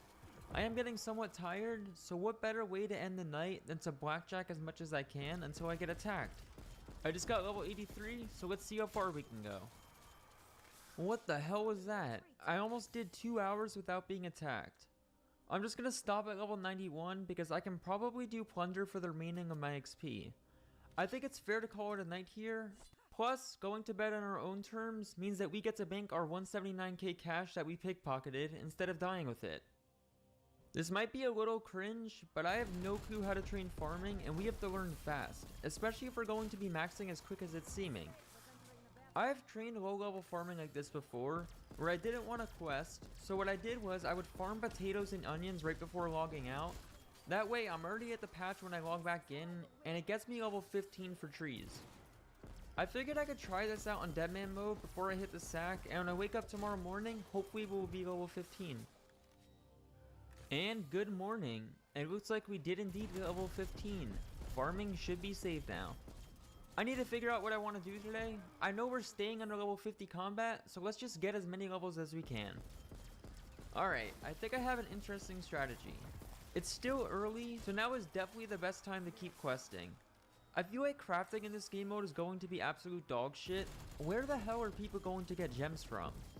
I think we need to find the best way to get molten glass, since gems seems unrealistic. I thought, why not farm giant seaweed? I barely need that many since XP rates are times 10 anyway, and mining the same will be no problem. So right now, I'm gonna work my way towards Fossil Island. I did the museum for my kudos, and it got me a juicy 1 to 27 Hunter and Slayer. Perfectly easy. Next, some museum cleaning for some kudos, along with making dig site pendants. Pretty quick. I still needed a few more kudos, so I did some extra quests. Observatory got me my first crafting levels. Finally, I'm sailing away to the island. This is honestly so cool. I really hope one day they can make a skill like this. Our plan is finally coming together. Quest complete, let's go! Using my plus 5 boost for my sigil, I decided to plant some teak trees so that I can 1.5 tick here someday. Now, I think I'm just gonna go underwater and wait for some giant seaweed spores to spawn. Dude, what? I may not go underwater in a Deadman world? What does that even mean? I understand instances because obviously you were hiding from PKers, but what the hell does being underwater have to do with anything? That was a 2-hour plan for nothing. At least I now have access to train low-level Hunter. I can do birdhouses every 50 minutes now. This is gonna be our first day where we're able to spend the entire day skilling. I don't really feel like dealing with PKers, so let's just do a bunch of safe stuff. I'll start off with 99 firemaking in the GE. Alright, unfortunately I'm too poor to do magic logs all the way to 99 firemaking. It cost me about 900 GP each, whereas use cost me 200. So I think I'm just gonna run out here and then do use for the rest of the way. But man, will I be missing magics. 4.5 mil an hour, whereas with use we only get about 3 mil. Here's level 90. Oh yeah, we got redwoods at this level. Don't even worry about those. I promise you guys, nobody is chopping them on Deadman mode. They cost 2k each. And the first 99 out of 23 is complete. Fire making. While spending a few hours doing 99 fire making, I was using a flipping ult to make GP, and I was able to snag a bunch of Irrit leaves for insanely cheap. 500 GP each. I made them into unfinished potions, and then I got right into training on GCW. Our herb war grind was ready. I don't know guys, it's herb war. This feels kind of slow for me. We're only getting 2.3 mil XP per hour. I think after level 85, we need to speed this up a little bit. I bought some energy potions, and guess what? 1-tick staminas are in the game. It's methods like these that make me really enjoy Deadman mode. I don't think anyone would think of doing 1-tick staminas for more than 2 minutes on the normal game, because there's better options. But since there's a limited market, I'm allowed to do stuff like this, and I get 5 mil XP per hour. It makes it so fun. We're not even losing money on this. We're breaking even once we sell back the staminas. How great is that? Unfortunately, we only had enough to get to level 91 for now, but I did also buy some adamant and mithril bars, which again, you break even after you alpha plate bodies, so I'm going to train some smithing before I go to bed. This is a really old method because everyone does blast furnace nowadays, but you can use an ult to run you bars, that way you don't have to waste time running to the bank. You just quickly trade and then start hammering again. Just a quick not safe for work warning, I am AFKing in this clip. There is a spot in Gnome Stronghold that you can fly fish, and it is 100% safe from PKers. I decided to use this as my safe spot whenever I need to AFK and make a video for you guys. I'm about to head to bed, so let's take a look at our day 3 stats. We're at 1300 total, and on the high scores, that puts us at rank 68. I can now, finally on day 3, confidently say that we will be going for the max cape before the season ends in 3 weeks, and hopefully get it even sooner. I want to be the first player with the max cape, so we're going to see exactly how that goes.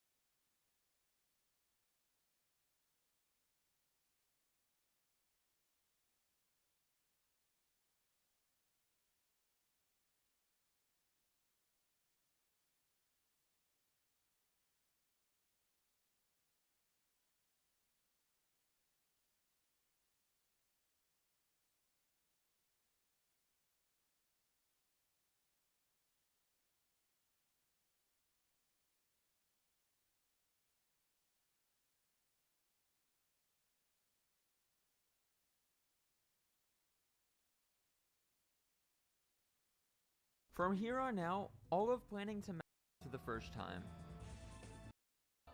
However, during the grind of 99 Thieving, I think I figured out how to make him finally call it. From here on out, it's all a mental game. If Eevee rags me enough, I'll give up mentally and just let him take the W. However, if it's an hour long. Since I wasn't 94 mage yet, I only got about 550k Slayer XP per hour, but that also means 500k Slayer XP per task. Surprisingly, for my first 2 tasks, I ran into 0 PKers. The Sigil of Ninja was coming in clutch here because it let me cast first 1 tick faster than normal, so the magic XP that I was getting here was just disgusting. I started training on defensive for a bit, but then I realized why not do magic only so that I unlock barrage faster. Once I get barrage, I can switch back over to defensive and get my defense XP through there. With another task complete, I have 82 points now. It's important to always have at least 30 points so that I can force tasks. And if I'm consistently doing Turiel for 9 tasks and then forcing my 10th, I'll always be profiting points. So this will be the meta to 99 Slayer. The only thing that may or may not change with this meta is the 10th task that I'm going to be choosing, which right now is Dust Devils, although in the future it may change dependent on PKers. Turiel Slayer with the cannon is only a couple minutes long, so of course we'll be back to Dust Devils in no time. All of this XP is from just one task, guys. Could you believe it? 660k Slayer and 2.1 mil Mage. How fucking crazy is that? Ignore my chat box saying I only got 209k XP. That's just simply not true. 112 points now, and it's 1 PM, and yet we still have not seen any PKers, so let's go do another. Alright, so here's an interesting problem. There's only 4 worlds in my bracket, and every single one of them has somebody slaying here. There is this other room north, but it only has 5 Dust Devils. I mean, as long as there's no PKers, I guess it's better than nothing, right? I'm just hopping around right now, seeing who's the closest to being done. This guy only has 65 left, so I guess I can wait for him in the north room, why not? I'm not gonna lie, only having 5 Dust Devils kind of feels like I'm an Iron Man killing fire giants with Monkfish. It just feels so off, but it's still worth it. Not long after I got the good spot, some PKer came in, but funnily enough, he attacked the guy that was north, so I got away with no problem. I think Dust Devils were kind of a fail now. It wasn't really just that, but they also only gave Mage and Defense XP, but we still need all of 99 Strength, Attack, and Range. So why not try another alternative? I'm doing Sins of the Father right now. It's probably not hard to figure out that I want to do Sepulcher for 99 Agility, and right now in the 91 bracket, I just unlocked all of the pre-quests to Sins of the Father. So I can technically start Sepulcher now, but it would be inefficient. You see, I still have to wait until the 111 combat bracket, and I will explain why later on in the video. It may be hard to believe, but I used to struggle with this boss. But look how well prepared I am in my inventory. Oh my god, I forgot darts to attack the mini Bloodveld. Yeah, I'm out. Okay, I made my way back with darts this time, and I'm not really worried about struggling because I'm 88 strength and I have combat sigils. I'm still using the sigil of Ninja, which is making me hit 1 tick faster, and the Feral Fighter, which is making me hit every 2 ticks 20% of the time every time. This fight was very easy with both of these active. And just like that, that's a quest on Deadman mode complete, along with Sepulcher unlocked. But even better, since the quest rewards are also 10 times XP, we get a 900,000 XP lamp from this. I thought about putting it on Agility or Rune Crafting, but I don't know how bad Slayer will be for the remaining levels we need, so I'm just gonna play it safe and put it on Slayer.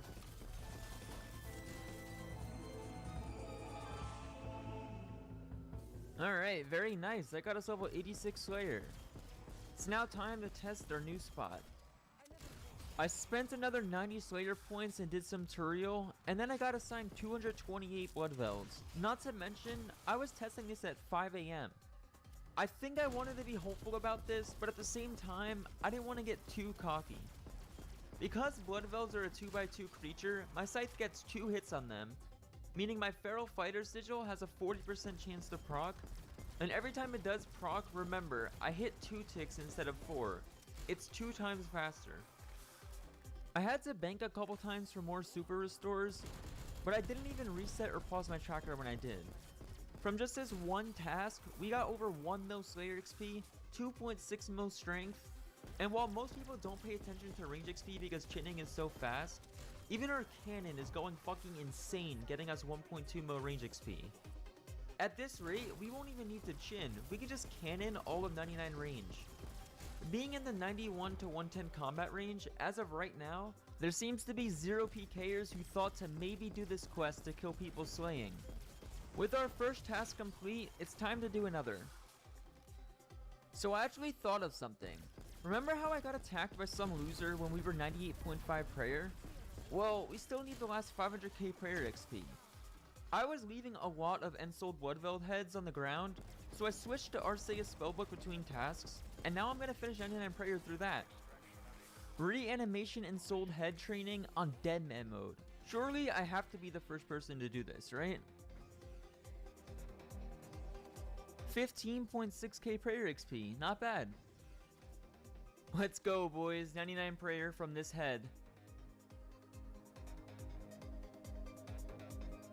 I actually just can't believe this. It's been 4.5 hours and I'm still just chilling here.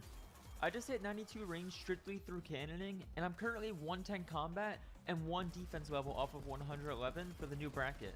Even though this is a great task, and even though mammoths were also great in the wildy, I don't want to do either of them for my final hour of protection.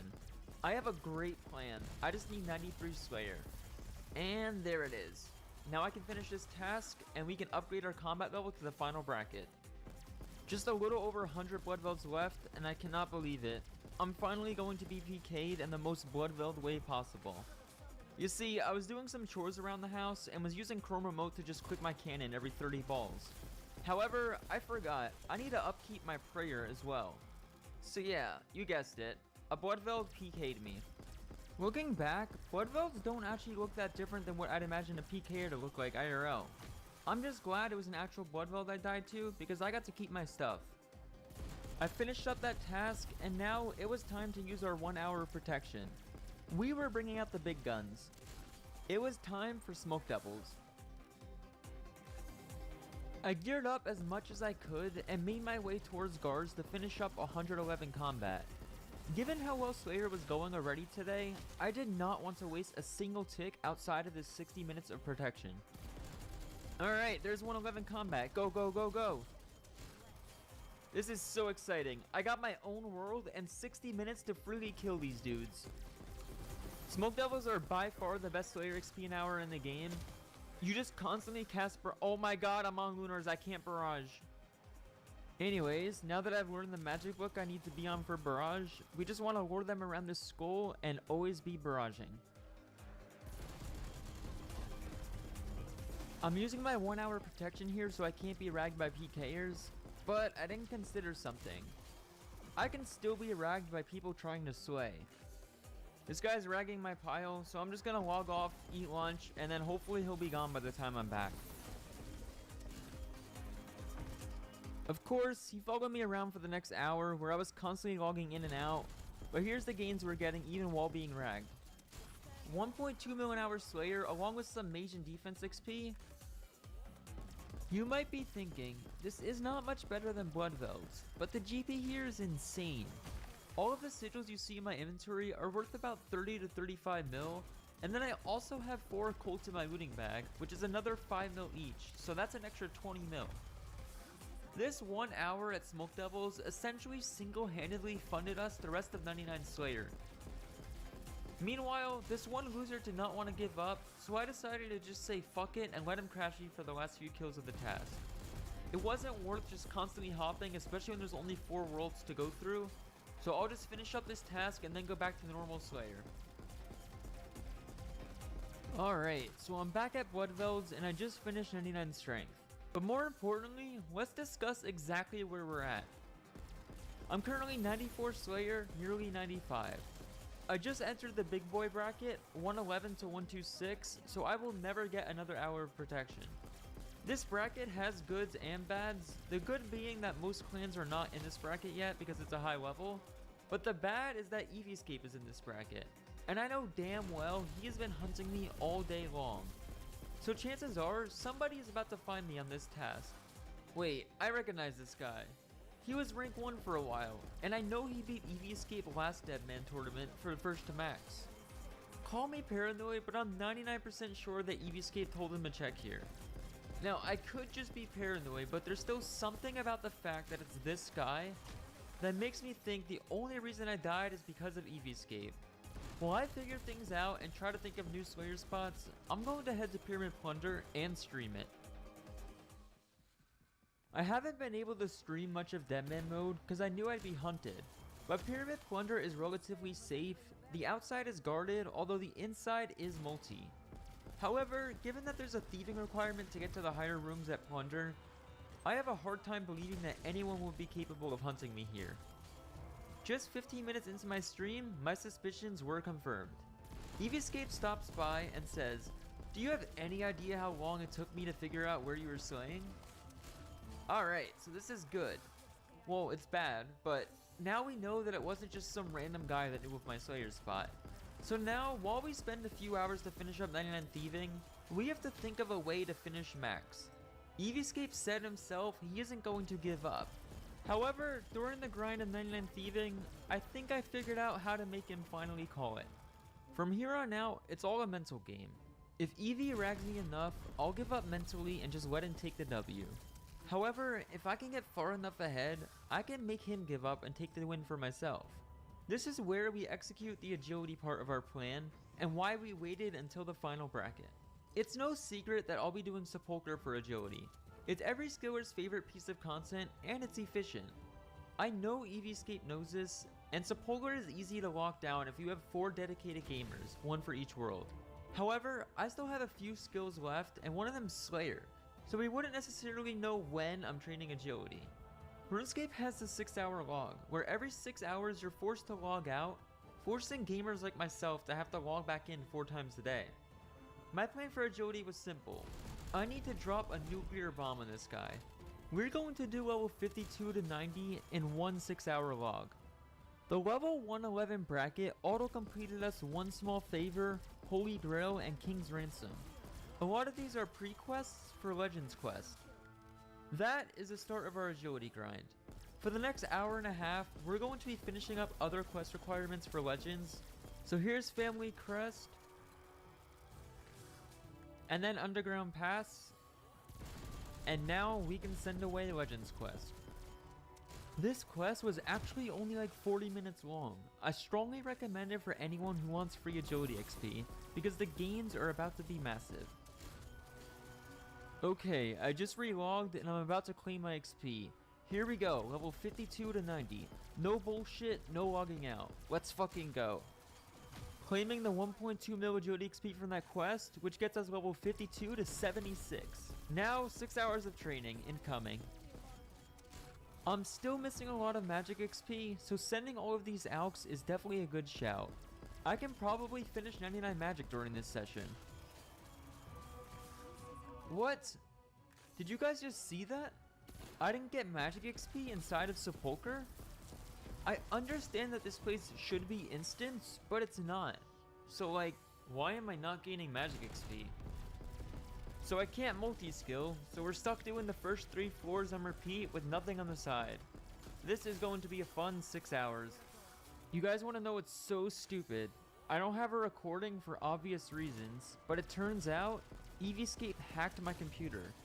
It ended up crashing on the 3rd lap, and yeah, our stored 1.2 mil agility XP that we got from the quest was now logged out, and we were showing as level 76. It was so obvious we were here, I told myself, let's just drop a 6-hour, or at least wait until we get attacked. Let's see how far we get. Oh my god, I can't believe it, but Eevescape must have actually been asleep. We managed to do all 6 hours, and once we log out here, we're going to jump from 76 to 90 on the high scores. He'll have no idea what's coming. Alright, so I logged out, I jumped to level 90 agility. Not even 2 minutes later, like, I didn't even get a chance to log back in yet, I got a DM on Discord. It's from Eevescape, the man himself. Oh boy. Oh my god, he's done.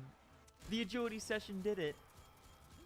Very well played, I think, but also massive respect for just accepting defeat and not just constant 24/7 racking me until the very end. I wanted to finish 92 agility before going to bed, just because why not? It will be fun to log into 4-5 for my final agility session. But from here on out, I had no more bounty on my head, I finally felt free. Good morning everybody, just 2 more days until max. Today, we're finishing up runecrafting and agility, and then tomorrow is just Slayer, mining, and fishing. I think Zeah runecrafting is extremely underestimated in this tournament. The relic for mining 5 times resources works at the Zeah mines. When you runecraft blood and soul runes, you have to mine these rocks, which is majority of the time. However, as you could imagine, mining 5 times rocks makes this way faster. The XP tracker in this session shows me getting 791k an hour, which is pretty comfy after such a long session, but paying attention and 0 AFK, this is nearly 900k an hour. But that's not even the best part. In all of 91 to 99 in an 8-hour session, I saw one guy runecrafting and one guy doing a clue scroll. There was not a single PKer here. There's also a sigil that gives 10 times runes than normal, and with this, I was making like 5 mil an hour by doing soul runes. Could you even imagine how good blood runes are for GP? And here we are, the final walk to the altar. 99 runecrafting is now done.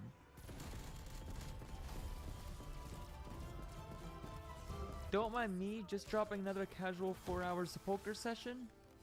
I'm only level 98, but it's 11 PM and all I can think about is how Slayer will be. So after this lap, we're going to take a small detour and check out some Bloodvelds again. This time without Eevescape hunting us. Oh my god, I'm so tired. It's 3 AM, but how can I sleep when there's no PKers? I need all the Slayer XP I can get. Alright, so brainstorm with me for a second, guys. I'm currently 97 range, 97 attack, and 97 Slayer. This is good, I'm leveling all of them together. Getting them each to 99 around the same time would be the best, because I don't want to train combats outside of Slayer. The 96 magic is no worries, because I can alch literally anywhere in the game. I'm even alching at Bloodvelds when my eyes aren't closed since I'm tired. But there's one problem, I'm still at 81 defense. That means we're going to have to train 81 to 99 defense off Slayer task. This is not good. Based off this Bloodveld session, I'm getting 2.25 mil an hour melee XP, but let's be honest, it's Deadman mode. Surely I can do better, right? This will be my last Bloodveld task, and then we're going to focus on melee XP, not Slayer. Alright, task complete. Can you guys guess where we're going next? I promise you, you've seen it before. Crystelia? Why her? Oh, of course, we're going to Mammoths. This was very last minute thinking due to my combat stats. So let's see, 2 things can happen here. Either I'm a genius, or I'm a genius who deserves a like and a subscribe. Let's see.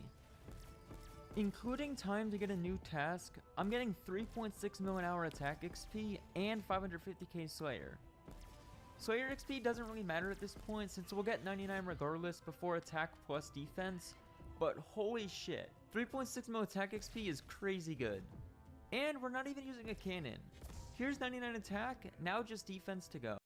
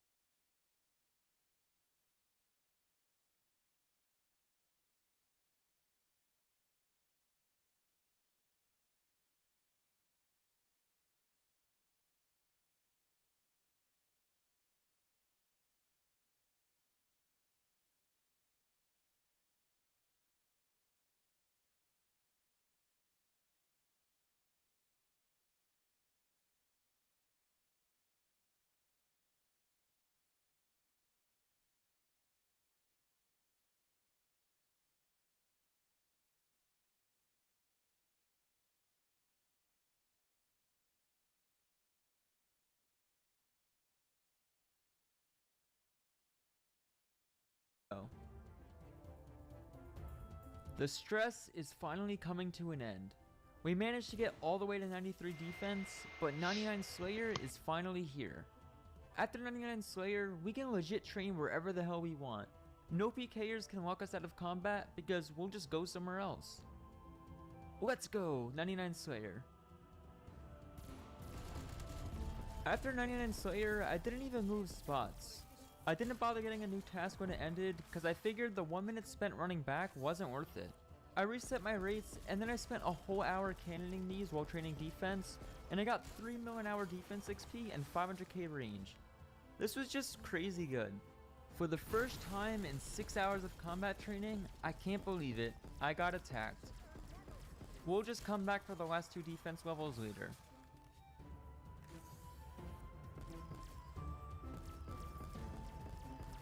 I was being really lazy with magic and alking. I switched to Lunars because I could not be bothered, and I ended up just casting Magic Imbue.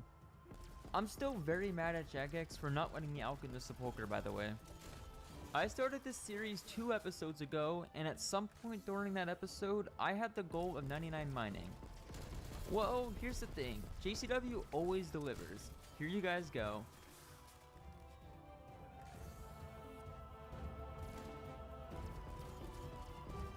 Yes, I am in the middle of fucking nowhere. But at least, here's 99 range, followed by defense.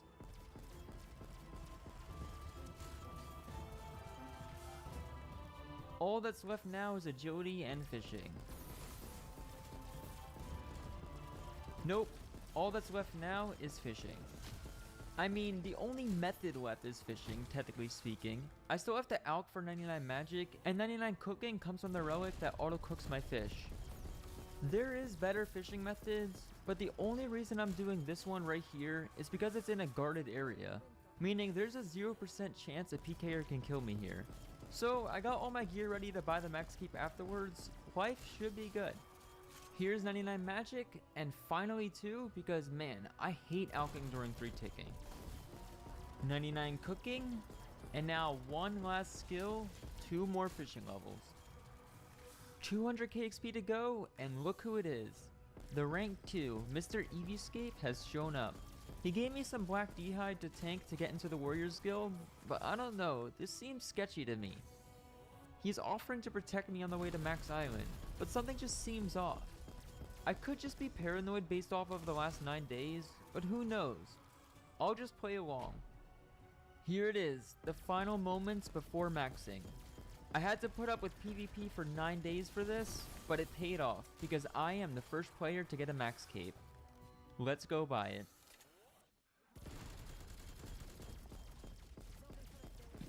What I didn't tell anybody, not even Eevescape, is that I don't need protection getting there. Before spending those 5 hours of fishing on stream, I set up my last recall to teleport me directly to Max Island. Not only that, but getting to this island requires 99 agility, mining, and other skills. And as of the date I maxed, I am the only person in the entire game with access to this island. That's right, I basically own this island. With the maxing journey that started 9 days ago, thank you all who have supported me throughout it, and GG's to Eevescape for trying to keep up with me. My final time played is 6 days and 18 hours.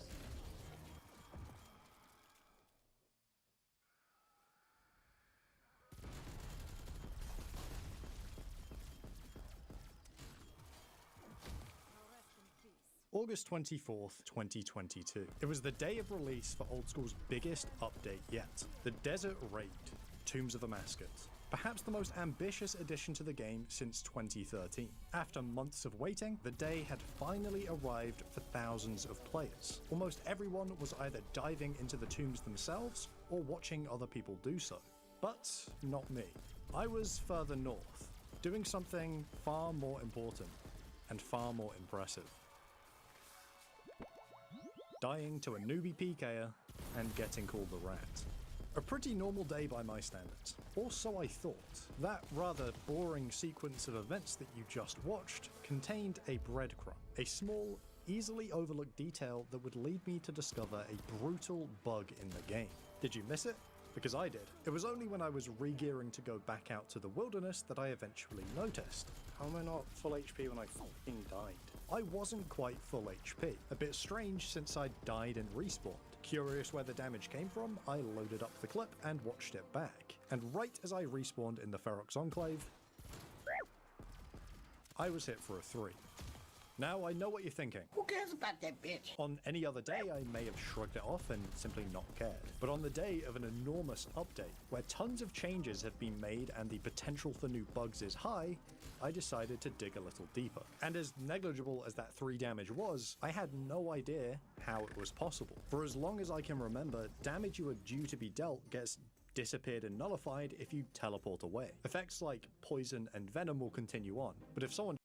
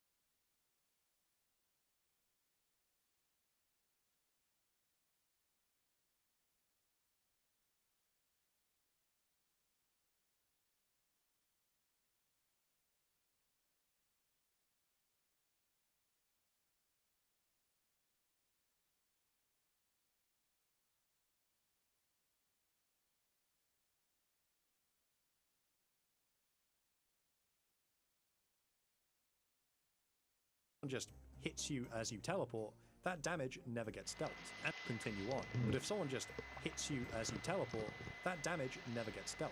And I didn't just teleport. I died and got teleported to my respawn point. So that 3 struck me as odd. Thankfully, the moment I saw it, I knew exactly where it came from. And it gave me an inkling of what might be going on. But before we get to that, today's video is sponsored by Control. When I wake up in the morning, the sensible thing to do would be to have a nice nutritious breakfast and then get on with my work. But what usually happens is that I get on with my work, forget breakfast, sometimes forget lunch, and wonder midway through the afternoon why I feel so tired. If you're like me and when you wake up you just want to get on with your day, you and Control, match made in heaven. Control make healthy, nutritious meal replacement shakes. They're packed with 23 grams of protein, a ton of other vitamins and minerals, only have 1 gram of sugar, and all of that is crammed into 230 calories. If you've got a gap in your day where you just can't find a convenient food, the Control shake is the perfect way to go. I've been having the strawberries and cream shake every single morning for breakfast, and it tastes wonderful. But the best part is that it takes 2 seconds, and I know I'm not going to have to worry about hunger again for hours. But a shake isn't always convenient, and thankfully Control have that covered as well.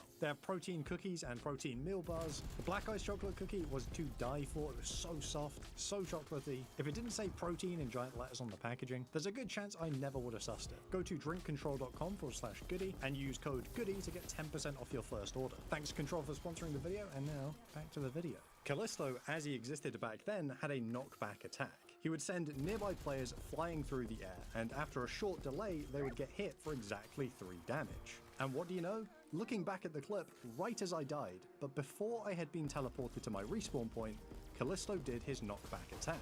When I respawned, that timer hit 0 and I took 3 damage. After confirming what happened, my brain immediately jumped to the worst case scenario, but it would take a few steps before I knew whether or not that worst case scenario could be real. The clip, at the very least, gave me a starting point. Delayed damage. Delayed damage is pretty rare in old school, and you mostly find it in PvM encounters like Callisto. In PvM, it can't really do much harm. You can't control it, so doing anything nefarious is more or less impossible. In PvP, however, it could be very abusable. So I needed to find just one way for a player to deal delayed damage to another player. And as luck might have it, exactly one way happened to exist: the Ancient Godsword Special Attack.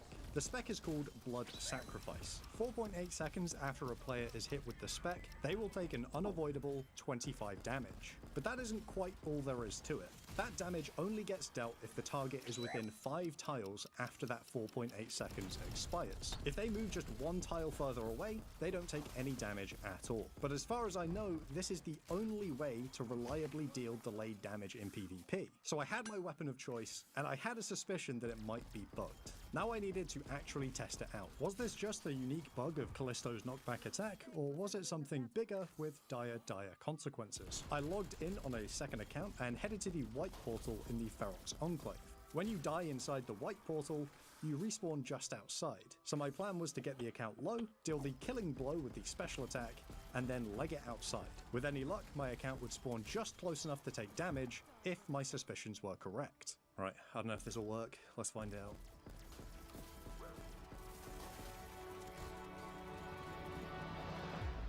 Oh, look! Wow, that is potentially really overpowered. Holy shit. Holy shit. It worked. The account died, respawned outside, and then took 25 damage. And as you can tell from my reaction, I thought this might be a bit of a problem. Let me explain why. Death in old school broadly falls into 3 categories: safe, unsafe, and PvP. Safe deaths are when the game tells you all of your items are protected, and you lose nothing when you die. This is common in minigames like Castle Wars or Clan Wars, but it also shows up in some other places like player-owned houses. If your death isn't a safe death, then it is an unsafe death. You lose your items, but you can easily retrieve them from your gravestone or the death NPC. Unsafe death is what happens across the vast majority of the game, anywhere in the game world that isn't explicitly considered safe. If your death is unsafe and you die to damage from a player, that is a PvP death. When you die a PvP death, you lose any items you risk to the other player. Your items are now their items. But despite what many people believe, PvP deaths are not limited to PvP areas like the wilderness. If you die to damage from another player anywhere that is considered unsafe, that player will get your stuff. And as I mentioned before, most of the game world is considered unsafe. And I'm sure by now a few of you have put the pieces together and see where this is going. Imagine what would have happened if the account I had used in that test had under 25 HP. When it respawned outside, it was no longer in the safe death area within the White Portal. It was in the Ferox Enclave. While this isn't a PvP area like the Wilderness, it's still unsafe to die here. If that damage had killed the account, would it have been considered a death to a player? Would I have been given a loot key with all of its items? I had absolutely no idea. While my special attack was obviously the cause of the damage, you can see in the footage that the hit splat was tinted dark. Tinted hit splats show damage from sources other than your player. This might mean that even if the target died, I wouldn't get credit for that kill and I wouldn't get the loot. This is something I ran into with the Vengeance nuke, where I killed people in one shot entirely with Vengeance. If I didn't get at least one normal hit in before the player died, it would be a typical unsafe death. The target could simply run back and collect their items from a gravestone as if they had died to a monster. But the Ancient Godsword spec is not recoil damage, and the only way to find out for sure would be to test it out. But to test it, I would need an account with 25 HP or lower.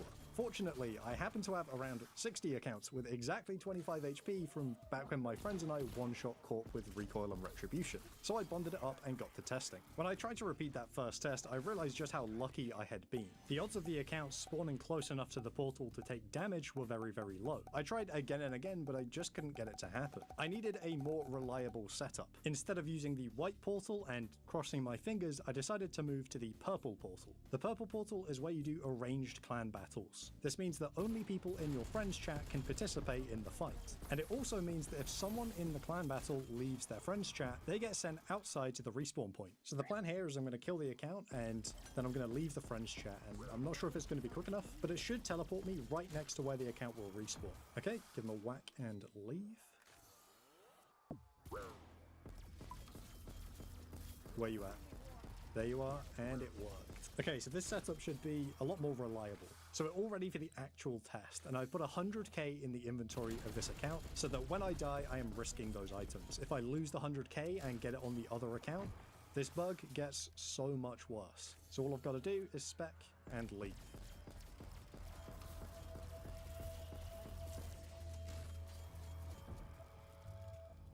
Dead? Do I get the kill? No way. Holy shit. When the account died, it lost the 100k, and it didn't have a gravestone. There we go. Now leave. Spawn next to it. Dead. And we get the key. And then get 100k. Wow.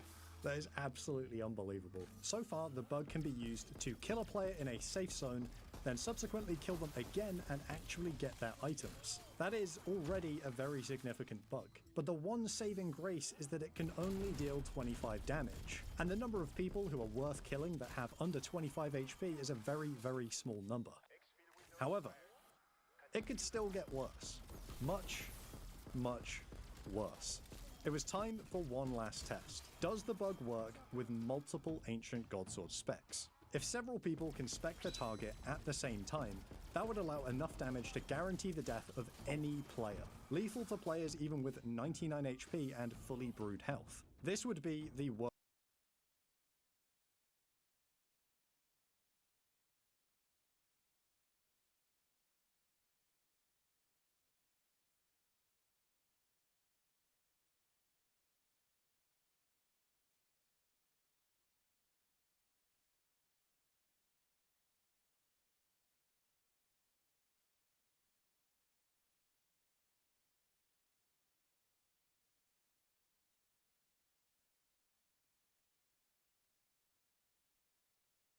Worst case scenario. It goes from affecting a small number of accounts to being a threat to every single player in the game.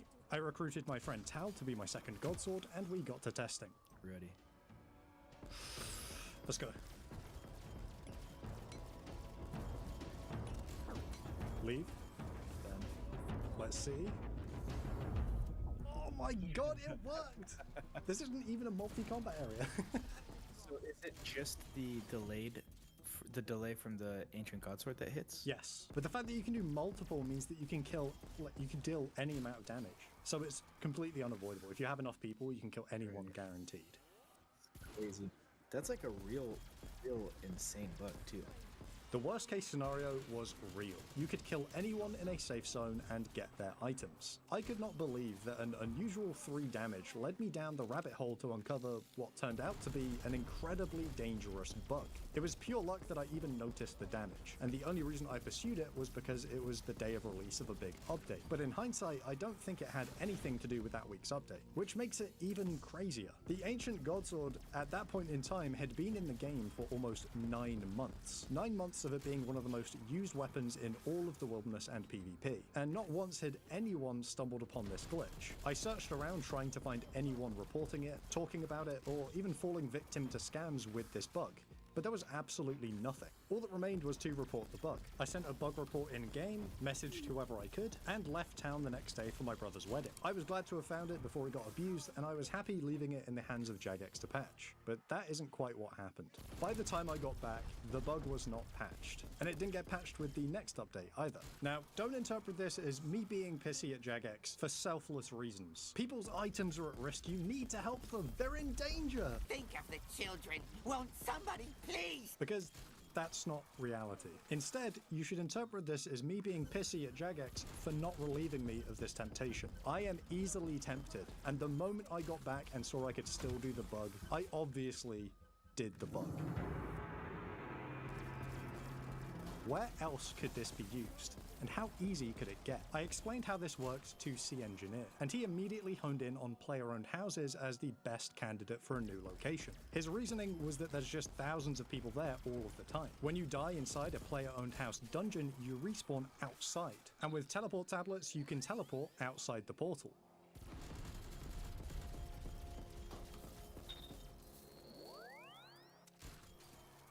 They killed it. What? Oh my No. God. What? No, what? This is game breaking. They would disable Ancient Godsword if this came out today. On its face, this is devastating. Since dungeons are multi-combat, anyone who ends up in a POH dungeon could instantly get stacked out with Godsword specs and lose all of their stuff outside. As I later discovered, this isn't actually the case. Dungeons in player-owned houses have a bizarre limitation on special attacks. Players can only be targeted with a single special attack at any given moment. If multiple people try to spec at the exact same time, all but one of them will have their special attack disabled. I had no clue about this mechanic, and I didn't discover it for quite some time. So when I did these tests, I thought, Jesus Christ, this is so much worse than I ever imagined it could be. But no, thankfully, this bizarre mechanic saved the day. Despite this not actually being possible, these tests were not a total waste. Using the teletab to get outside got me thinking, would it still work if the target also teleports? This would make the bug significantly worse. Reason being, this means the target player doesn't have to die. It also means the respawn location doesn't matter at all. The only requirement is that they are able to teleport, and multiple people can attack them as they do so.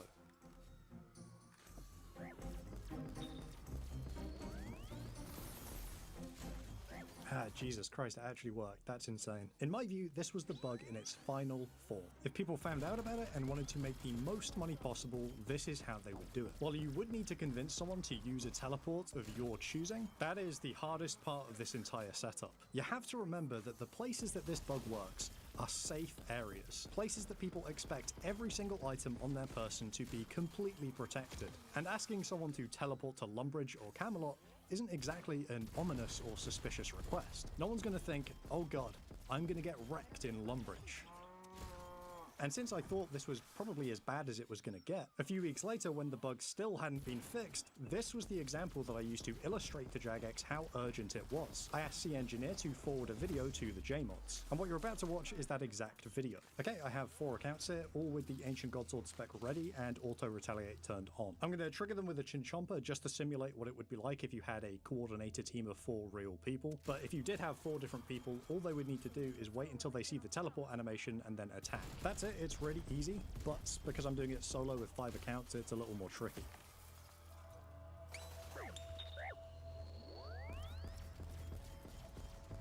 Might have got it, let's see. And I'm dead.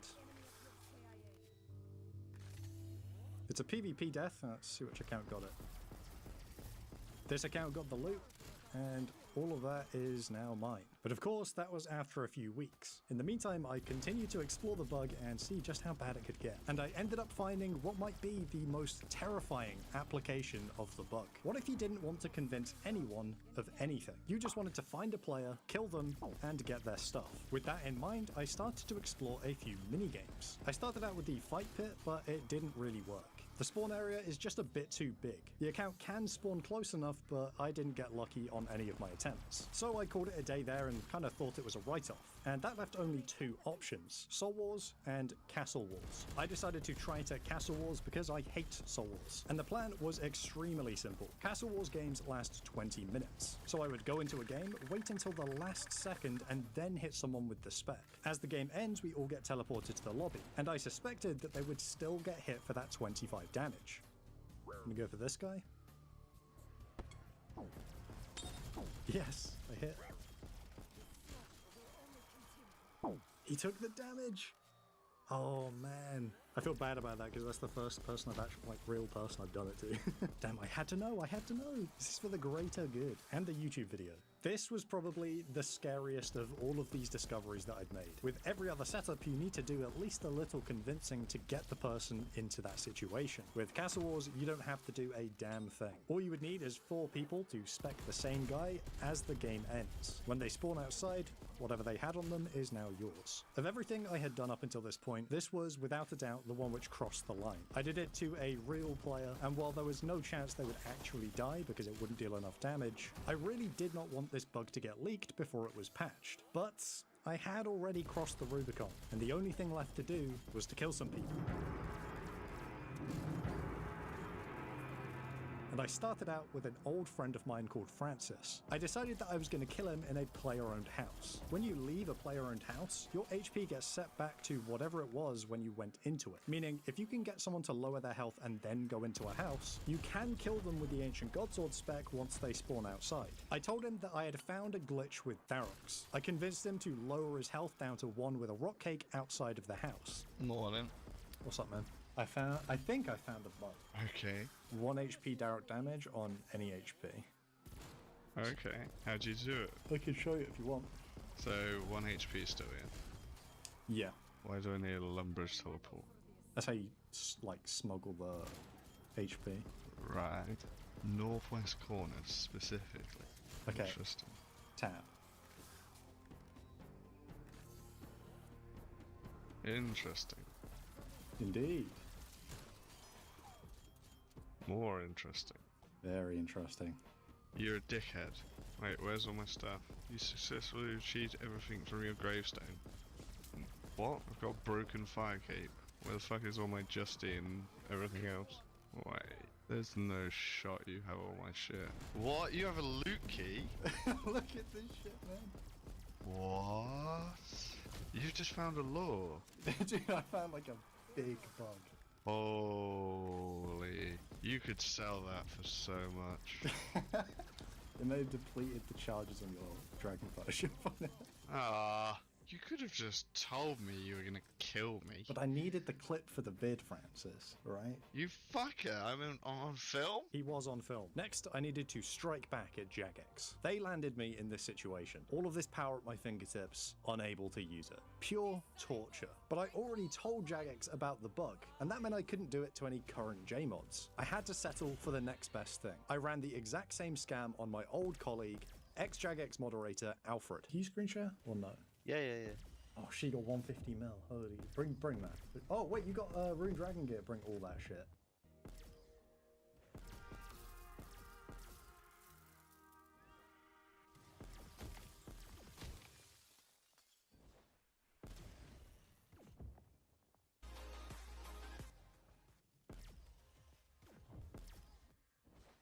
Yeah. Fuck no. No, I'm serious. No, I'm not. You need like high, I'm bringing the DH, but you need high-end gear for it to actually be like do anything. Mate, you are fucking ignoring me. I'm bringing food just in case. Why are you scared? We're going into a POH. Oh right, okay. Where you at? Right, take this. You have rock cake, right? Yeah. And rock cake down to 1 HP. If you tell me it's Hot Worlds, I'm not doing I'm not it. telling you to fucking Hot Worlds, Alfred. I'm kidding. I'm kidding. Okay, I'm 1 HP. Take this. Go to my POH. Yeah, come to the dungeon. Go to the very, very northwest line. Okay, tab.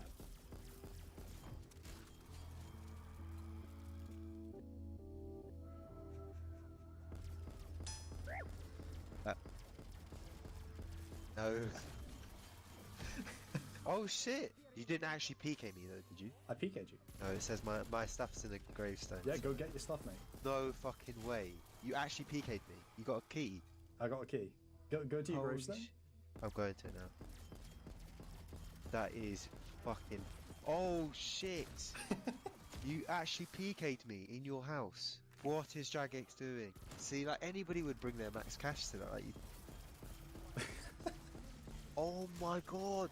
And you think that's been in the game for a while? That I must, think it's been like, in the game since January. Can I ask how you found out? Pure chance. Go Edge if you want your shit back, by the way. If you don't, then I'm happy to keep it for you. Wait, how much did you get? No, I need that shit back. That is a lot. Oh no, my Zerka ring. No, you're gonna have to pay me back for that. You lost You're paying me back. I didn't realise you were wearing it. Nah, you're giving me 10 mil for that. It takes like I'm 20 reporting you. minutes to get so. You just lured me. I'm reporting you. No, I'm reporting. Hold on, let me get to that. Report piece. Nah, now I gotta go back to NMZ. That is a really good way of, luring. That's so broken. Oh my god. Yeah, that's mad. That is. Someone could make a lot of money doing that. That's a PvP kill. That's just people could have made bills or trills doing this. But I needed something a little more. I asked my buddy Camp Q, and he said that skill specs is trustworthy and trusting enough to try it out on. We got into a call, cooked up a plan, and then we let him have it. Hey, Jay. Yo. Yo, my little hackers. Dude, so far we found out you can deal at least 150 damage with full Darox. How do you do it? Hey? You can be max HP and have Darok damage as well, like as if you're on one. I am curious, not gonna lie. Ronan, bro, what are you doing, dude? Do I want to do it? Fuck, I don't know if I want to do it. Can I just watch? Can you screen share? I'm scared, man. Nah, we need you to do it, bro. You need some skin in the game, mate. Fuck's sake. You've got me loading up the game, bro. I swear to God, I get banned for this, bro. My 7 bill bank. Wait, 7 mil? 7 bill. I wonder if someone's doing it, dude. So you want me to lower my HP before I come in? Yeah. Yeah, before you come in. If you want to hit like 150, I think it needs to be 1 or 2 hit points. Hello, friends. Stand here. Yes, yes. Now this setup is a bit weird, but it's all ultimately the same. The trapdoor drops them down into the dungeon, and it delays them a little bit, in which time I kick them so that they get teleported outside. You ready? What you do is magic. I'm ready. I'm ready.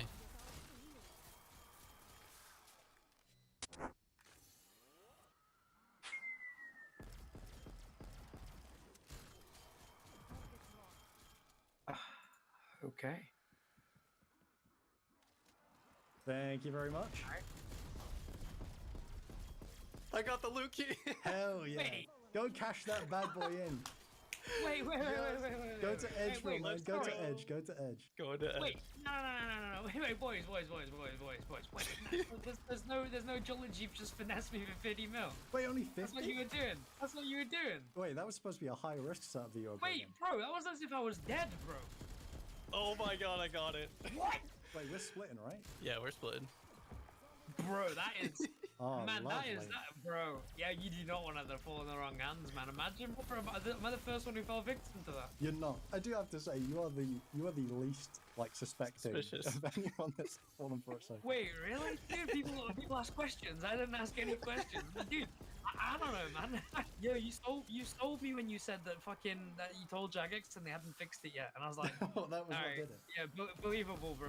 Very believable. They need to fix that fast, bro. Because you're sitting on a billion GPI, like fucking Dude, trillion GPI. 100 billion, yeah. Bro, that's a very game break. You weren't lying on the game breaking part because that is fucking intense. Wait, yo, Vernon, while I've got you, Ronan, how would you go about changing every single route on RuneScape Into to Torvestor's Torvestor. face. And that is where I decided to call it quits. There would be no way to top scanning skill specs, and I felt I had exhausted most of what the bug had to offer. Every week after the game update, I would hop in game and test to see if the bug was still working. 3 weeks after my original report, it still hadn't been fixed. And this was when I asked the engineer to forward that clip I played earlier to Jagex. And to their credit, they rapidly responded to this. In the next game update news post, there was a small patch note just at the bottom. The Ancient Godsword's special attack effect is now cleared upon teleporting or leaving an instance by any means. It was finally fixed, a little under a month after I found it. Of course, I wasn't going to take the news post's word for it, and I jumped in game to try it myself. And what do you know, it was actually fixed. Just a few days ago, I did a bit more experimenting, and there is still some weird behavior with the Ancient Godsword special attack, particularly in the fight pits. Since the fight pit isn't instanced and you can leave without teleporting, you can still kill people in the lobby. However, it is impossible to kill people for their items. The worst you could do with this is perhaps kill a hardcore Iron Man and lose them their status, but there's no way to gain items from it. After I found this, I did a little more digging and realized that the Ancient Godsword spec has been completely changed. The damage it deals is no longer considered player damage. It acts more like recoil or vengeance damage. This means that even if you could find a place to use this, there's no way that you're going to PK people for their items. I think this is a great idea from Jagex, and I think it completely clears up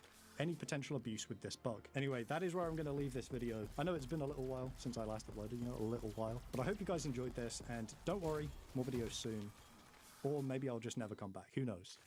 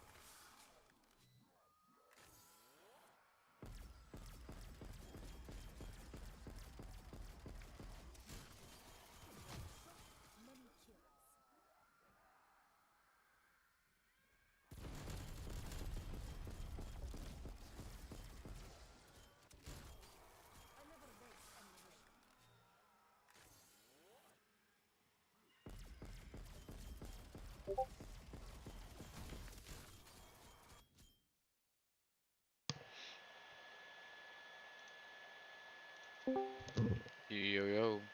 There he is. Oh man, I got to leave work early. Well, let's go.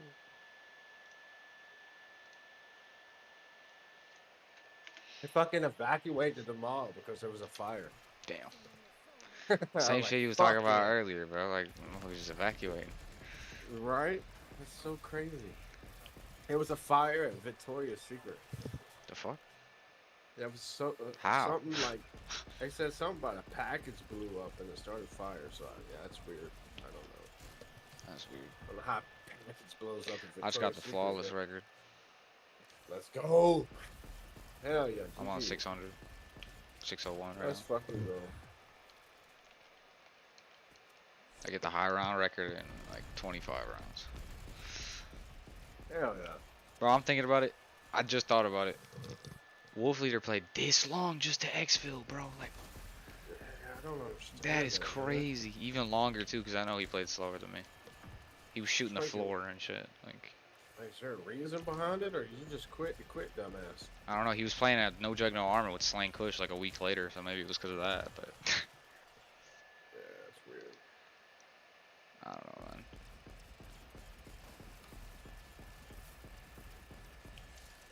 Beat the record by 30 rounds and he was out. Just pointless. Yeah, I don't understand that type of stuff. You got a good game going, go all the way. Yeah. Or until you crash or die, whatever.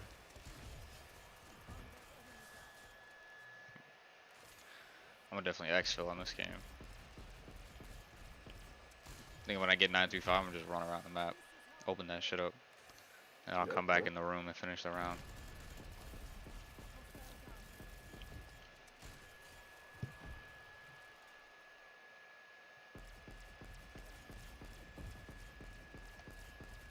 Wait for my PlayStation to pop up here. Like, come on. Fuck.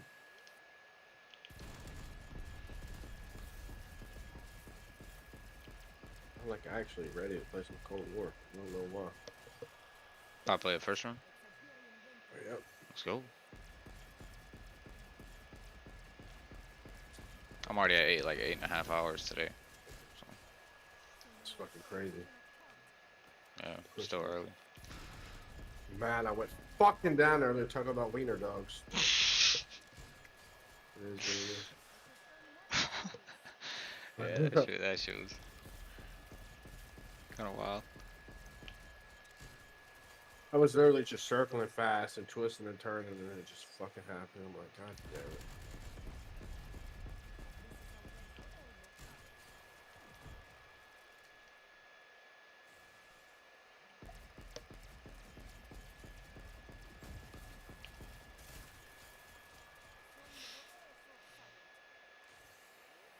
Damn, that was good.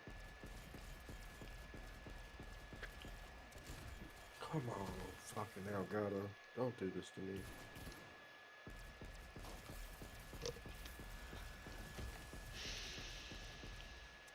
Took me 28.5 to get to 600, and it took me fucking 22.5 to get to 265 on the first run. That's just crazy. It is.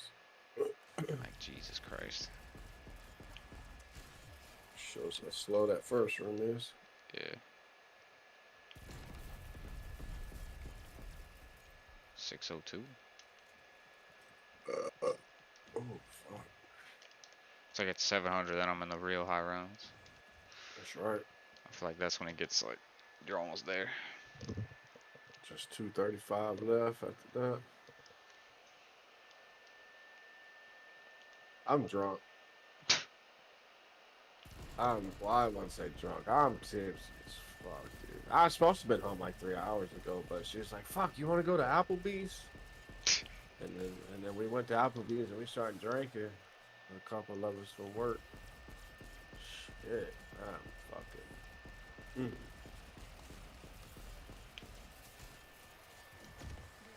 That's when I know it's gonna be a good game, because when I feel tipsy, bro, I just play like that don't give a fuck mode. Like, I'm going all in fast as I can. And Fuck, dude. I'm about to go fucking ham. Let's go.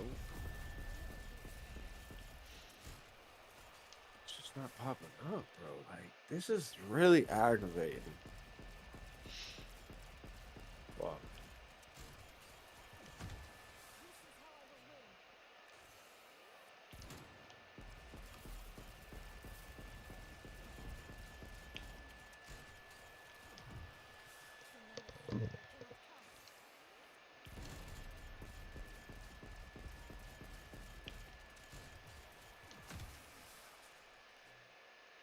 I'm not even streaming because I know Wolf Leader watches my streams. I'm gonna start this shit up at like 900 again.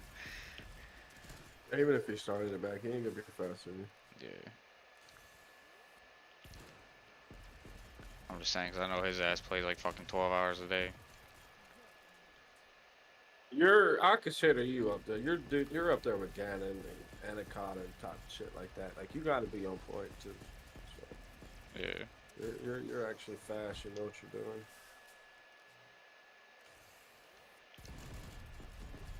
Oh, my stomach.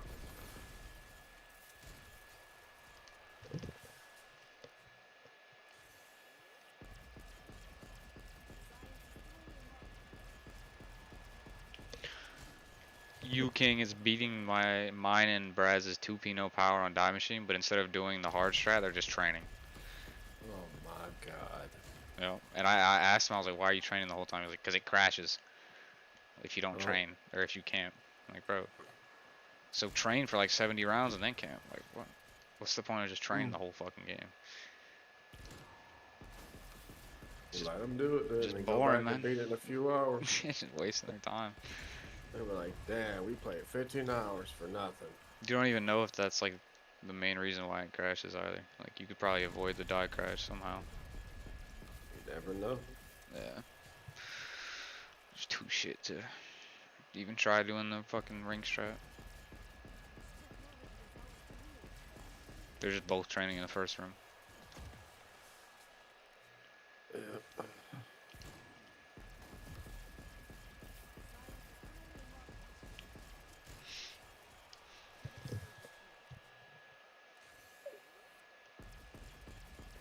Come on, PlayStation. Like, nothing's popping up, bro.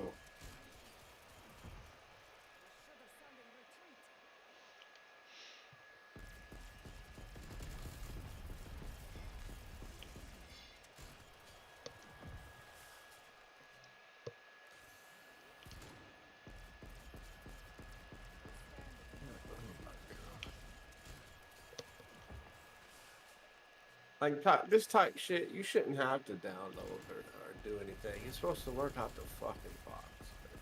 You're supposed to read shit. I don't know why the Elgato's so fucked up. Yeah, you shouldn't have to download extra shit and do this and that. Like,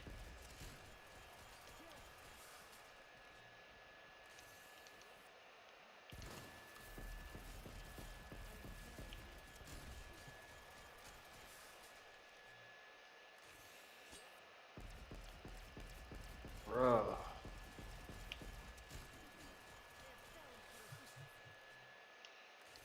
Shut the fuck up. Don't cry yourself somewhere else.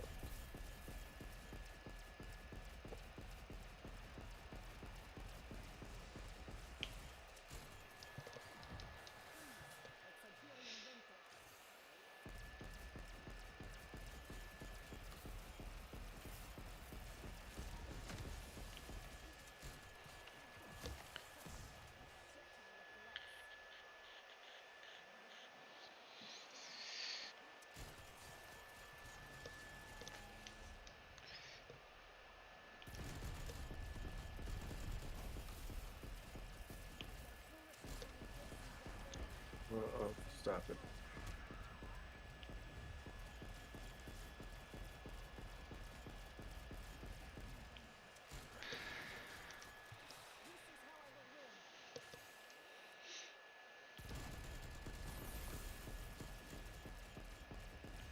Come here, cat. You wanna get high? Come here. I'm about to smoke in your fucking face.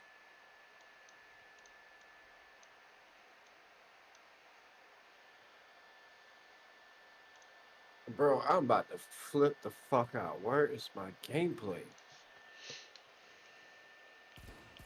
Like, I turned the PlayStation on and it's just ain't nothing popping up anywhere. Like, stupid. I got the lead worker.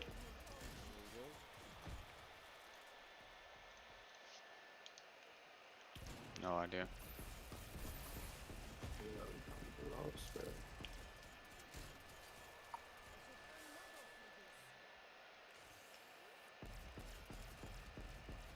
Pussycat. 400,000 kills. Let's go.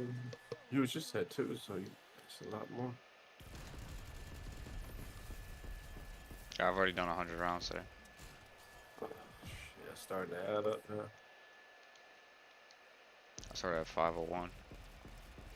We'll start being like 100,000 plus per 100 for sure.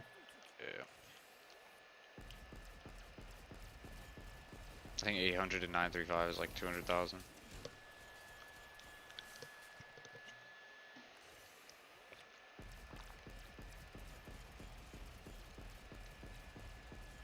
I'm about to play some BO3.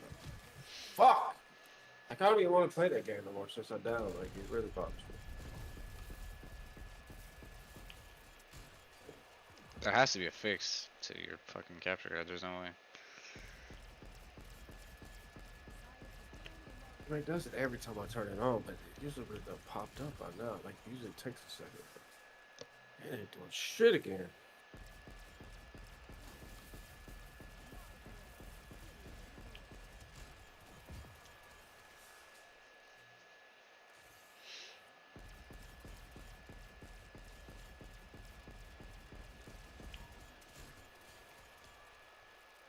Come on, bro. I'm just trying to get to fuck some shit up with Frost Blast. Fucking fresh breath. What did we say earlier? I don't know. Fucking hot. Frost breath. Oh my god.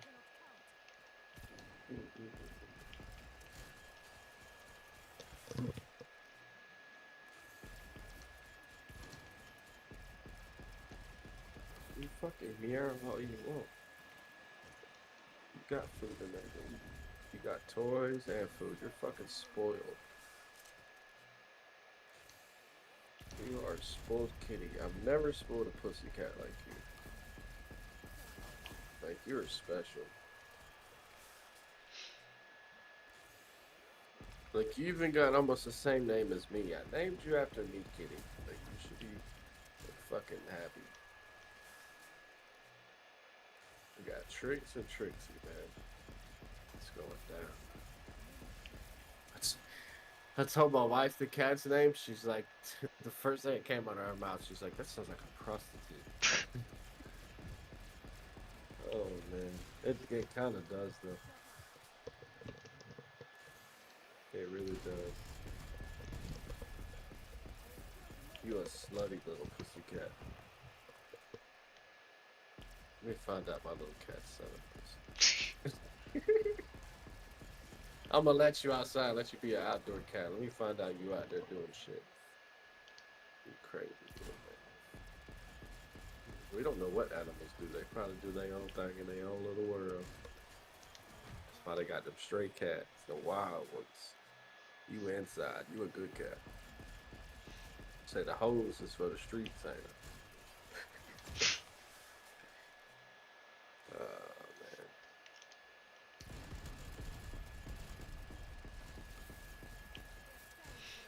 Dude, I can't even turn the PlayStation off. I can't even, like, fucking log into it, like. What do I gotta do to fucking finish? Maybe I just need to, like, fucking delete it every time and then, like, reactivate the fucking source. I shouldn't have to do that. Try but that. Maybe that's what I gotta do. Hope that'll fuck nothing up. Alright, let's see. Delete. Bitch. And then add video caption device. PS5. Okay. Elgato. And no signal. God damn. Still. So. It's not OBS, man. It's the fucking Elgato, bro. Like, it really does need that update or whatever it is. And that's so stupid. So fucking stupid. Pay fucking like $250 almost for this shit to be acting like this. It's just uncalled for. That's wild. This should be working like a pro out the box.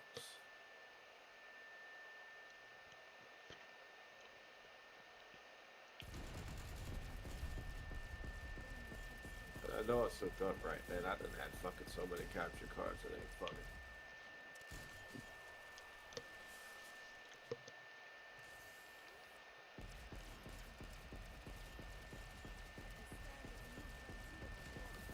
But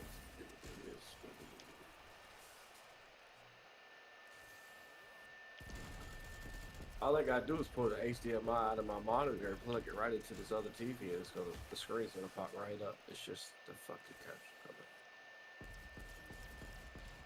Dog shit. I just smoked the whole goddamn blunt to the face, waiting for this shit to pop up. At this goddamn point, I just want to put some loud music in my ears and goddamn go crazy. Okay. Oh, is it popping up? Hold on. It might be. Yep, there it goes. Finally. Damn, bro. Yeah. Jesus. Yeah, it just popped up. Let's fucking get it. Well, let me like the thing first. Make sure it ain't gonna black out this time. Come on, baby, please work. I'm ready to fuck some hordes up. And I think we're working here. Let's fucking go. I'm coming for you, motherfucking Getting us a record tonight. 420. Let's go.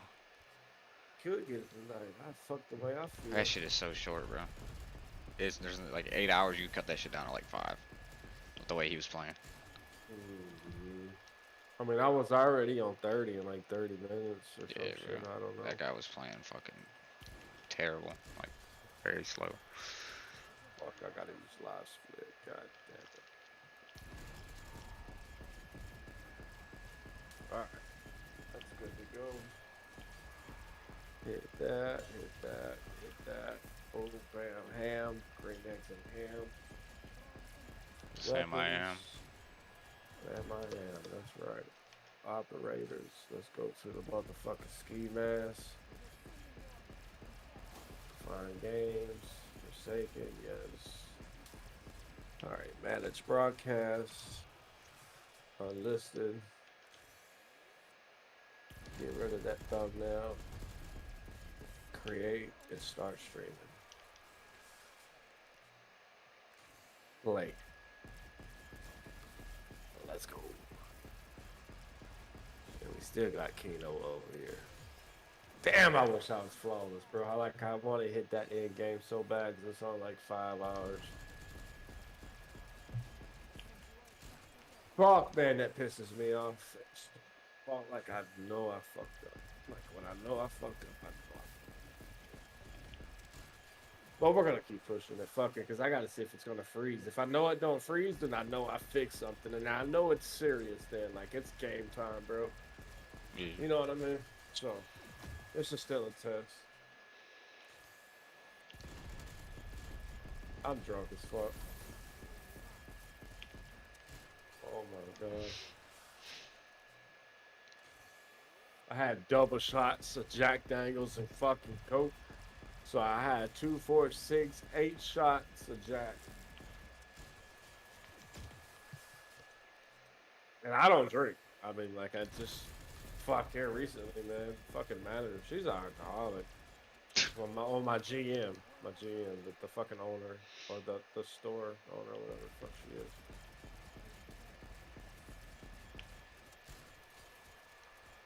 I gotta open up for her now. She was supposed to open. She didn't. She's so drunk. She's like, man, I want you to open instead of close. So now I gotta get up at like 6 o'clock in the morning to go open. I'm already on round 5. God damn, I didn't even hit. Oh yeah, I did hit my timer, boy. I told you, bro. Jesus Christ. How the fuck am I on round 5 already? It's Forsaken. It'll flip Jesus.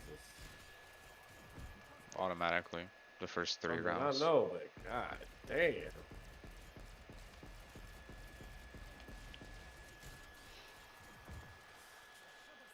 I wonder how far these zombies can reach things on that popsicle. Bro. But it's why are you a fool, Trick? I need to go live right now. Say I want to go live playing some Cold War. I'm drunk. You're about to tweak out Oh, on Daniel. I ain't got no insta kill. Hold on, boy. I'm about to die. I'm still shooting. They all in my face. Oh man, yeah, I would go crazy on fucking Daniel.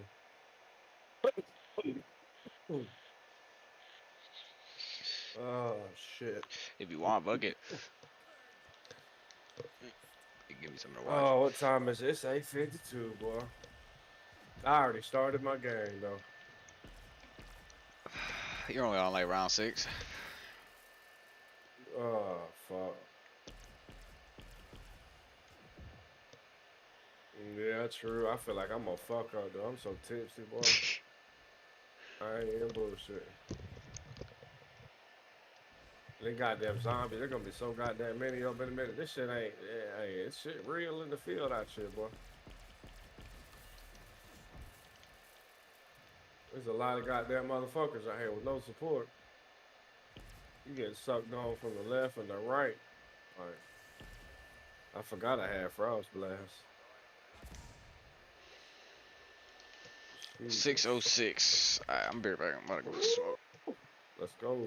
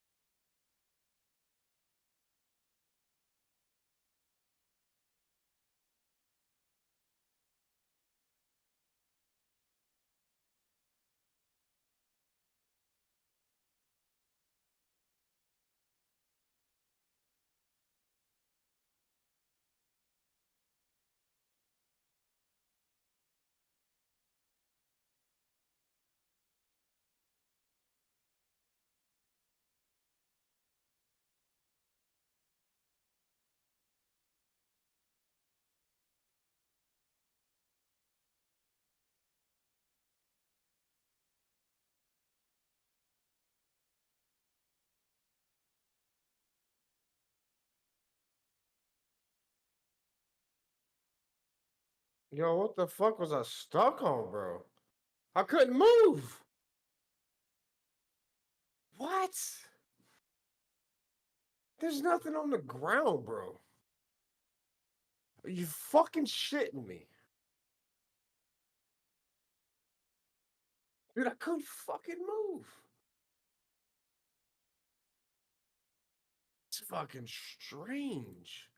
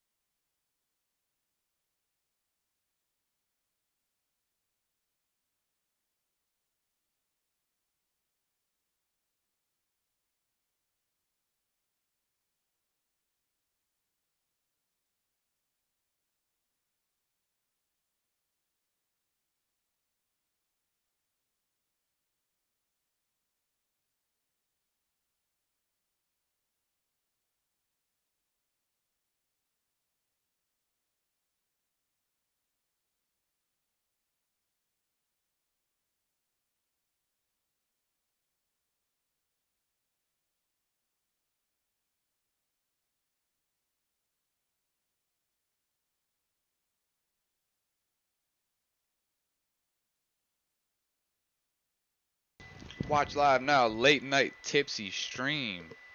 Bro, I can't get my camera to work, bro. Why? I was about to say, why you got no camera? It's not. Oh, there we go. It's not working, bro. Why is it not showing? Oh, I know why. I know why. Bam. Bam, baby. What's up, Jet? Dre, baby, let's go. You see where we at. You see where we at. Let's go. What's up, Jet, man? How you doing, brother? It's late, man. I'm tired. I'm tipsy. Just got out of work. It's a good day. Hold on, shit. Let's see here. I feel like I needed. Hold on.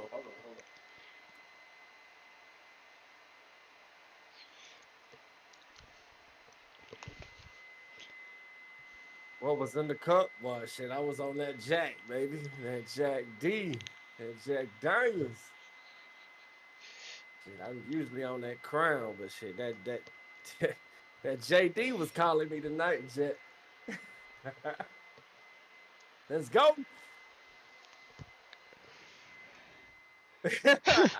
I knew it sounded crazy when I said that, bro. I knew it.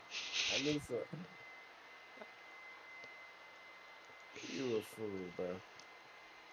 You doing better? Hell yeah, Jet. Nice. That's awesome, man. I'm glad you're doing good. I hope you're doing awesome. We ain't got no sound here. Hold on.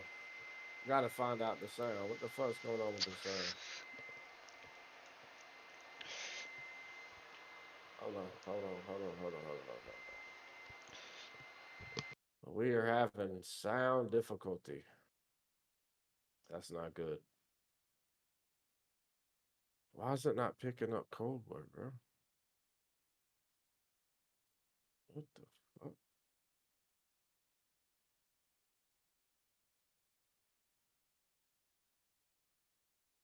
You don't got sound through your headset or on the stream? Oh, stream.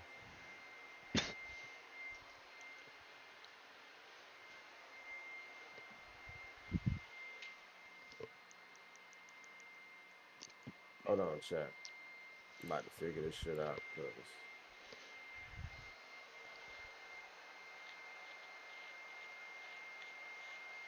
oh man, no way.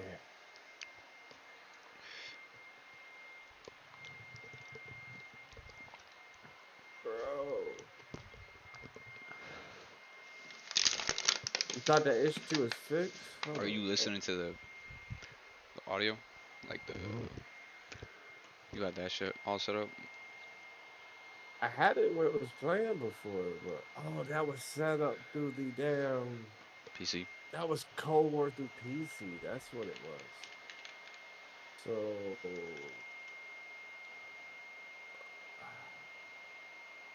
fuck, man. Why is it not playing? No, it is playing. It is sound, bro. Hold on, I'm tripping. You got it? I'm tripping, bro. Yeah, it's playing. Alright, we're good. Let me know if you can't hear it, but you should be able to hear it. I'm tripping.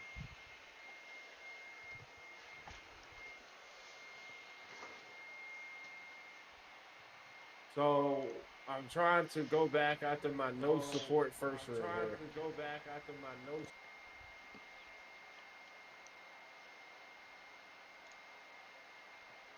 Yes, sir. I got another game going on the side. I got a BO3 game going on the side that I ran up right before I went to work this morning, man. I didn't have much time, but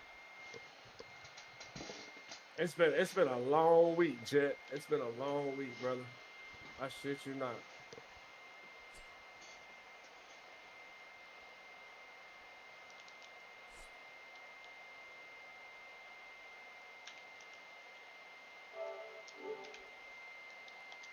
I'm trying to do the no perks at the same time here, so we're trying to get like 2 or 3 records in one. So we're trying to like, you know, we're making it a little more difficult here. So salvage is gonna be an issue. We just gotta play it. I don't know yet.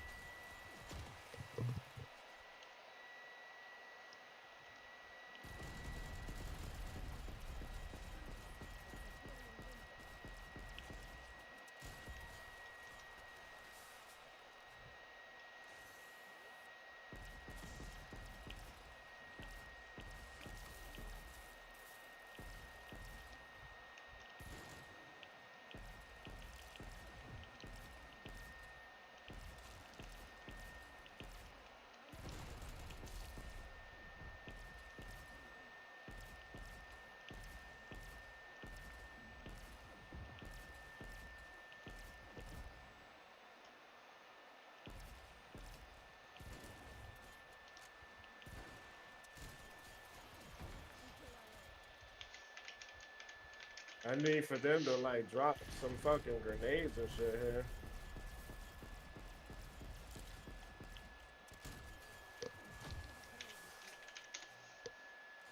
Because of course the record was done with the perk, so they got like, you know, salvage, extra salvage.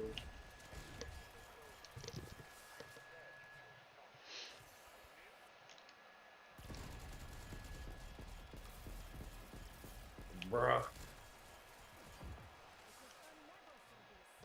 Dude, I am so stuck here. Like, I'm so fucking tipsy here, chat. Like, I'm not even joking.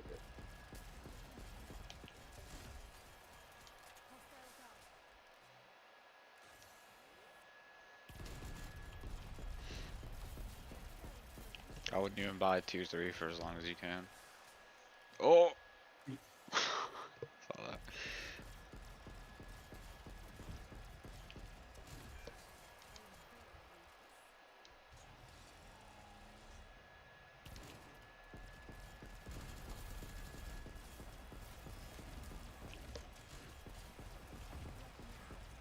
Fuck off of me, bitch. My reaction time's slow. Like, I know I had this insta kill, but I've been tripping, bro. I tell you, bro, I'm on another fucking level right now, bro.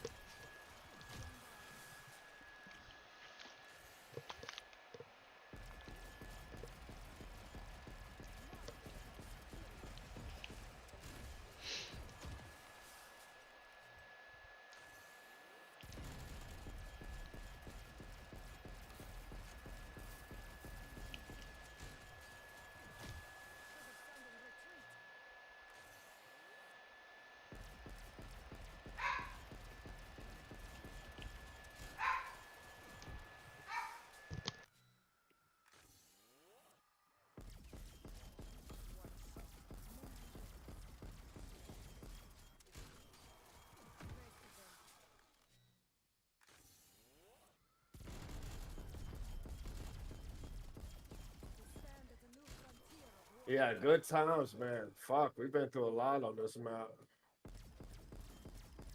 A lot of time, a lot of hours. Fuck, man. It's been a long journey, I'll tell you that.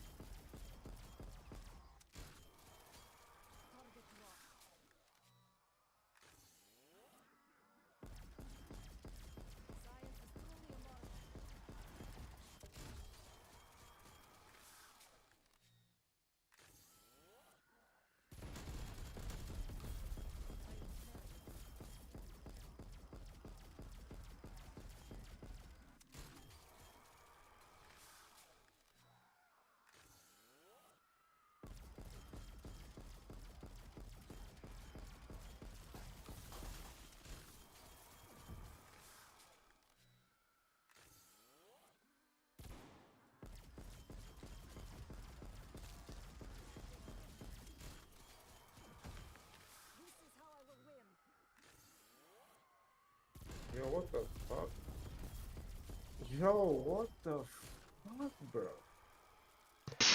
Bro. I'm going for the record. What's up, Flex? I'm over here dumb shit, bro. I saw that. That grenade. Oh my god, bro.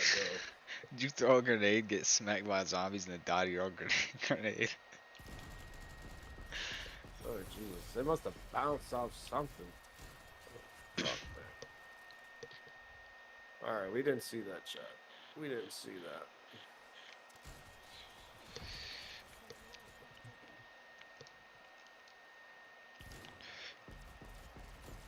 $935. I mean, man, I don't know how long. This is like the longest 935, even with support. So I mean, I don't know what, how long that would take. Over 200.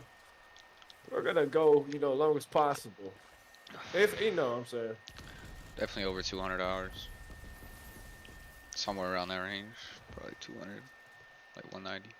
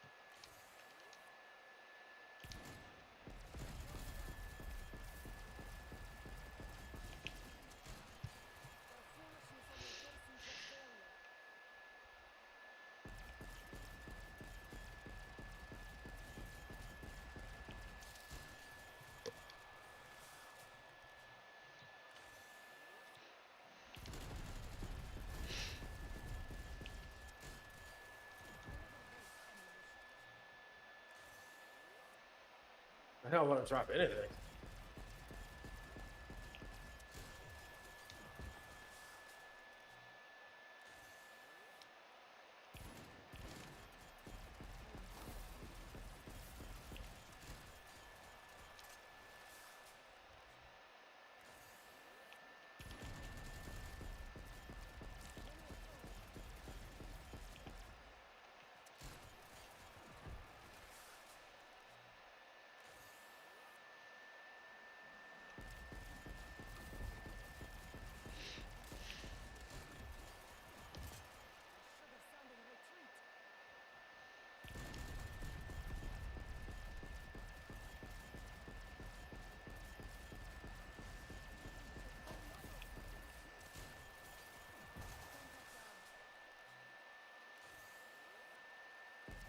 Still a one knife, by the way.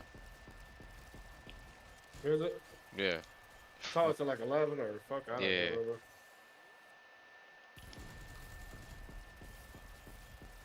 Whenever I do the first room, no supports, I knife a lot of the time. So it's like 10. Just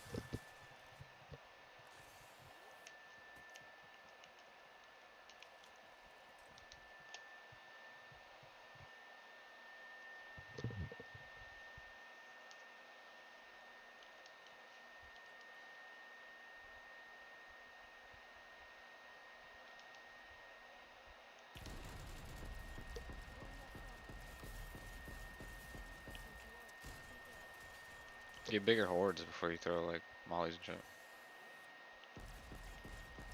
You say what now? Get bigger hordes before you start throwing shit. Well, I'm just trying to move fast. I ain't even gonna lie. Even if I kill more. Because if you're playing no without the perk, you gotta play like very conservative.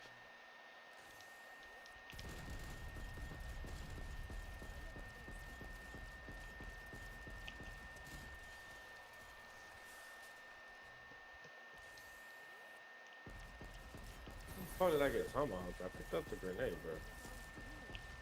That's weird. Oh my god. Alright, slow it down, Trick. Slow it down. Yeah, the new stuff for BO6, man, is quite concerning, Jet. It's actually got me a little nervous to, you know, on how easy the game might be. I don't even want to buy armor yet, bro. Yeah, I would. Up until 30, it's kind of pointless because they don't smack, they don't two-hit you until 30. As long as you just play safe and kill full hordes type shit, they'll be showing.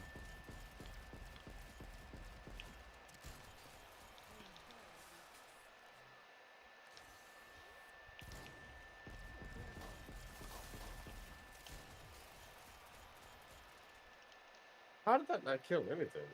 The fuck? That was a whole goddamn horde. Semtex probably failed.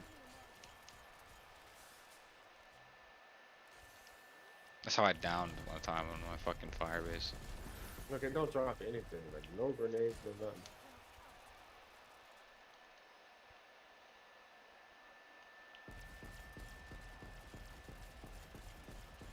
See what Jet said. Can't be easier than Cold War. It will be, bro. It will be. Yeah, it's possibly, man. It might be. With Gobblegums confirmed, it probably will be. We got Gobblegums gonna be a and field crafting upgrades. table. And crafting table and armor. Yeah, it's gonna be fucking stupid. They're gonna add a PhD and an M79 too. Yeah, that's fucking It's just gonna be full brain dead. quite concerning, man. They're already showing the Vault edition with fucking megas that you can get.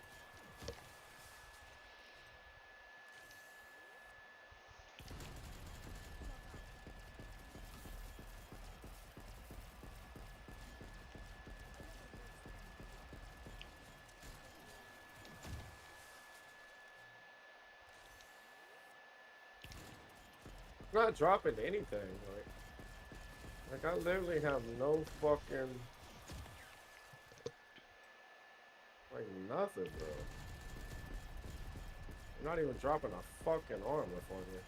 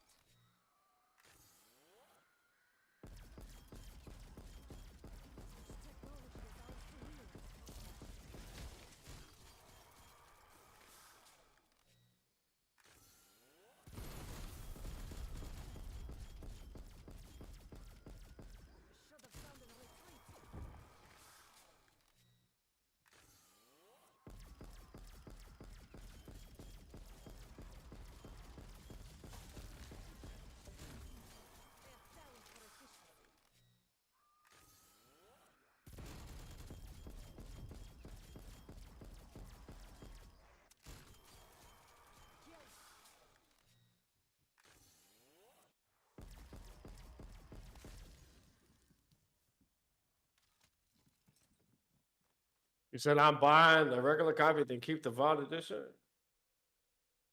They can keep the Vault Edition, yeah. I mean, I ain't gonna lie though. If the game's actually good, that's why I was telling Drain earlier. I will buy the Vault Edition, but I mean, I don't know, man. With all that stuff, it just makes it seem like it's gonna be very, very easy. I don't know what the fuck I was just stuck on, but I was stuck. And I have nothing. I have no frost blast, grenades, shit.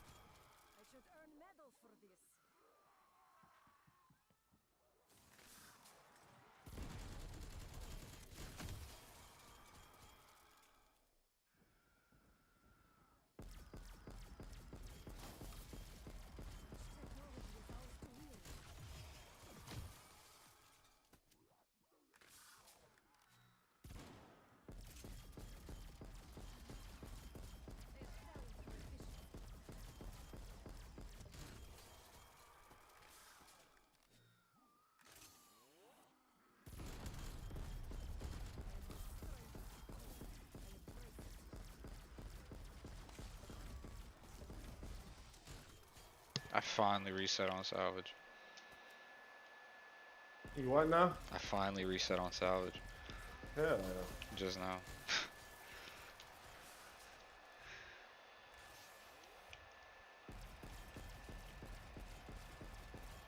Let's go, baby. Let's fucking go.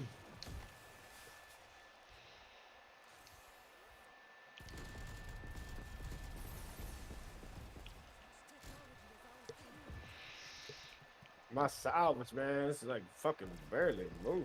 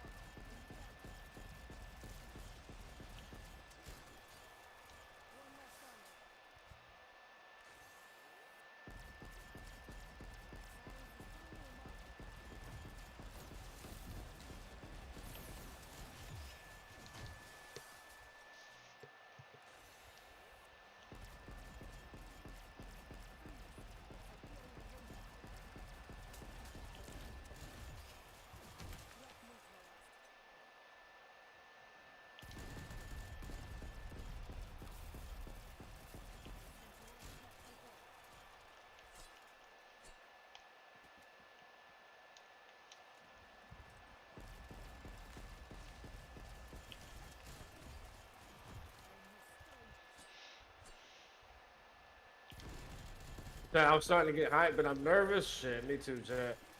Me too, brother.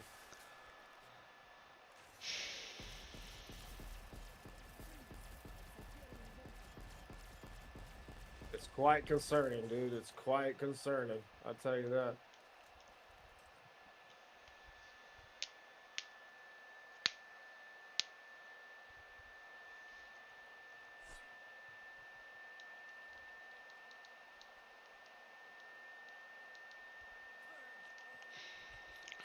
I'm about to hit my PB. Let's 611's fucking my go. highest. I got Tormentor on 610 right now. Hey, chat, we got Drain over there going for Mauyer now, baby. He going Mauyer. You know, he just did the fire base. My boy is doing big things and going for Mauer. Now, I can tell you one thing. He's not doing them 7-9, so.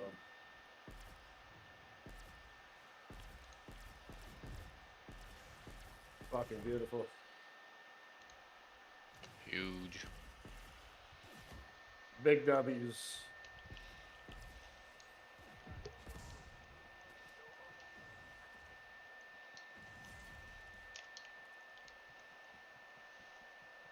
Damn, I ain't got no grenade, bro. Like, come on.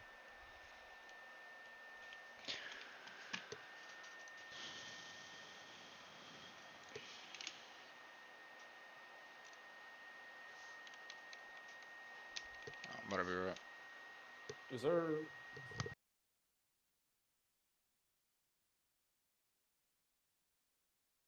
Oh my god, this guy's like fucking deadly as fuck, bro.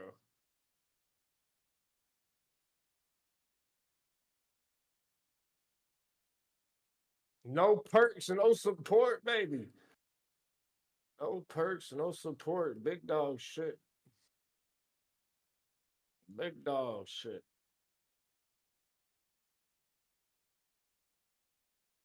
Oh.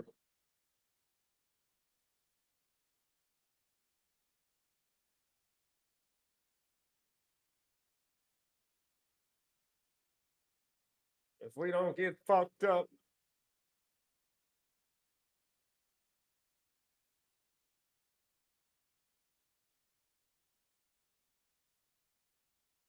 Whatever happened to the die game?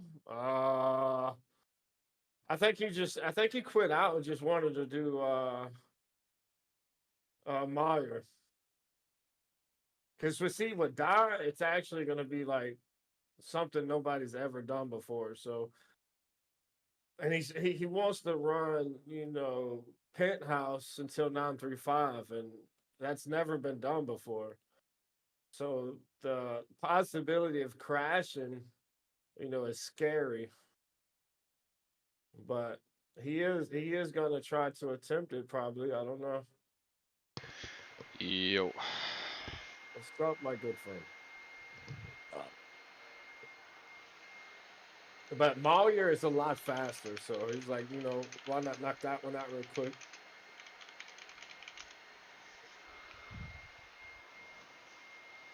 And the way he's doing it, you know, is even faster, so. He's literally playing with a fucking ray gun. He's not playing M79. Yeah. He's not playing Cerberus. He's fucking playing ray gun. No support, by the way. I forgot to mention that part. No support. So it would be the first 935 no support. Big dog shit. Big dog. That's what we do. That's what we do. What we do.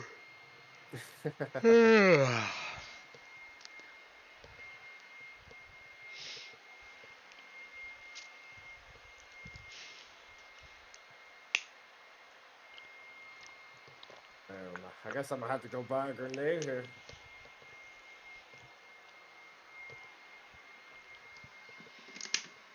Damn, I need And the first fucking 935 armor. with the ray gun. On Mauer. That is right. Yeah. First 935 using the ray gun the whole game. Across all the Actually, Cold yeah, War. true. 'Cause True Punch that. did it, but he didn't use the ray gun the whole game. Did it on Forsaken and on Die, but He stopped using the ray gun at like around 100 on Forsaken and like around 600 on Die. Right.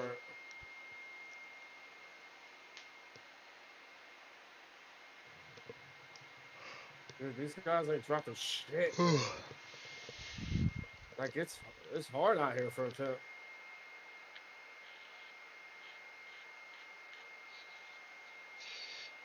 Because I mean, this record was done with the perk over there. You know what I'm saying? So they got extra fucking salvage drops.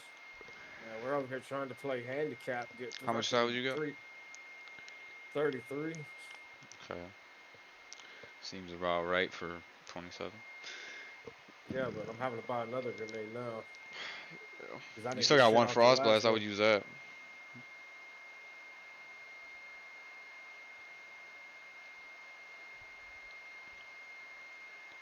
Look, they didn't drop shit that time either. Oh my god. They dropped one fucking blue and one green. Oh no, two blue. Hold on. That still ain't nothing. Fuck out of there. Yeah. If you have like one Frost Blast though, and it's this low of a round, I would still use it.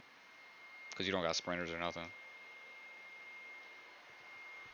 Like, you shouldn't die if you got fucking no frost. Damn, that Abomination smacking the fuck out of you, Jesus. Pimp slapping and shit. Pimp slapping. Yes, sir. They out here, boy. They out here hard. Trick, why don't They you hit ready. the portal? Hit the portal, chat. Just We hit need to. Hit the portal. Do you have the tool for the portal? The portal in the sky. The Trick got the fucking tool.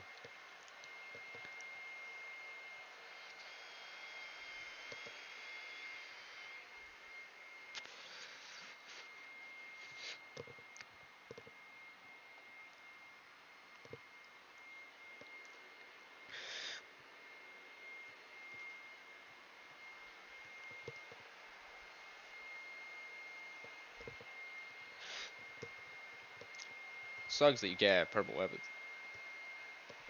Alright. That would help a lot on these early rounds. You use that bullfrog all the way up to like I don't even know. Probably at least 15 if it's purple.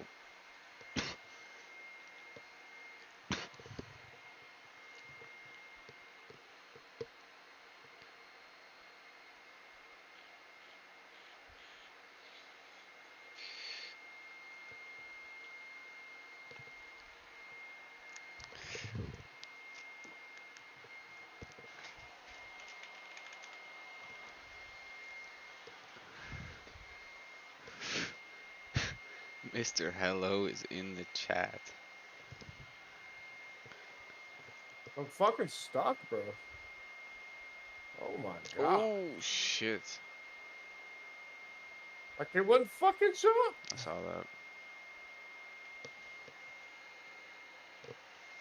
About to become a 2-hit with no armor. No, that's what I was trying to get.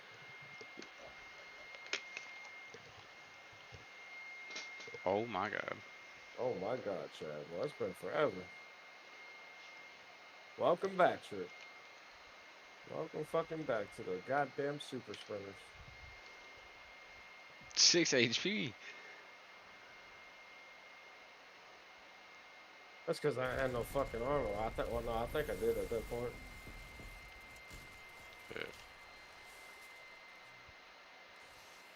Yeah, stems too, so. Gotta remember to use them bitches. Dude, they're just like fucking my armor, bro. So goddamn fast. I'm trying to find shit on the ground. You gotta find a spot you could hoard where you could like get them all up and just throw a fucking like get a nice like on die without getting fucked up. Oh my god.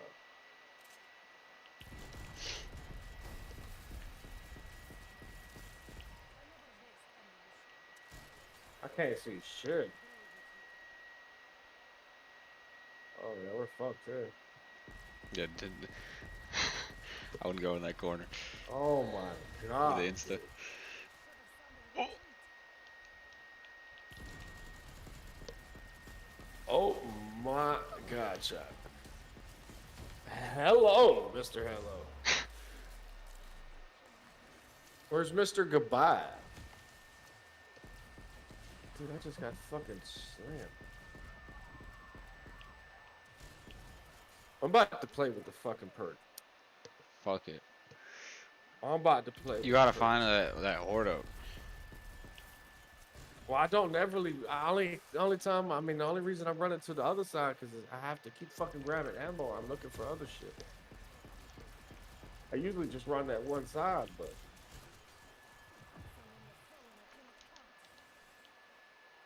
Look, chat, just so you know, I'm serious. Look, hold on, let me show you something. Turn that off. Look at that. Look at that game paused up right there. See that game paused up? Yeah, boy.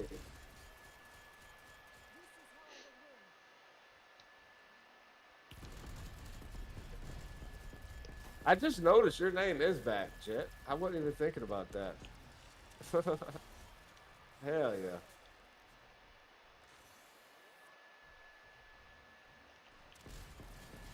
What round? Fuck, 110. But see, I changed another setting. So, I've been watching a few videos, seeing if anybody else had the issue. And, I seen different things. So I tried one of them. There is something else I want to try, but I don't know how to find it. Like, I tried to find it, but I couldn't figure it out, but we're gonna try this one. Let's see if it does anything. Ooh. Fuck.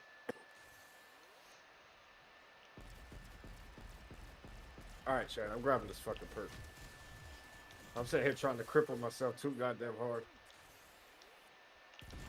And I'm having to run fucking crazy to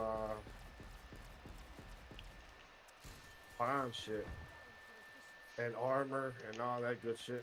It's just fucking with me. So I'm having to play like where I can't bind armor. I'm like literally waiting till it gets to the bottom. So I'm about to die to grab fucking armor. And I don't want to play like that. I'm trying to play fast as I can to the record, and then once I beat the record, I'll be more laid back and chill, but I don't want to take fucking forever, because it's only 122. It shouldn't take long at all.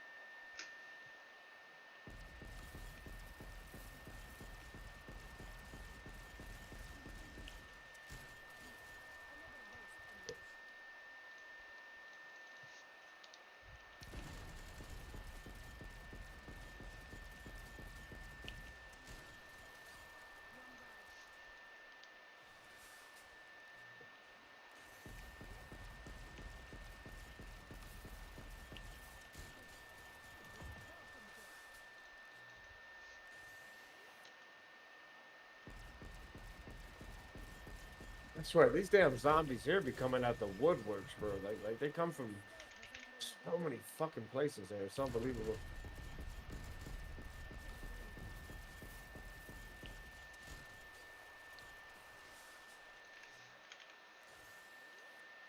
And I'm just hitting these nukes, man, because it's good, yeah. It helps out. Yeah, it's fuck it. We're not playing like for nothing fast here, but it's definitely gonna help out, so I ain't gotta use grenades and shit. Definitely hit all the nukes. And watch out on that insta-kill. Don't go in that corner. Right. Well, I wouldn't even like when you get the insta, make sure you have a full horde and then spray the entire horde, and then don't just like spray stragglers because you're just gonna fuck yourself. dude, I can normally get out. I don't know what the fuck happened there.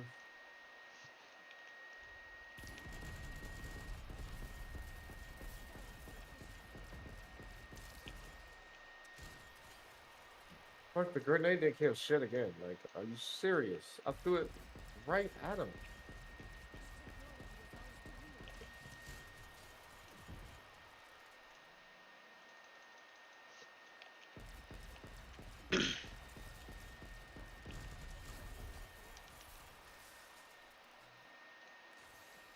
Yeah, Kino.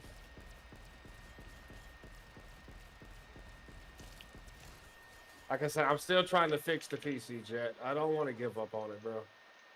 It's so fucking boring on the PlayStation.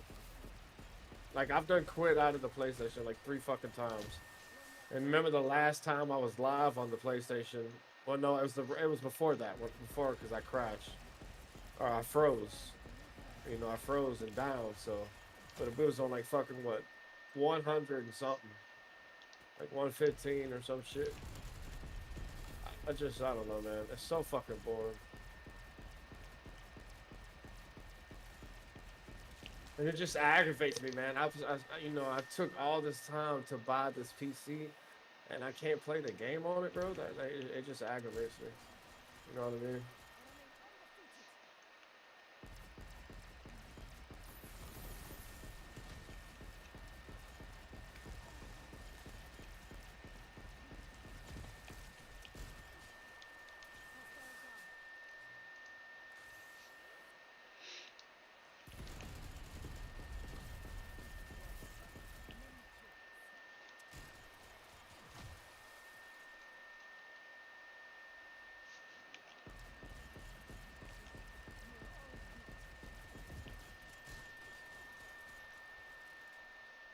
Dude, they're not jumping anything. Even with the perk, bro. Like, what is going on? Like, it's horrible.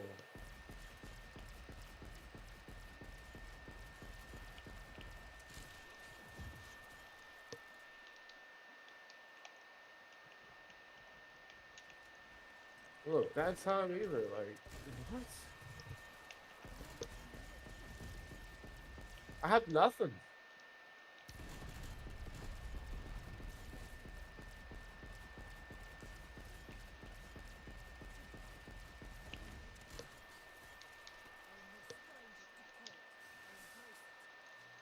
That's insane, bro. Like, I don't understand what's going on with the salvage, bro.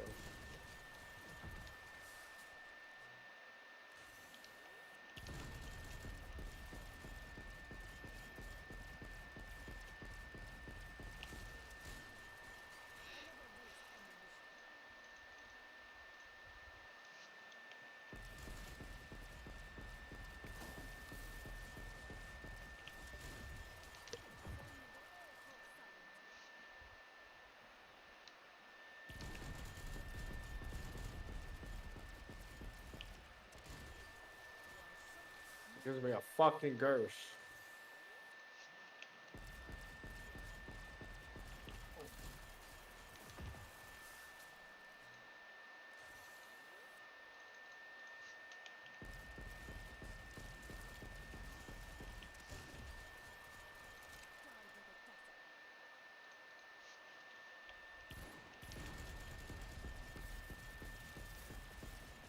I literally got 500 salvage, bro. Oh my god.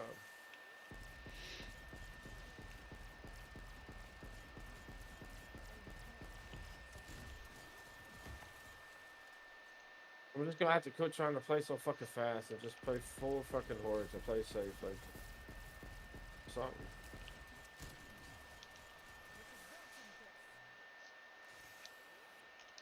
Until I get my salvage up.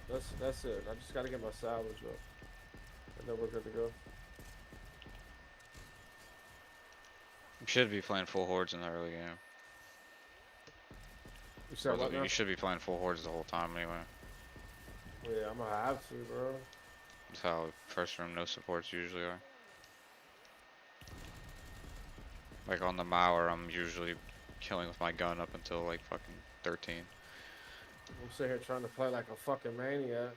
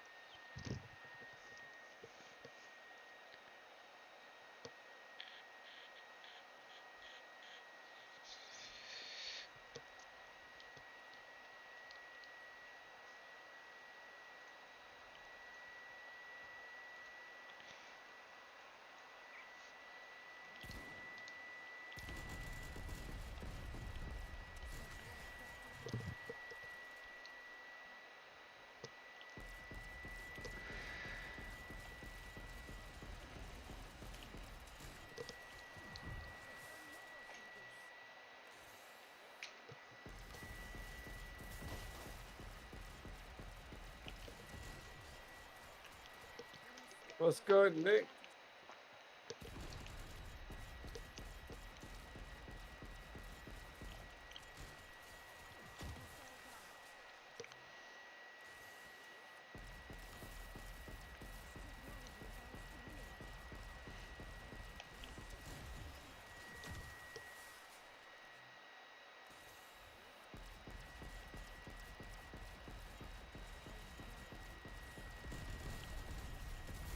I thought I had a grenade, man. Where the fuck did my shit go here? There we go.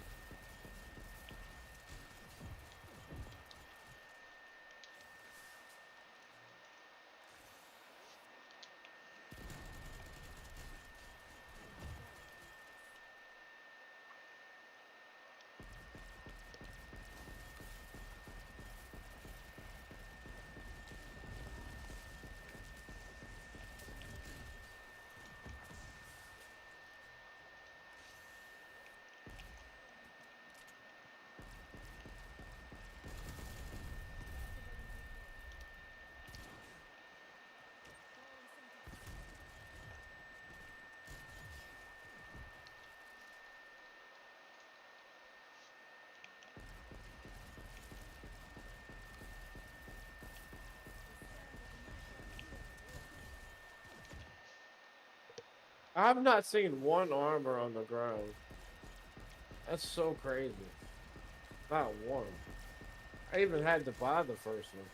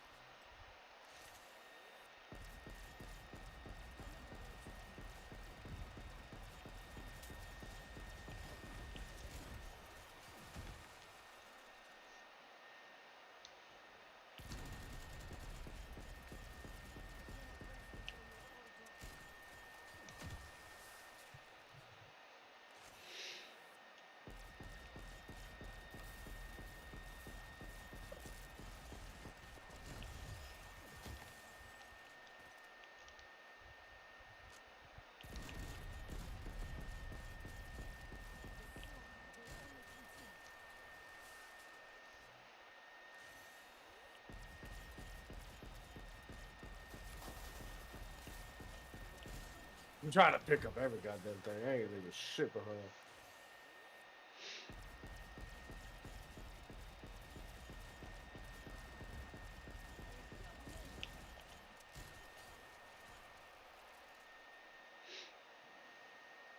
Oh, armor. For the first time ever. For the first time ever. Alright, let's go get a level 3.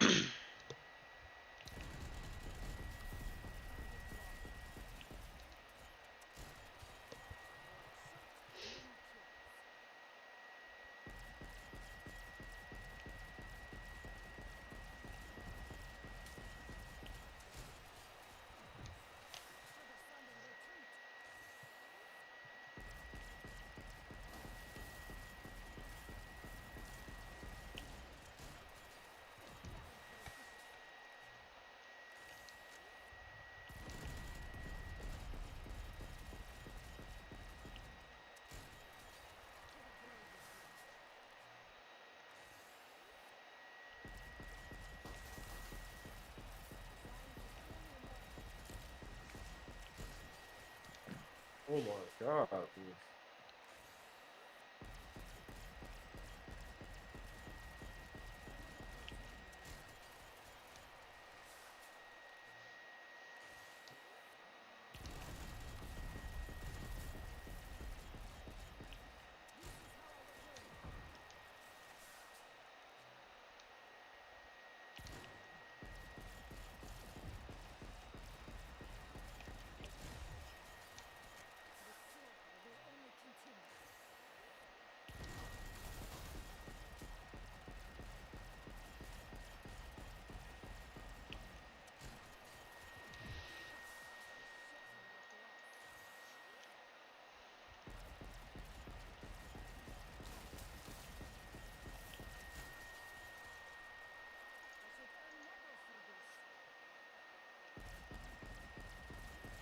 Here comes the Mangler. We'll get the Tempest, what, 30? I think. Good fun times, baby. Good fun times.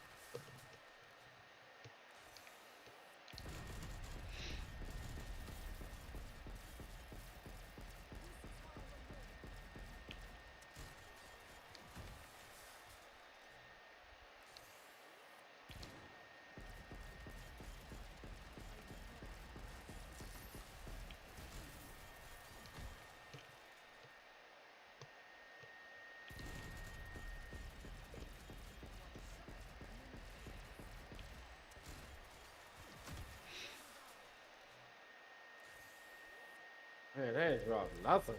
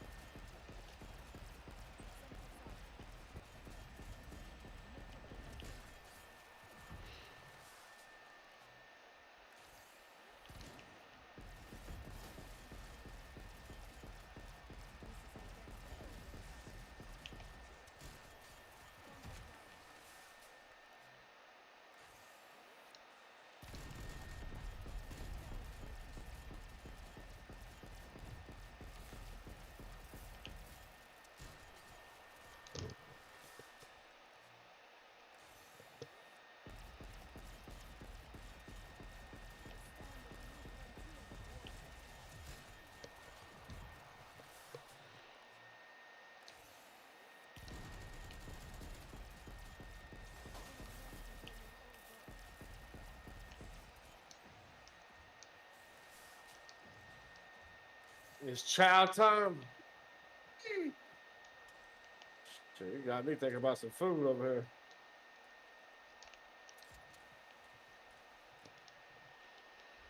I forgot about my fucking Frost Blast, man. I just been throwing shit.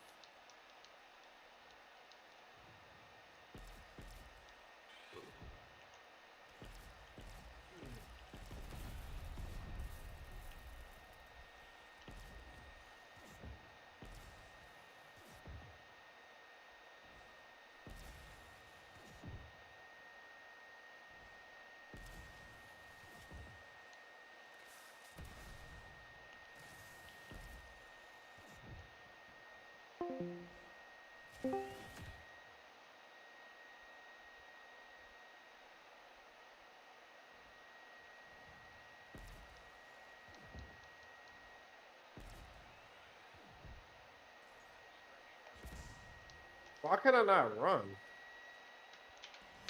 I couldn't run right there for some fucking reason.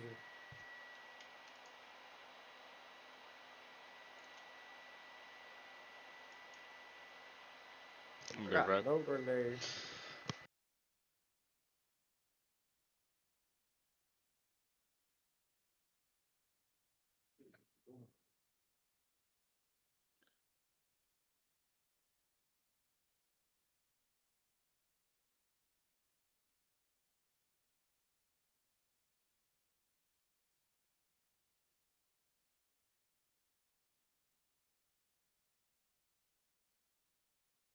I can't fucking see when he stuns you like that, bro. Like you can't fucking see shit.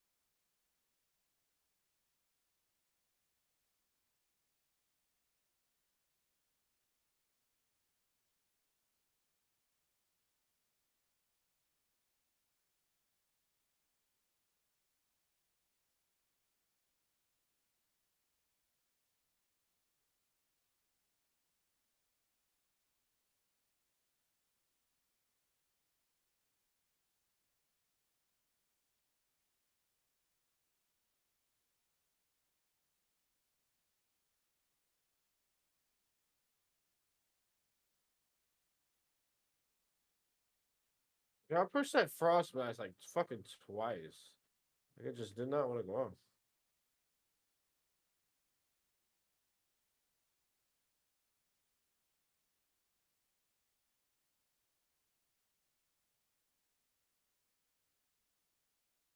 All right, there goes our Tempest, baby.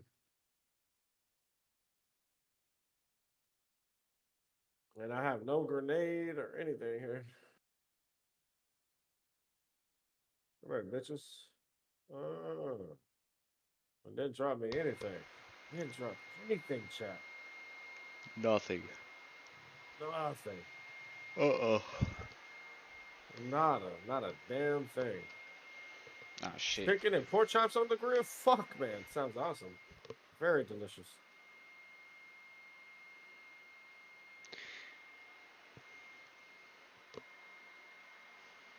All right, I guess we got to go hit the crafting table here.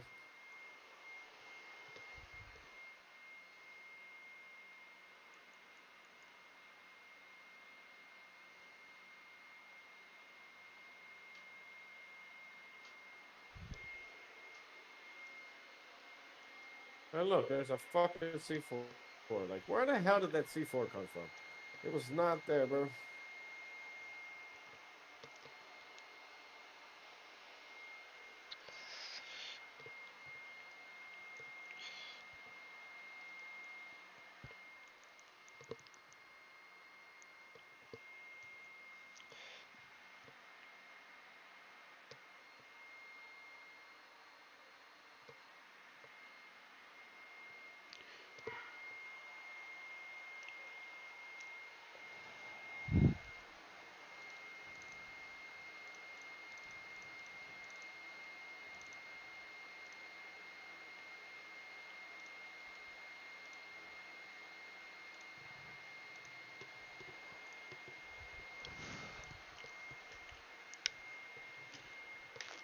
Wow, grenade kills nothing. Right. Get the fuck out of here.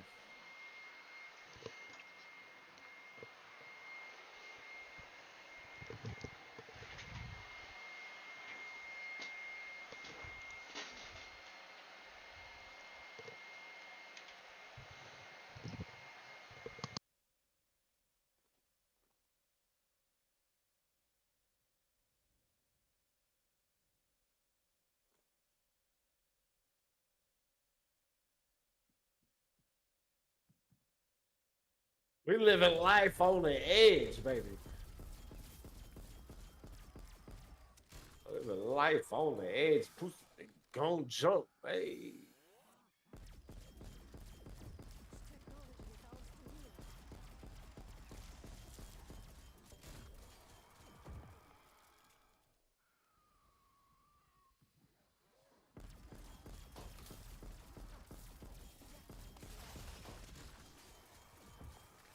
Man.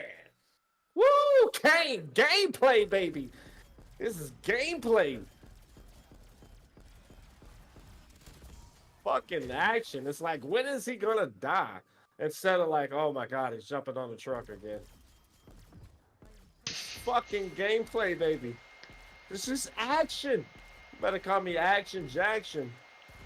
Whatever the fuck it is. We out in the field, baby. We out in the jungle.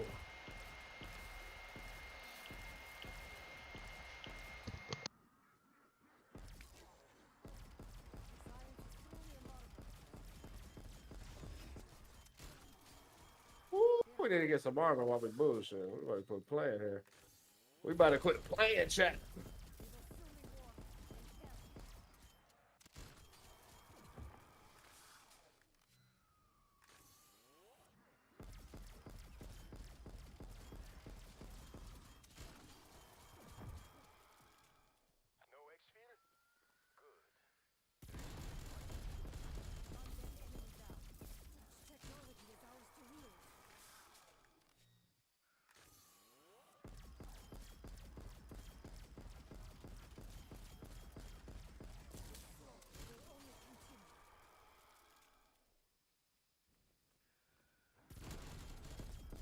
I knew that wasn't gonna fucking hit nothing.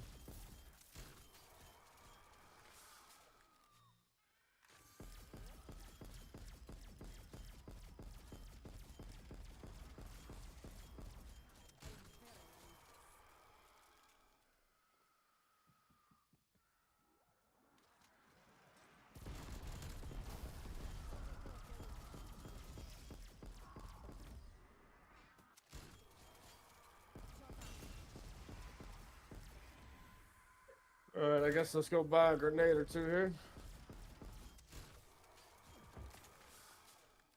One bucket of chicken at a time. Shoo! Well, I had some fried chicken early this morning, Jet. Good old fried chicken, baby.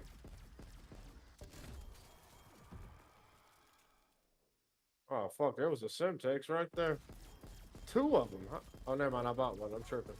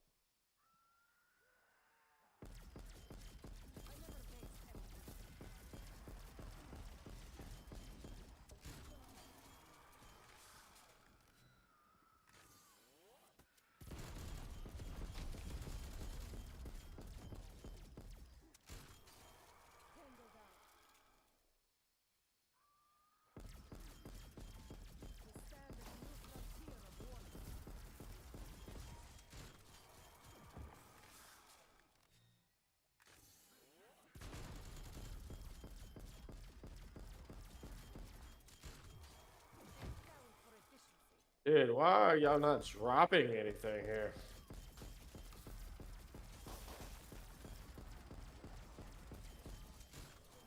I'm not asking for much, man. Look, I threw that Simtex and it kills one fucking zombie.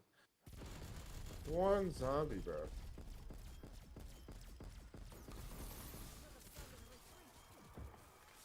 How about them apples?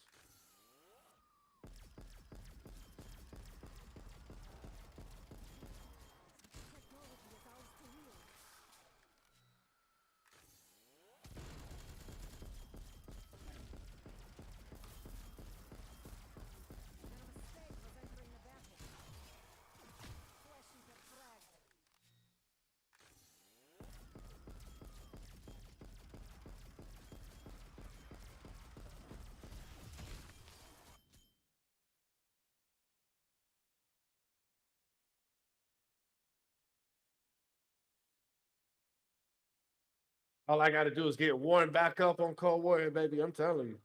Fucking game time, bro. We're gonna try to do, some side records on the PlayStation then for Cold War.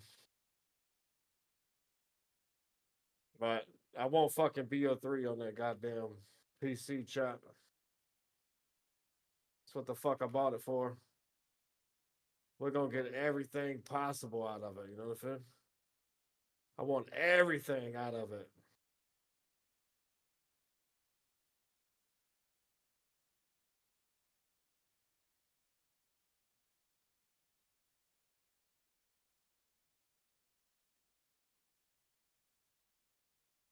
How did it kill one zombie again, bro? This game is tripping. I don't know how many grenades or Simtex I've done thrown and it kills one zombie.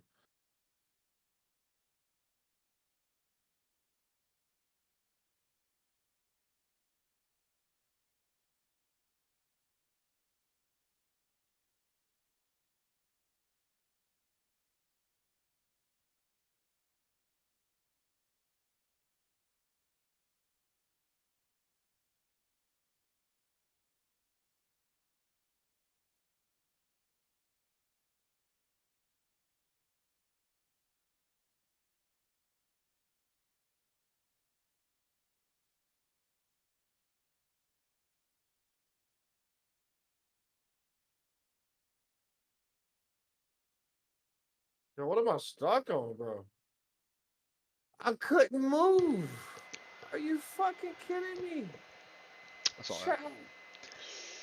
Like there was, I threw something, then I couldn't fucking move. Like what was on the ground that made me where I couldn't fucking move?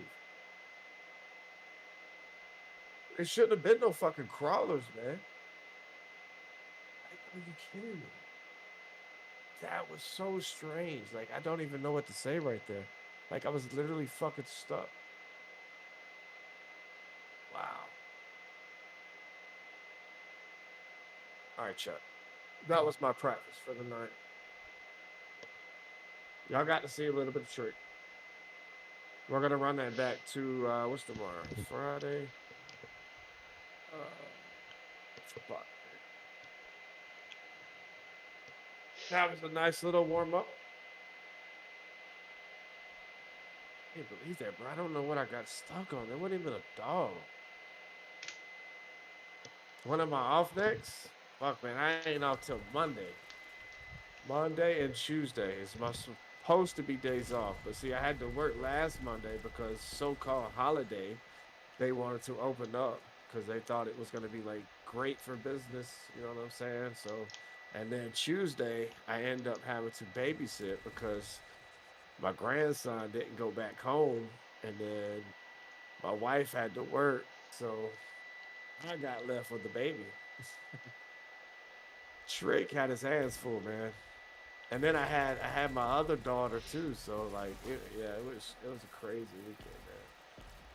Crazy week. But a Monday and Tuesday is supposed to be Mondays. But I know we've been kind of like fooling around, man, this fucking past couple weeks on Kino a lot, but like I said, we was just trying to get everything right. But I'm gonna try again, like I said. Let's see how it goes, but we're gonna try this Cold War too. We're gonna jump back to Cold War because I've been thinking, like, really, like, there's nothing else to do at this point, man. Unless I do play 255s and the PC won't allow me. So So we're back to just Cold War until Black Ops 6 comes out, and see if we can't, like, you know, fuck around and get a couple side records.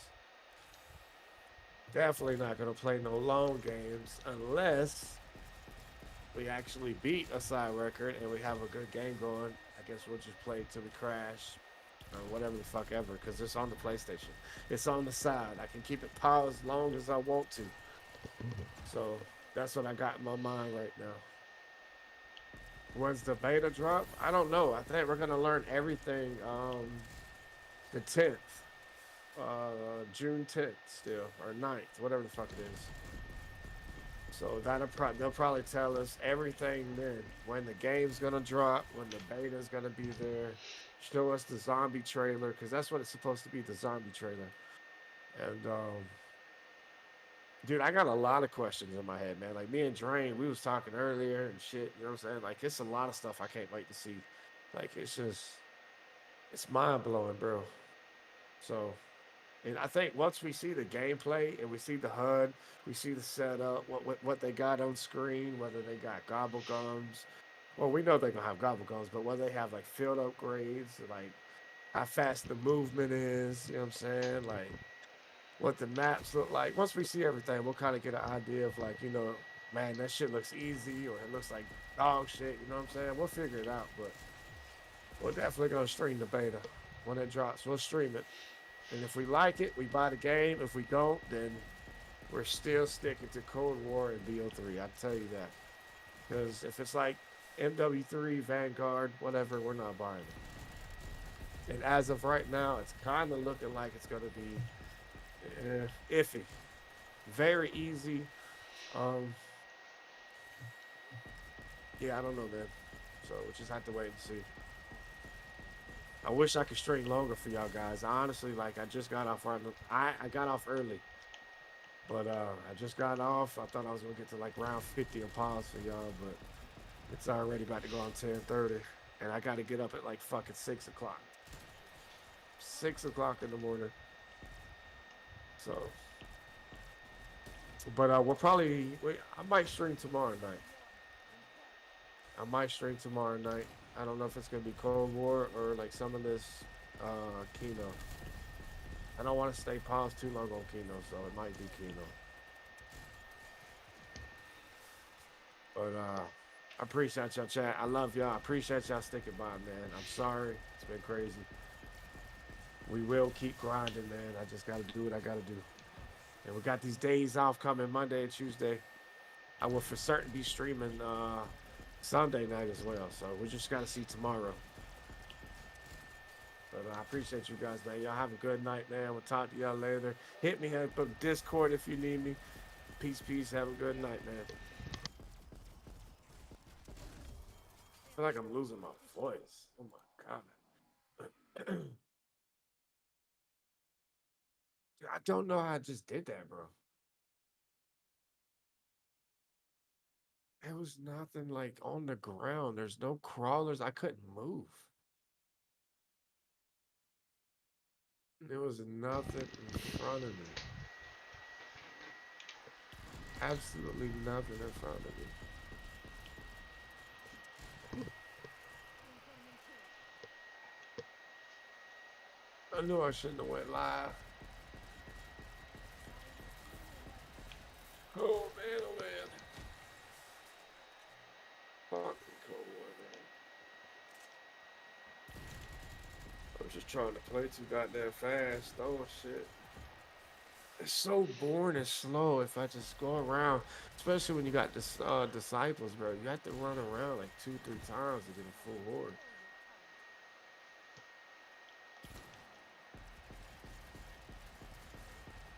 Like, that's so fucking aggravating. And then the grenades don't even be killing them. You know how the War Machine didn't even kill him sometimes when the fucking disciples got him. Like, and if you only got one grenade, bro, like, I wouldn't even, man, that shit's BS. Got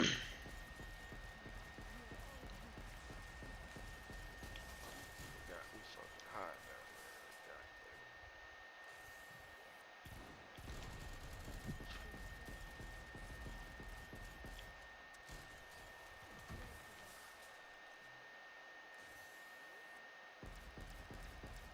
I didn't get past around 32. Boy, I feel like it's 3 o'clock in the morning.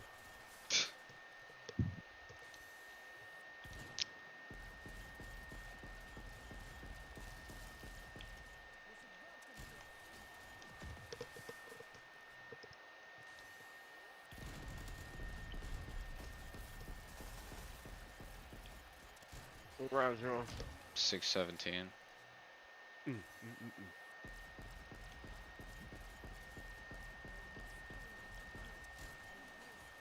6:18. Oh.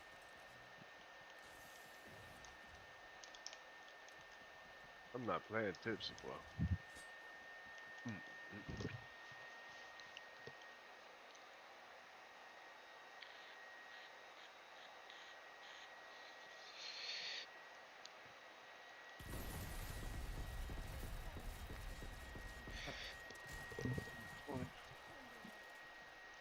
I'm about to hit 30 hours. Crazy. Just thinking about it, because I know when you started, you know, it's just like, hey, you don't put that much in it. Fuck. Much respect, though. I love to see you getting it, man. I love to see you actually doing it now. You, sir.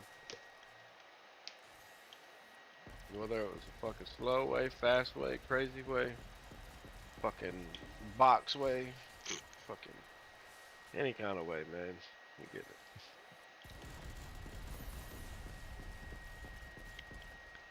Oh, fuck.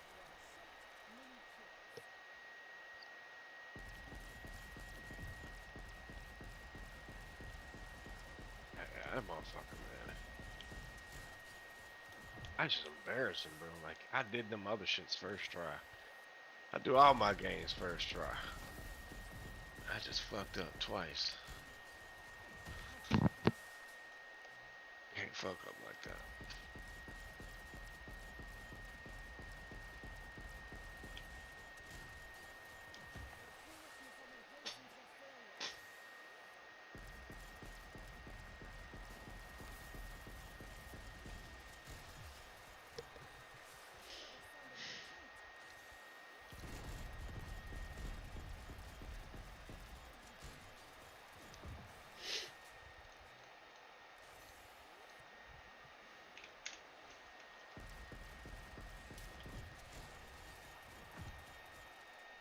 Wolf leader.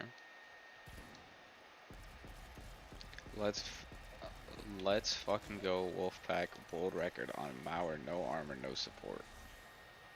Know what he's doing now? Yeah. Little did he know his record just got beat. He has no clue. But he's gonna play like he's gonna beat the record and quit out after like 50 rounds, because that's what he does. Or jump in there and troll him. But hello. That was a good game of Mario you did. I'll do that. No, I gotta be nice because he watches me. So you are being nice. Hop in like how I came in your chat the first time. Like, GG's, Yep. man. And just post the record. Yes, sir. Oh man, fuck, dude. I'm about to start midnight. Goddamn. I gotta get up early, bro. Fuck.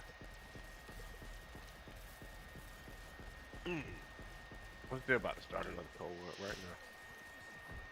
Let's rock that. See if I can't get like a fucking 50.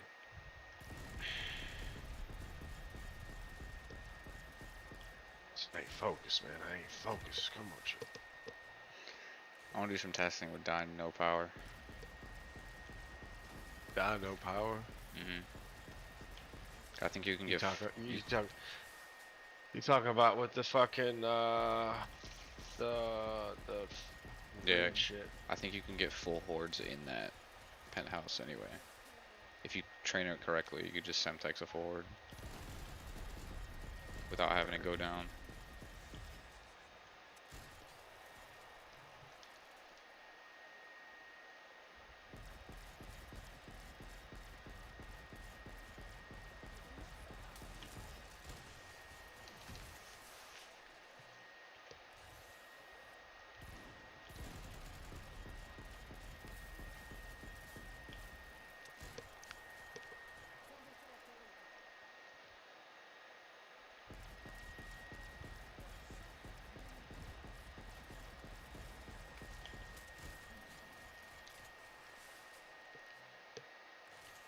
really trying for this no armor, no support. Give it up, buddy boy.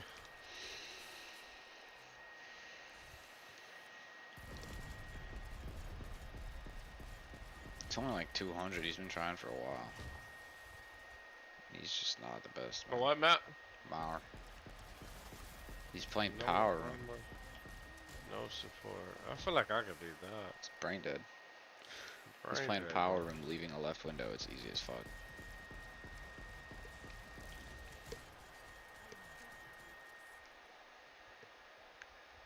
You can 935 that in this room.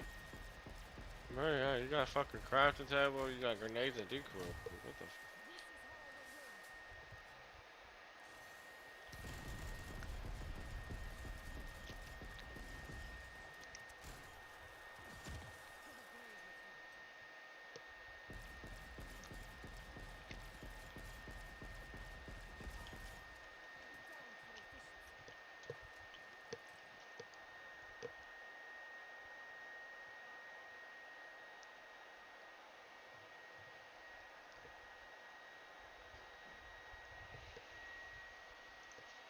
I'll be right. Alright.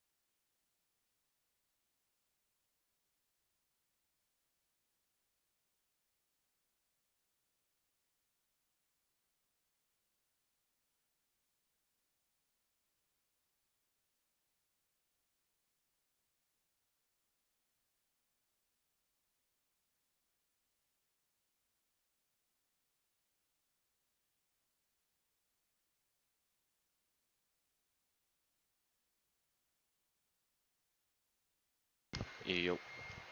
Yep.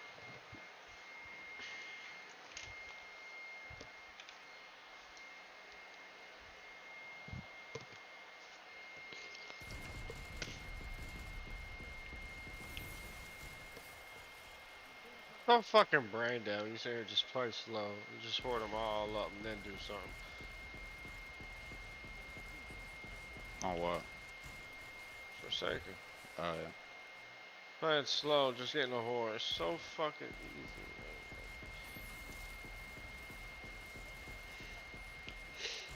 Like, I'm not even getting hit. I can just play that fucking slow keyboard. With that one whole fucking horde, and boom!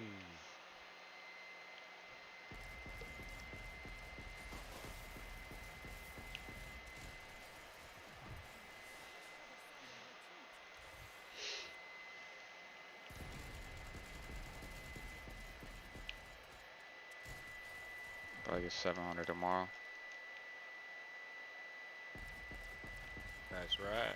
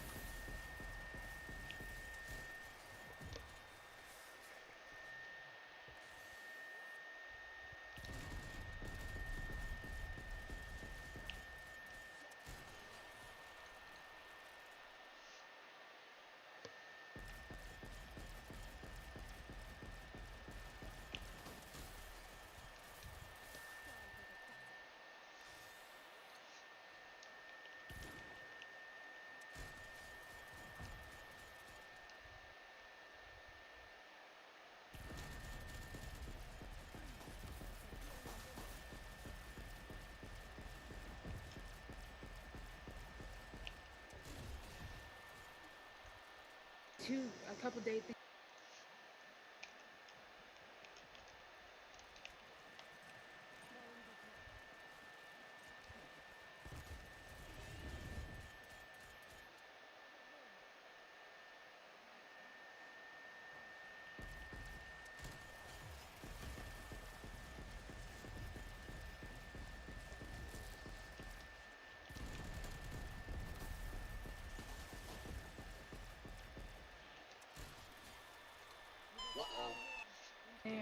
Oh, that was the sneak out. Oh, okay, okay. I got confused. That was the sneak you out from this. Okay, okay. Were you sober when you talked to this guy? Yeah. I mean, I do weed. Yeah. It's Colorado. Who doesn't? Do you do anything else? I mean, that's up to you. So, children up there? No. You ain't got no children? Nobody,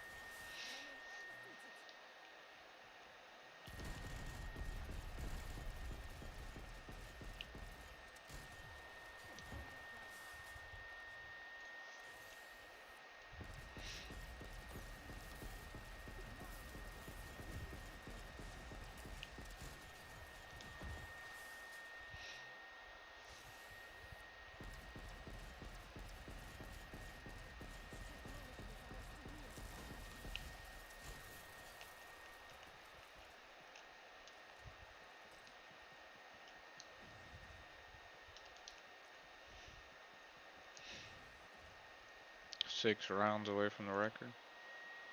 Let's fucking go. Yeah, let's go. I'm gonna send the stream.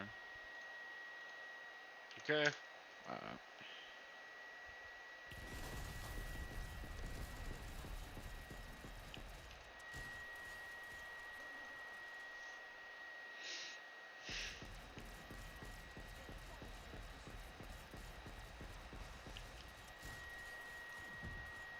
my god, dude, like this fucking perk ain't worth a fuck. Like it don't give you shit.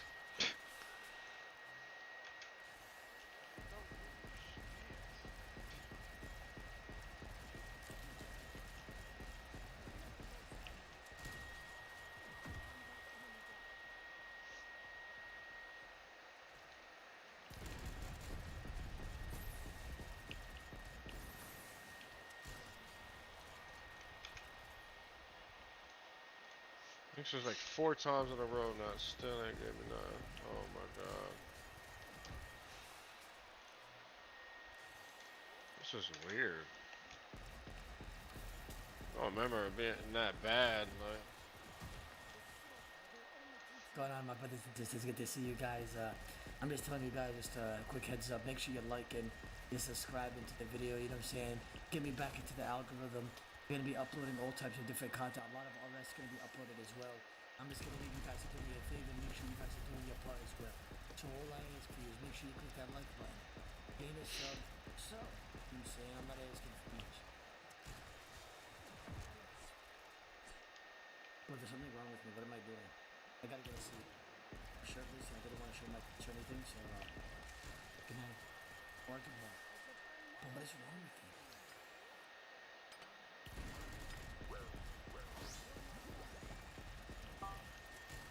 I'm still looking at stuff.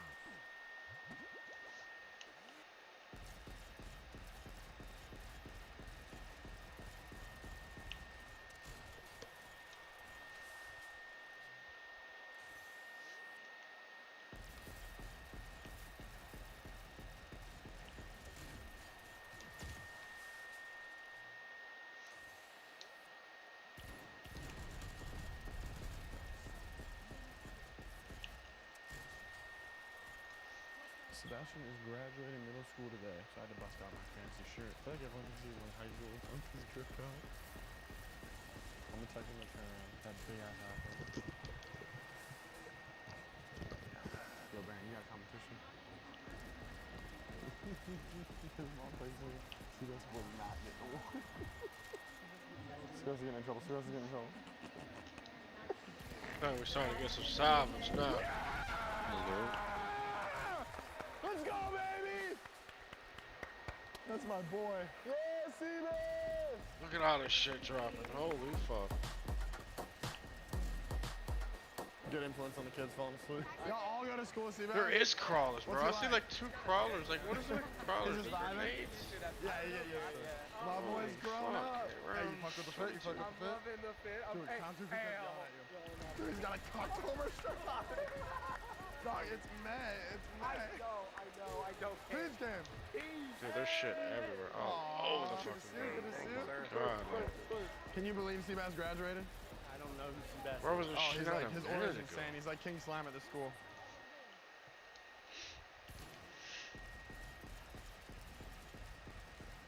This is making a world of difference. What? Like just having this perk and like getting this salvage now. Like holy fuck. I just dropping fucking 5, 6 grenades every goddamn one. I'm not getting hit.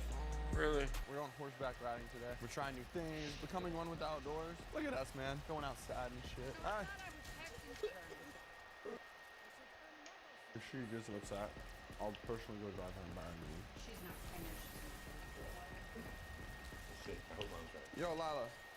Yeah. Do you care if I eat your burrito? You got like cottage cheese, miscellaneous things like this.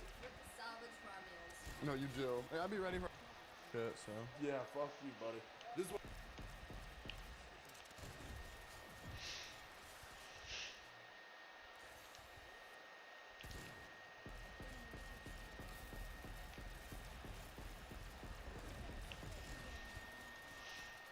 spot yet. I can't do it no more. I can't do it. My hair is in my face all the time. It makes just life f***ing annoying. I'm just gonna get precision at least cuts, at least like that. I can't do it. It makes everything just unenjoyable. 33 Everything is just not. I want to punch the air. I want to punch everything. I say, it's me, JC and Buck, play with us, you put his body in the truck, then we take him to the dump. And they know we play for keeps, and they know that we ain't sweet. Grab a broom, we finna sweep. O-Block finna clean the streets. Boy, you better grab a heat, or get put up on a T. Put your name back RIP, or your name get turned to weed. In the racket, ain't no pad. Any state, we on your... No matter what, niggas black. Fuck it.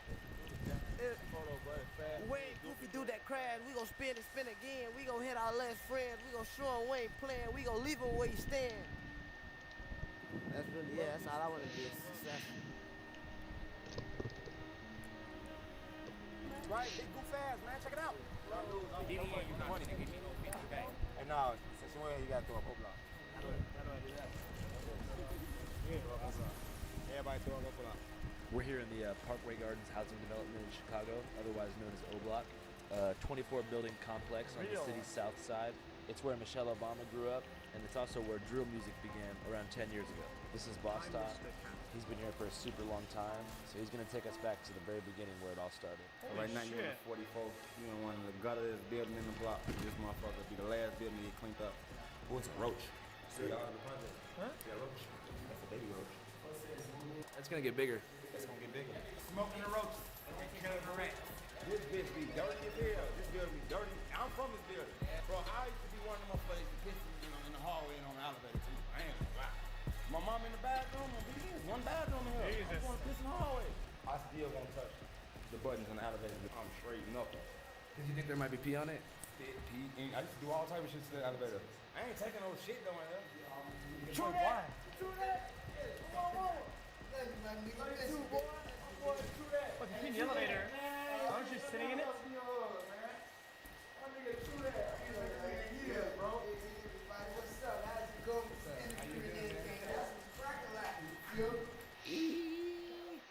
don't even want to be rude. Guys, this is like a prison. GDK. Come on. GDK. Folks came out there. Folks, the youngest GDK member. He invented that shit. To you, like, what is drill music? We started the word drill with our music. Like, let's do a drill. We started that shit. Like, how would you explain drill music to someone who doesn't know? Music that make you wanna kind of get outside and go just be outside. You know what I mean? Make sense? I thought drill was when you slided the. Get on going. So yeah, it turn you up. It give you adrenaline. Drill music is something that, I mean, in the grander scheme of things, you could see it when as you take the 808, a hyper-violent offshoot of trap. So yeah, it turn you up. It give you adrenaline. Drill music is something that, I mean, in the grander scheme of things, you could see it when you as take the 808, a hyper-violent offshoot of trap generally that, sort of like came out of a very specific.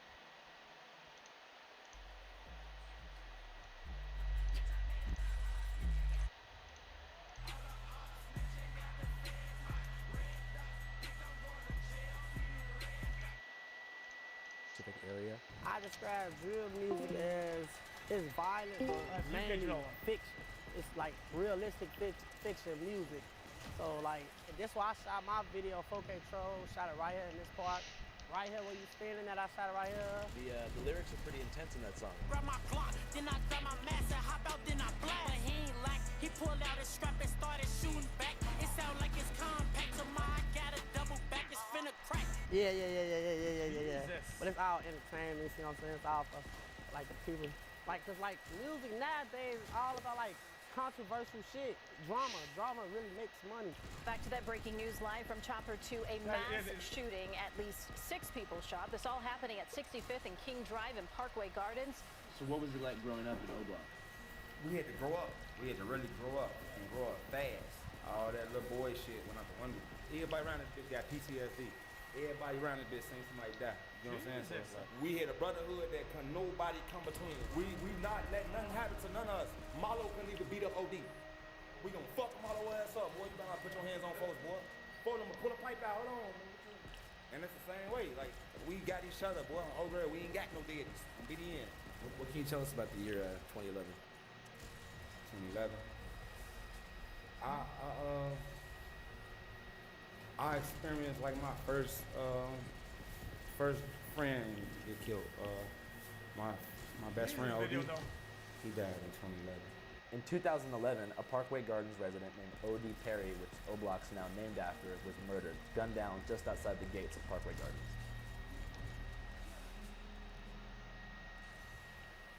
What was one of your favorite memories of you and O.D.? You know, man, I got a lot of them bitches though. Oh. He had this crazy ass dog named 50, bro. Oh, J Money, bro. I'm scared of that motherfucker. I'm not gonna skip. I like his documentaries or his like shorts. I knew that he's a good Bro, video. Let's see how it goes. That's right. Yeah, it's good. Let's go. Tripping. Motherfucker run up on me. Boy, it burns. Bitch ass on. Oh, right now to this day, I still don't play with people dogs. I don't give a fuck if that bitch is a chihuahua. Bro, get your dog for that bitch die. I'm game.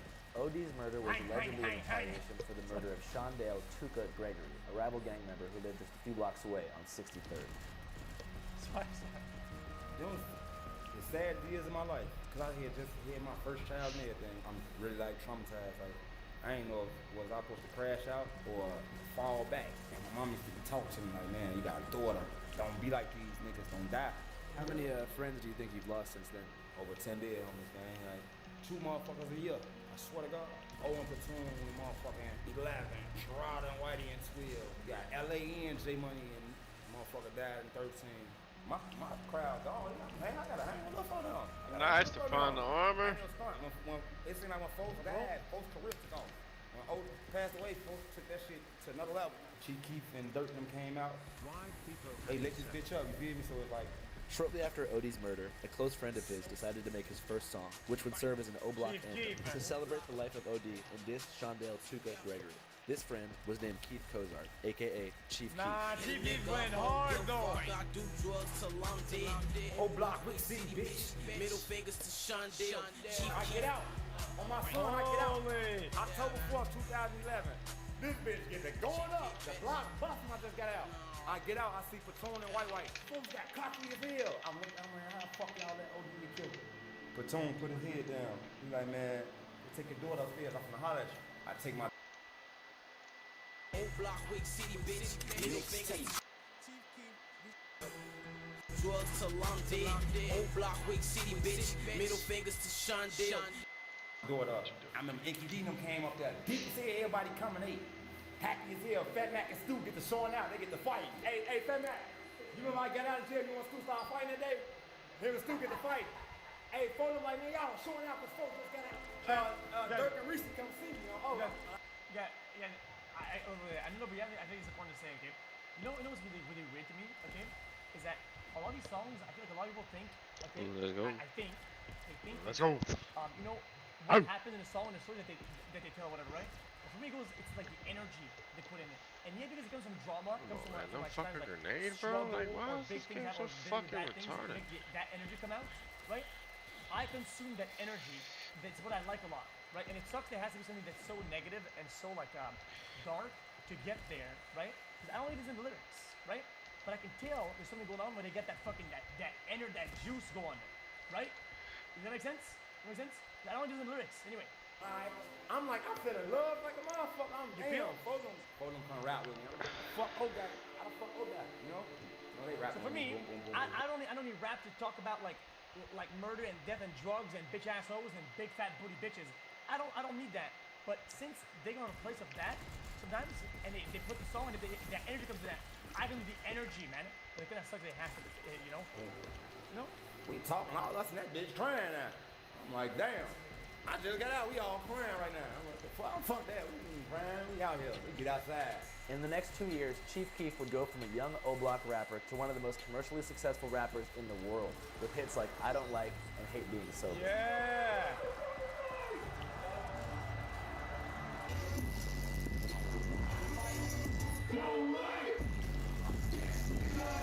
So yo, speakers down. Made it more like Chief Keef. So yo, speakers down. Made it more like pussy. Stop to black some hoes. Fuck wrong with y'all. And before you knew it, white America was doing the hokey pokey to murder music, and unknowingly singing along to the anthems of an actual gang war playing out in real time. For a year, the conflicts of O-Block were a mystery to the general public. That was, until one man came around and exposed the inner workings of Chicago's gang war to the world. So 2010, 2011, I'm in college, I'm doing commentary about hip-hop. I had some hot takes about Kanye and Drake and stuff like that at the moment. So I was kind of gaining an audience. And I remember when the drill scene popped off, and I remember doing a video on Keith, and I was like, I love the music. I'm reading the comments, and everyone was like, you're not telling the full story. guy. Okay, because I'm going in there and I'm doing a quick video, and I'm like, yo, all his ops is dead. You know what I mean? He's dissing them. It's over. You know what I mean? Like, these guys, we don't even know their names. And everyone was like, well, no, they're not dead. And actually, the guys who he's dissing just killed his guys. They were talking about people like Lil J. Screaming fuck, oh fuck. They were talking about the FBG gang. Nigga, fuck T-Roy and OD them dead bitches. I'm like, yo, nobody knows these people, respectively, because they don't have a hit song. Chief Keef is going crazy with his songs. So I made this page called The War in Chirac, and I started covering basically just constant feuds that were happening. It's your boy DJ Academics, and now in from 5 seconds. Really?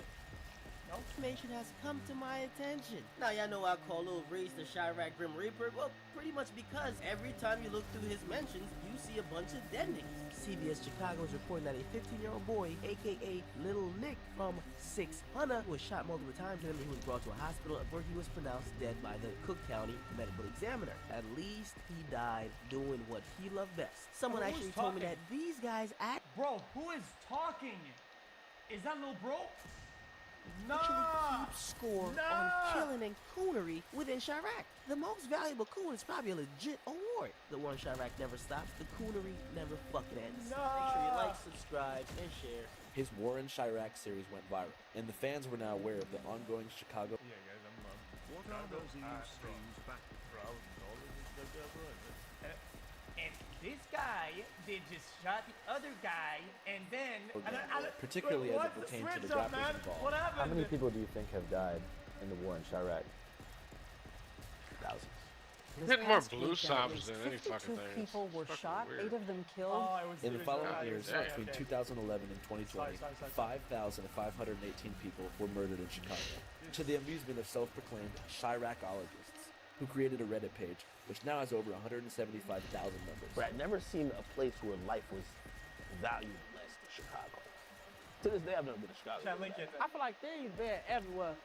Things just bad in Chicago because this shit came like a movie to people. Like when it first got famous, people started it was like we was characters. Like damn, No, like not you gotta that. be like an assassin. Drilling itself is an energy Oh my God. that once people latch onto that shit, and you become invested in the story. It's like a soundtrack to a movie, and it sounds bad to say, but it's a soundtrack to a movie that you're watching live. You know, I'm looking at this not on some voyeuristic, oh shit, this is like entertainment. I'm like horrified. What I try to do is satire, hoping that people could look at that and be like, that looks ridiculous. These dudes, they're disgusting, right? People took it and they ran with it. Everything I thought that people would be like, yo, this is some sick shit. We have a bloodthirsty audience, especially in music. The more people die, when someone gets... Yeah, this is how I feel about AK's voice on there. Yep, that's the one. If I wouldn't have slowed down, y'all not gonna catch me. And let me be in that new scat pack out and jerk off on y'all, dumbass. You two fuckers just made the biggest mistake of your lousy career. Locked up, their streams are through the roof. Music sales, going through the roof. Trust me. I was a driving force in getting some of these guys, other than Keith, eyes and attention and ears to some of their stuff. Did you feel responsible for inflaming gang tension on the streets by covering things? Hell no. But let me tell you, this accountability is hard to take, man. They say, yo, well, you gave people a nickname. Well, you gave someone a nickname, Grim Reaper. Some other guy is going to start killing more to try to get that nickname. And I'm like, I don't believe I caused any murder. But if my videos, because they were popular, instigated any two parties, I'll take blame for them. But motherfucker, if you picked up a gun, I'm not taking blame for it. Right? When I started covering War in Chirac, niggas was dying every day. I was on Twitter watching people bleed out, and I was like, I can't believe this is... Like, people getting shot like dogs, bleeding out, everybody filming it. And then you go on social media and everybody's saying, I'm smoking on the pack. So you gotta take blame for you doing that. The parents gotta take blame for not being in the kids' lives. The cops gotta take blame for them basically just like throwing their hands up in the air and saying, let everybody kill each other. Like these motherfuckers, like everybody wants an easy scapegoat. Listen, stop acting like a bitch ass nigga and just fight, bro. Leave the pipes alone, fight. Oh, it's so fucked up now. It's like a 12-year-old just said, pop you. So another 12-year-old. You like, bro, just fight them. Why do you think that happens? Yeah, motherfucker think it's about being a shooter or a killer. Music played a part. I'm gonna go buy a But grenade. music 100% why everybody doing this. It's your fucking mama and your fucking daddy. You get what I'm saying? It's your mama and your daddy, bro. It usually be your environment, but it's your mama and your fucking daddy. It's not how you get raised, bro. Like, raise your fucking kids right. I don't think it's drill music at all. I promise you. If we used to take drill music away right now. Holy shit! How this guy is spitting so many facts?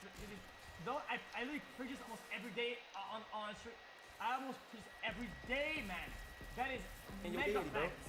facts. It usually be your environment, but it's your mama and your fucking daddy. It's not how you get raised, bro. Like, raise your fucking kids right.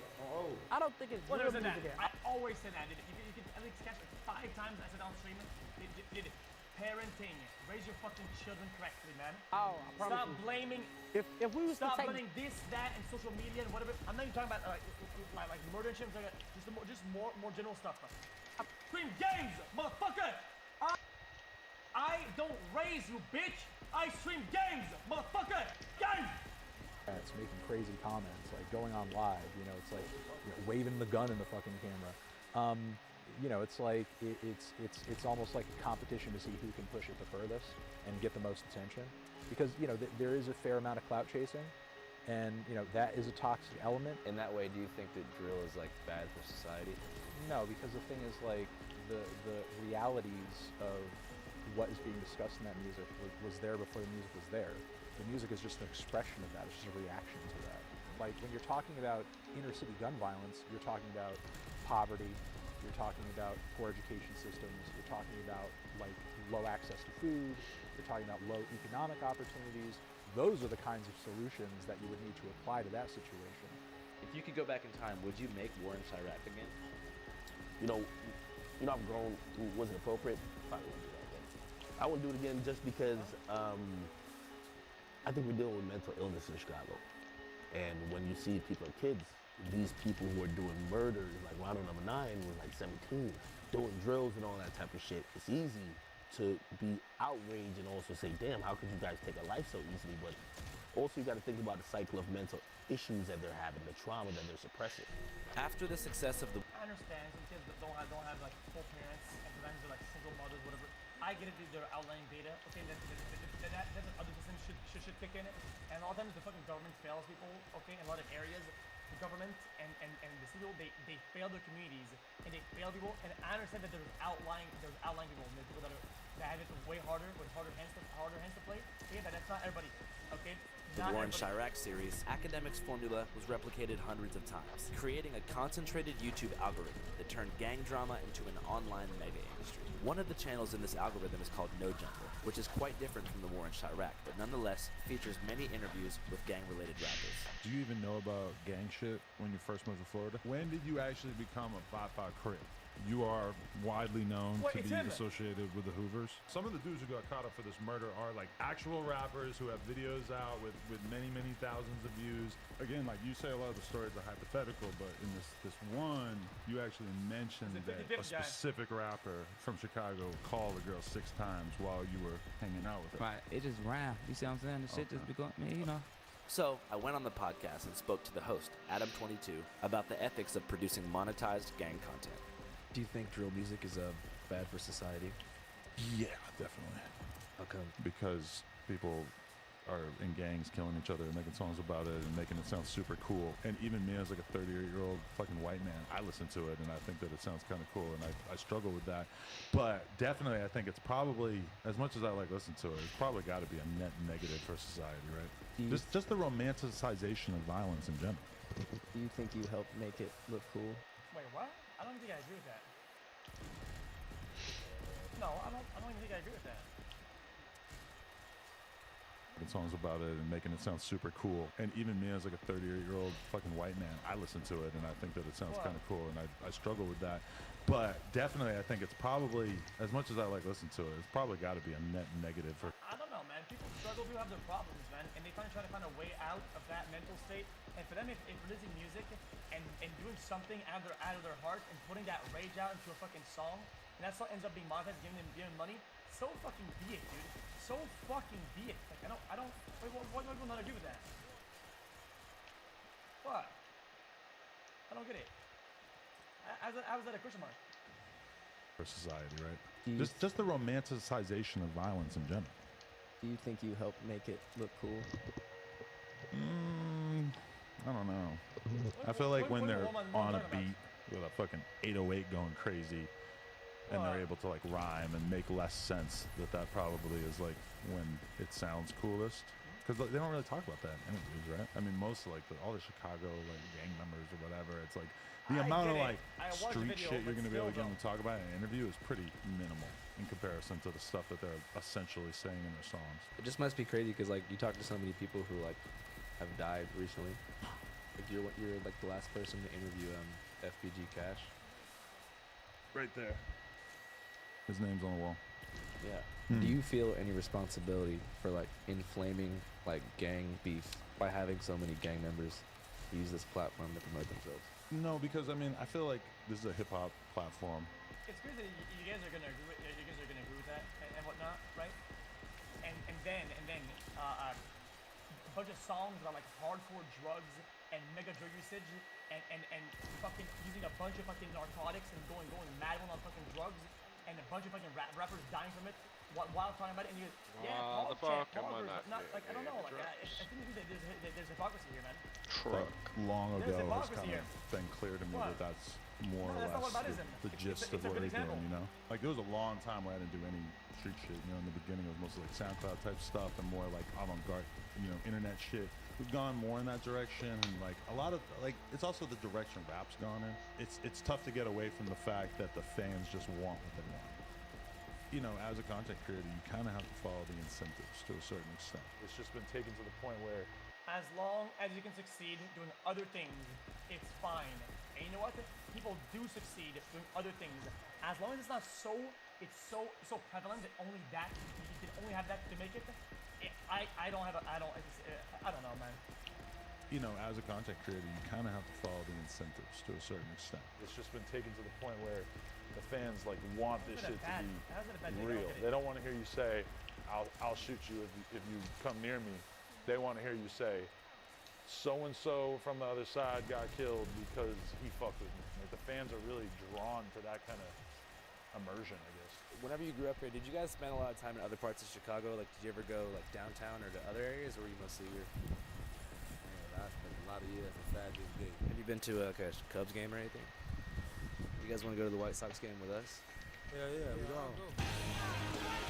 White Sox, go White Sox! Let's fucking White Sox! Go Sox!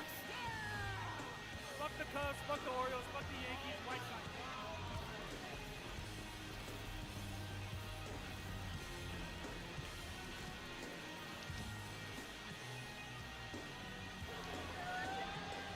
White Sox! White Sox! White Sox! White Sox! White Sox! White Sox! White Sox! Go Cubs! White Sox! White Sox! White Sox! White Sox! Why is there a random pixel on the right side of the screen? They represent the Southside pride, that blue collar Alright, my man. boy, I'm about Like, to hop out, Southside is brother. way better Alright, than I North gotta get up, Side. bro.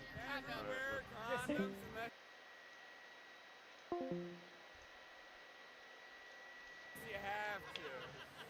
What's the situation in which you'd have to use a condom? Every time. Never. I'm married, so I haven't actually used condoms in 15 years. Raw dog says Jack Harlow. Jack Harlow only. Sorry. What? What do you think about condoms? I think about condoms. I got 6 kids right there. Raw dog all day long. Jack Harlow is not my type. What makes White Sox fans different from other fans? Sometimes they wear white socks, but not on a regular basis. Loyalty. Why? Why? Are you guys from Chicago? No. No? Exactly. What do you think your most controversial opinion is?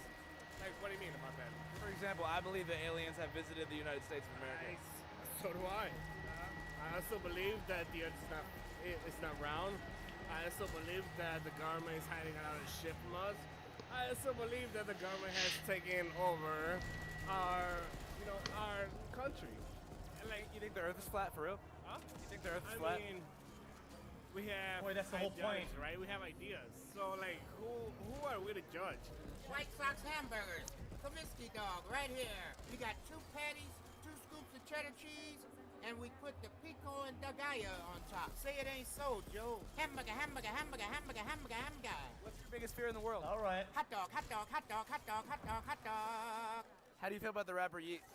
He's alright. Can you name 5 songs? Turban, mad about that, sorry about that. Money is so big, and what's it called? Poppin'. What's it called? Poppin'. What's your favorite thing about Yeet? Poppin'. It's the music. What would you say if Yeet was here right now? Come on, Yeet, answer the goddamn phone. God damn it. We love Yeet. We made it. We actually made it here, guys. Fucking drink to that. We are like the epitome of sperm. We are sperm at its best. You're a philosopher. I consider myself a philosopher. Yes. You guys want to hear my whole philosophy? Yes. Oh shit. Oh yeah. Oh man, dude. You gonna go in, bro? What is this guy doing? Fuck, man. This is my philosophy. Move. You just saw it happen. I didn't know that guy. I could not associate with him of any particle of my own being, but I let him go through because he's a fellow human being, you know. So his agenda, you got to consider that. If he wanted to go through, it wasn't. I don't know what I know. Like you know, like negatively imperative to me, so I let him through. That's what I think we should all do, you know. Try to fucking make it better for everybody, if you can. Different team might be the same team in the long run. We don't know. Might be different teams right now. Could end up being on the same team, but you know, right now he's not on my team because I don't know who the hell he is. But we're both at the Sox game, so I guess we're not on the same team in that sense. For sure. Definitely do it. I'm ready for that.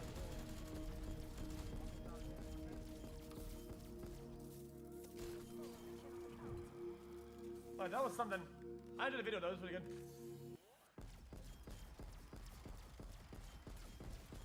Interesting. Okay.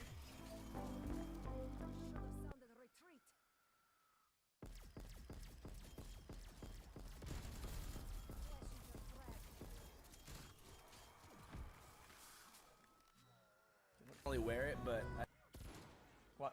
And my favorite one is the loneliness. I think this one is really good. Loneliness is really good. Great video. Absolutely fantastic video. Should watch it. Should watch it 3 times 0 already. I don't normally wear it, but I think for the Lyrical Lemonade Festival, it makes sense to suit up. The fastening of the trousers.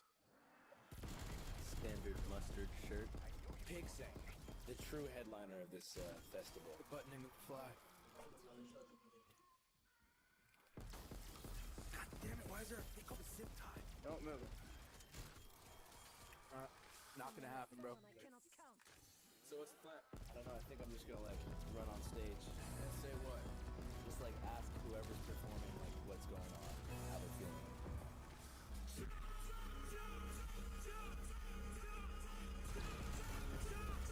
How we doing? What? Are you having fun? Bro, I'm having so much fun with these Yeet fans right here. They're such a bundle of joy. Who's Yeet? I'm not sure, honestly. Some dude who made a Minion song, I guess. Security! Get this motherfucker off the stage! Security!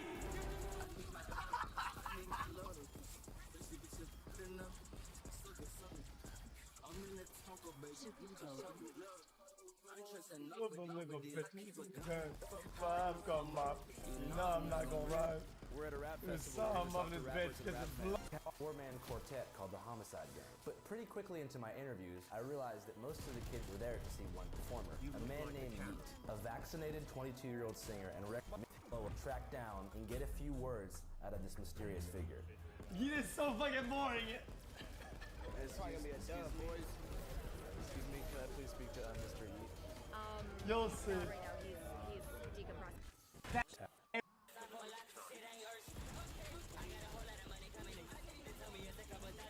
don't know where I'm at. I'm for you. Oh my, dude, this is a revolution, bro. I am Yeet's biggest fan. Yeet is everything, okay? Everything? He's amazing. He's Yo, amazing. hey. Right? I love him, like genuinely love him with the bottom of my heart. Yeet's my daddy. What do you think's more important, Gandhi? I remain undefeated.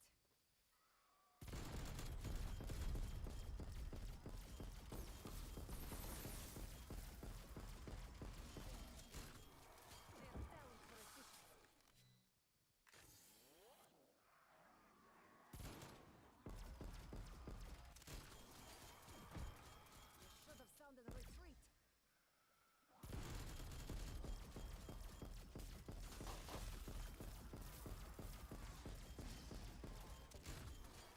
I never waste ammunition.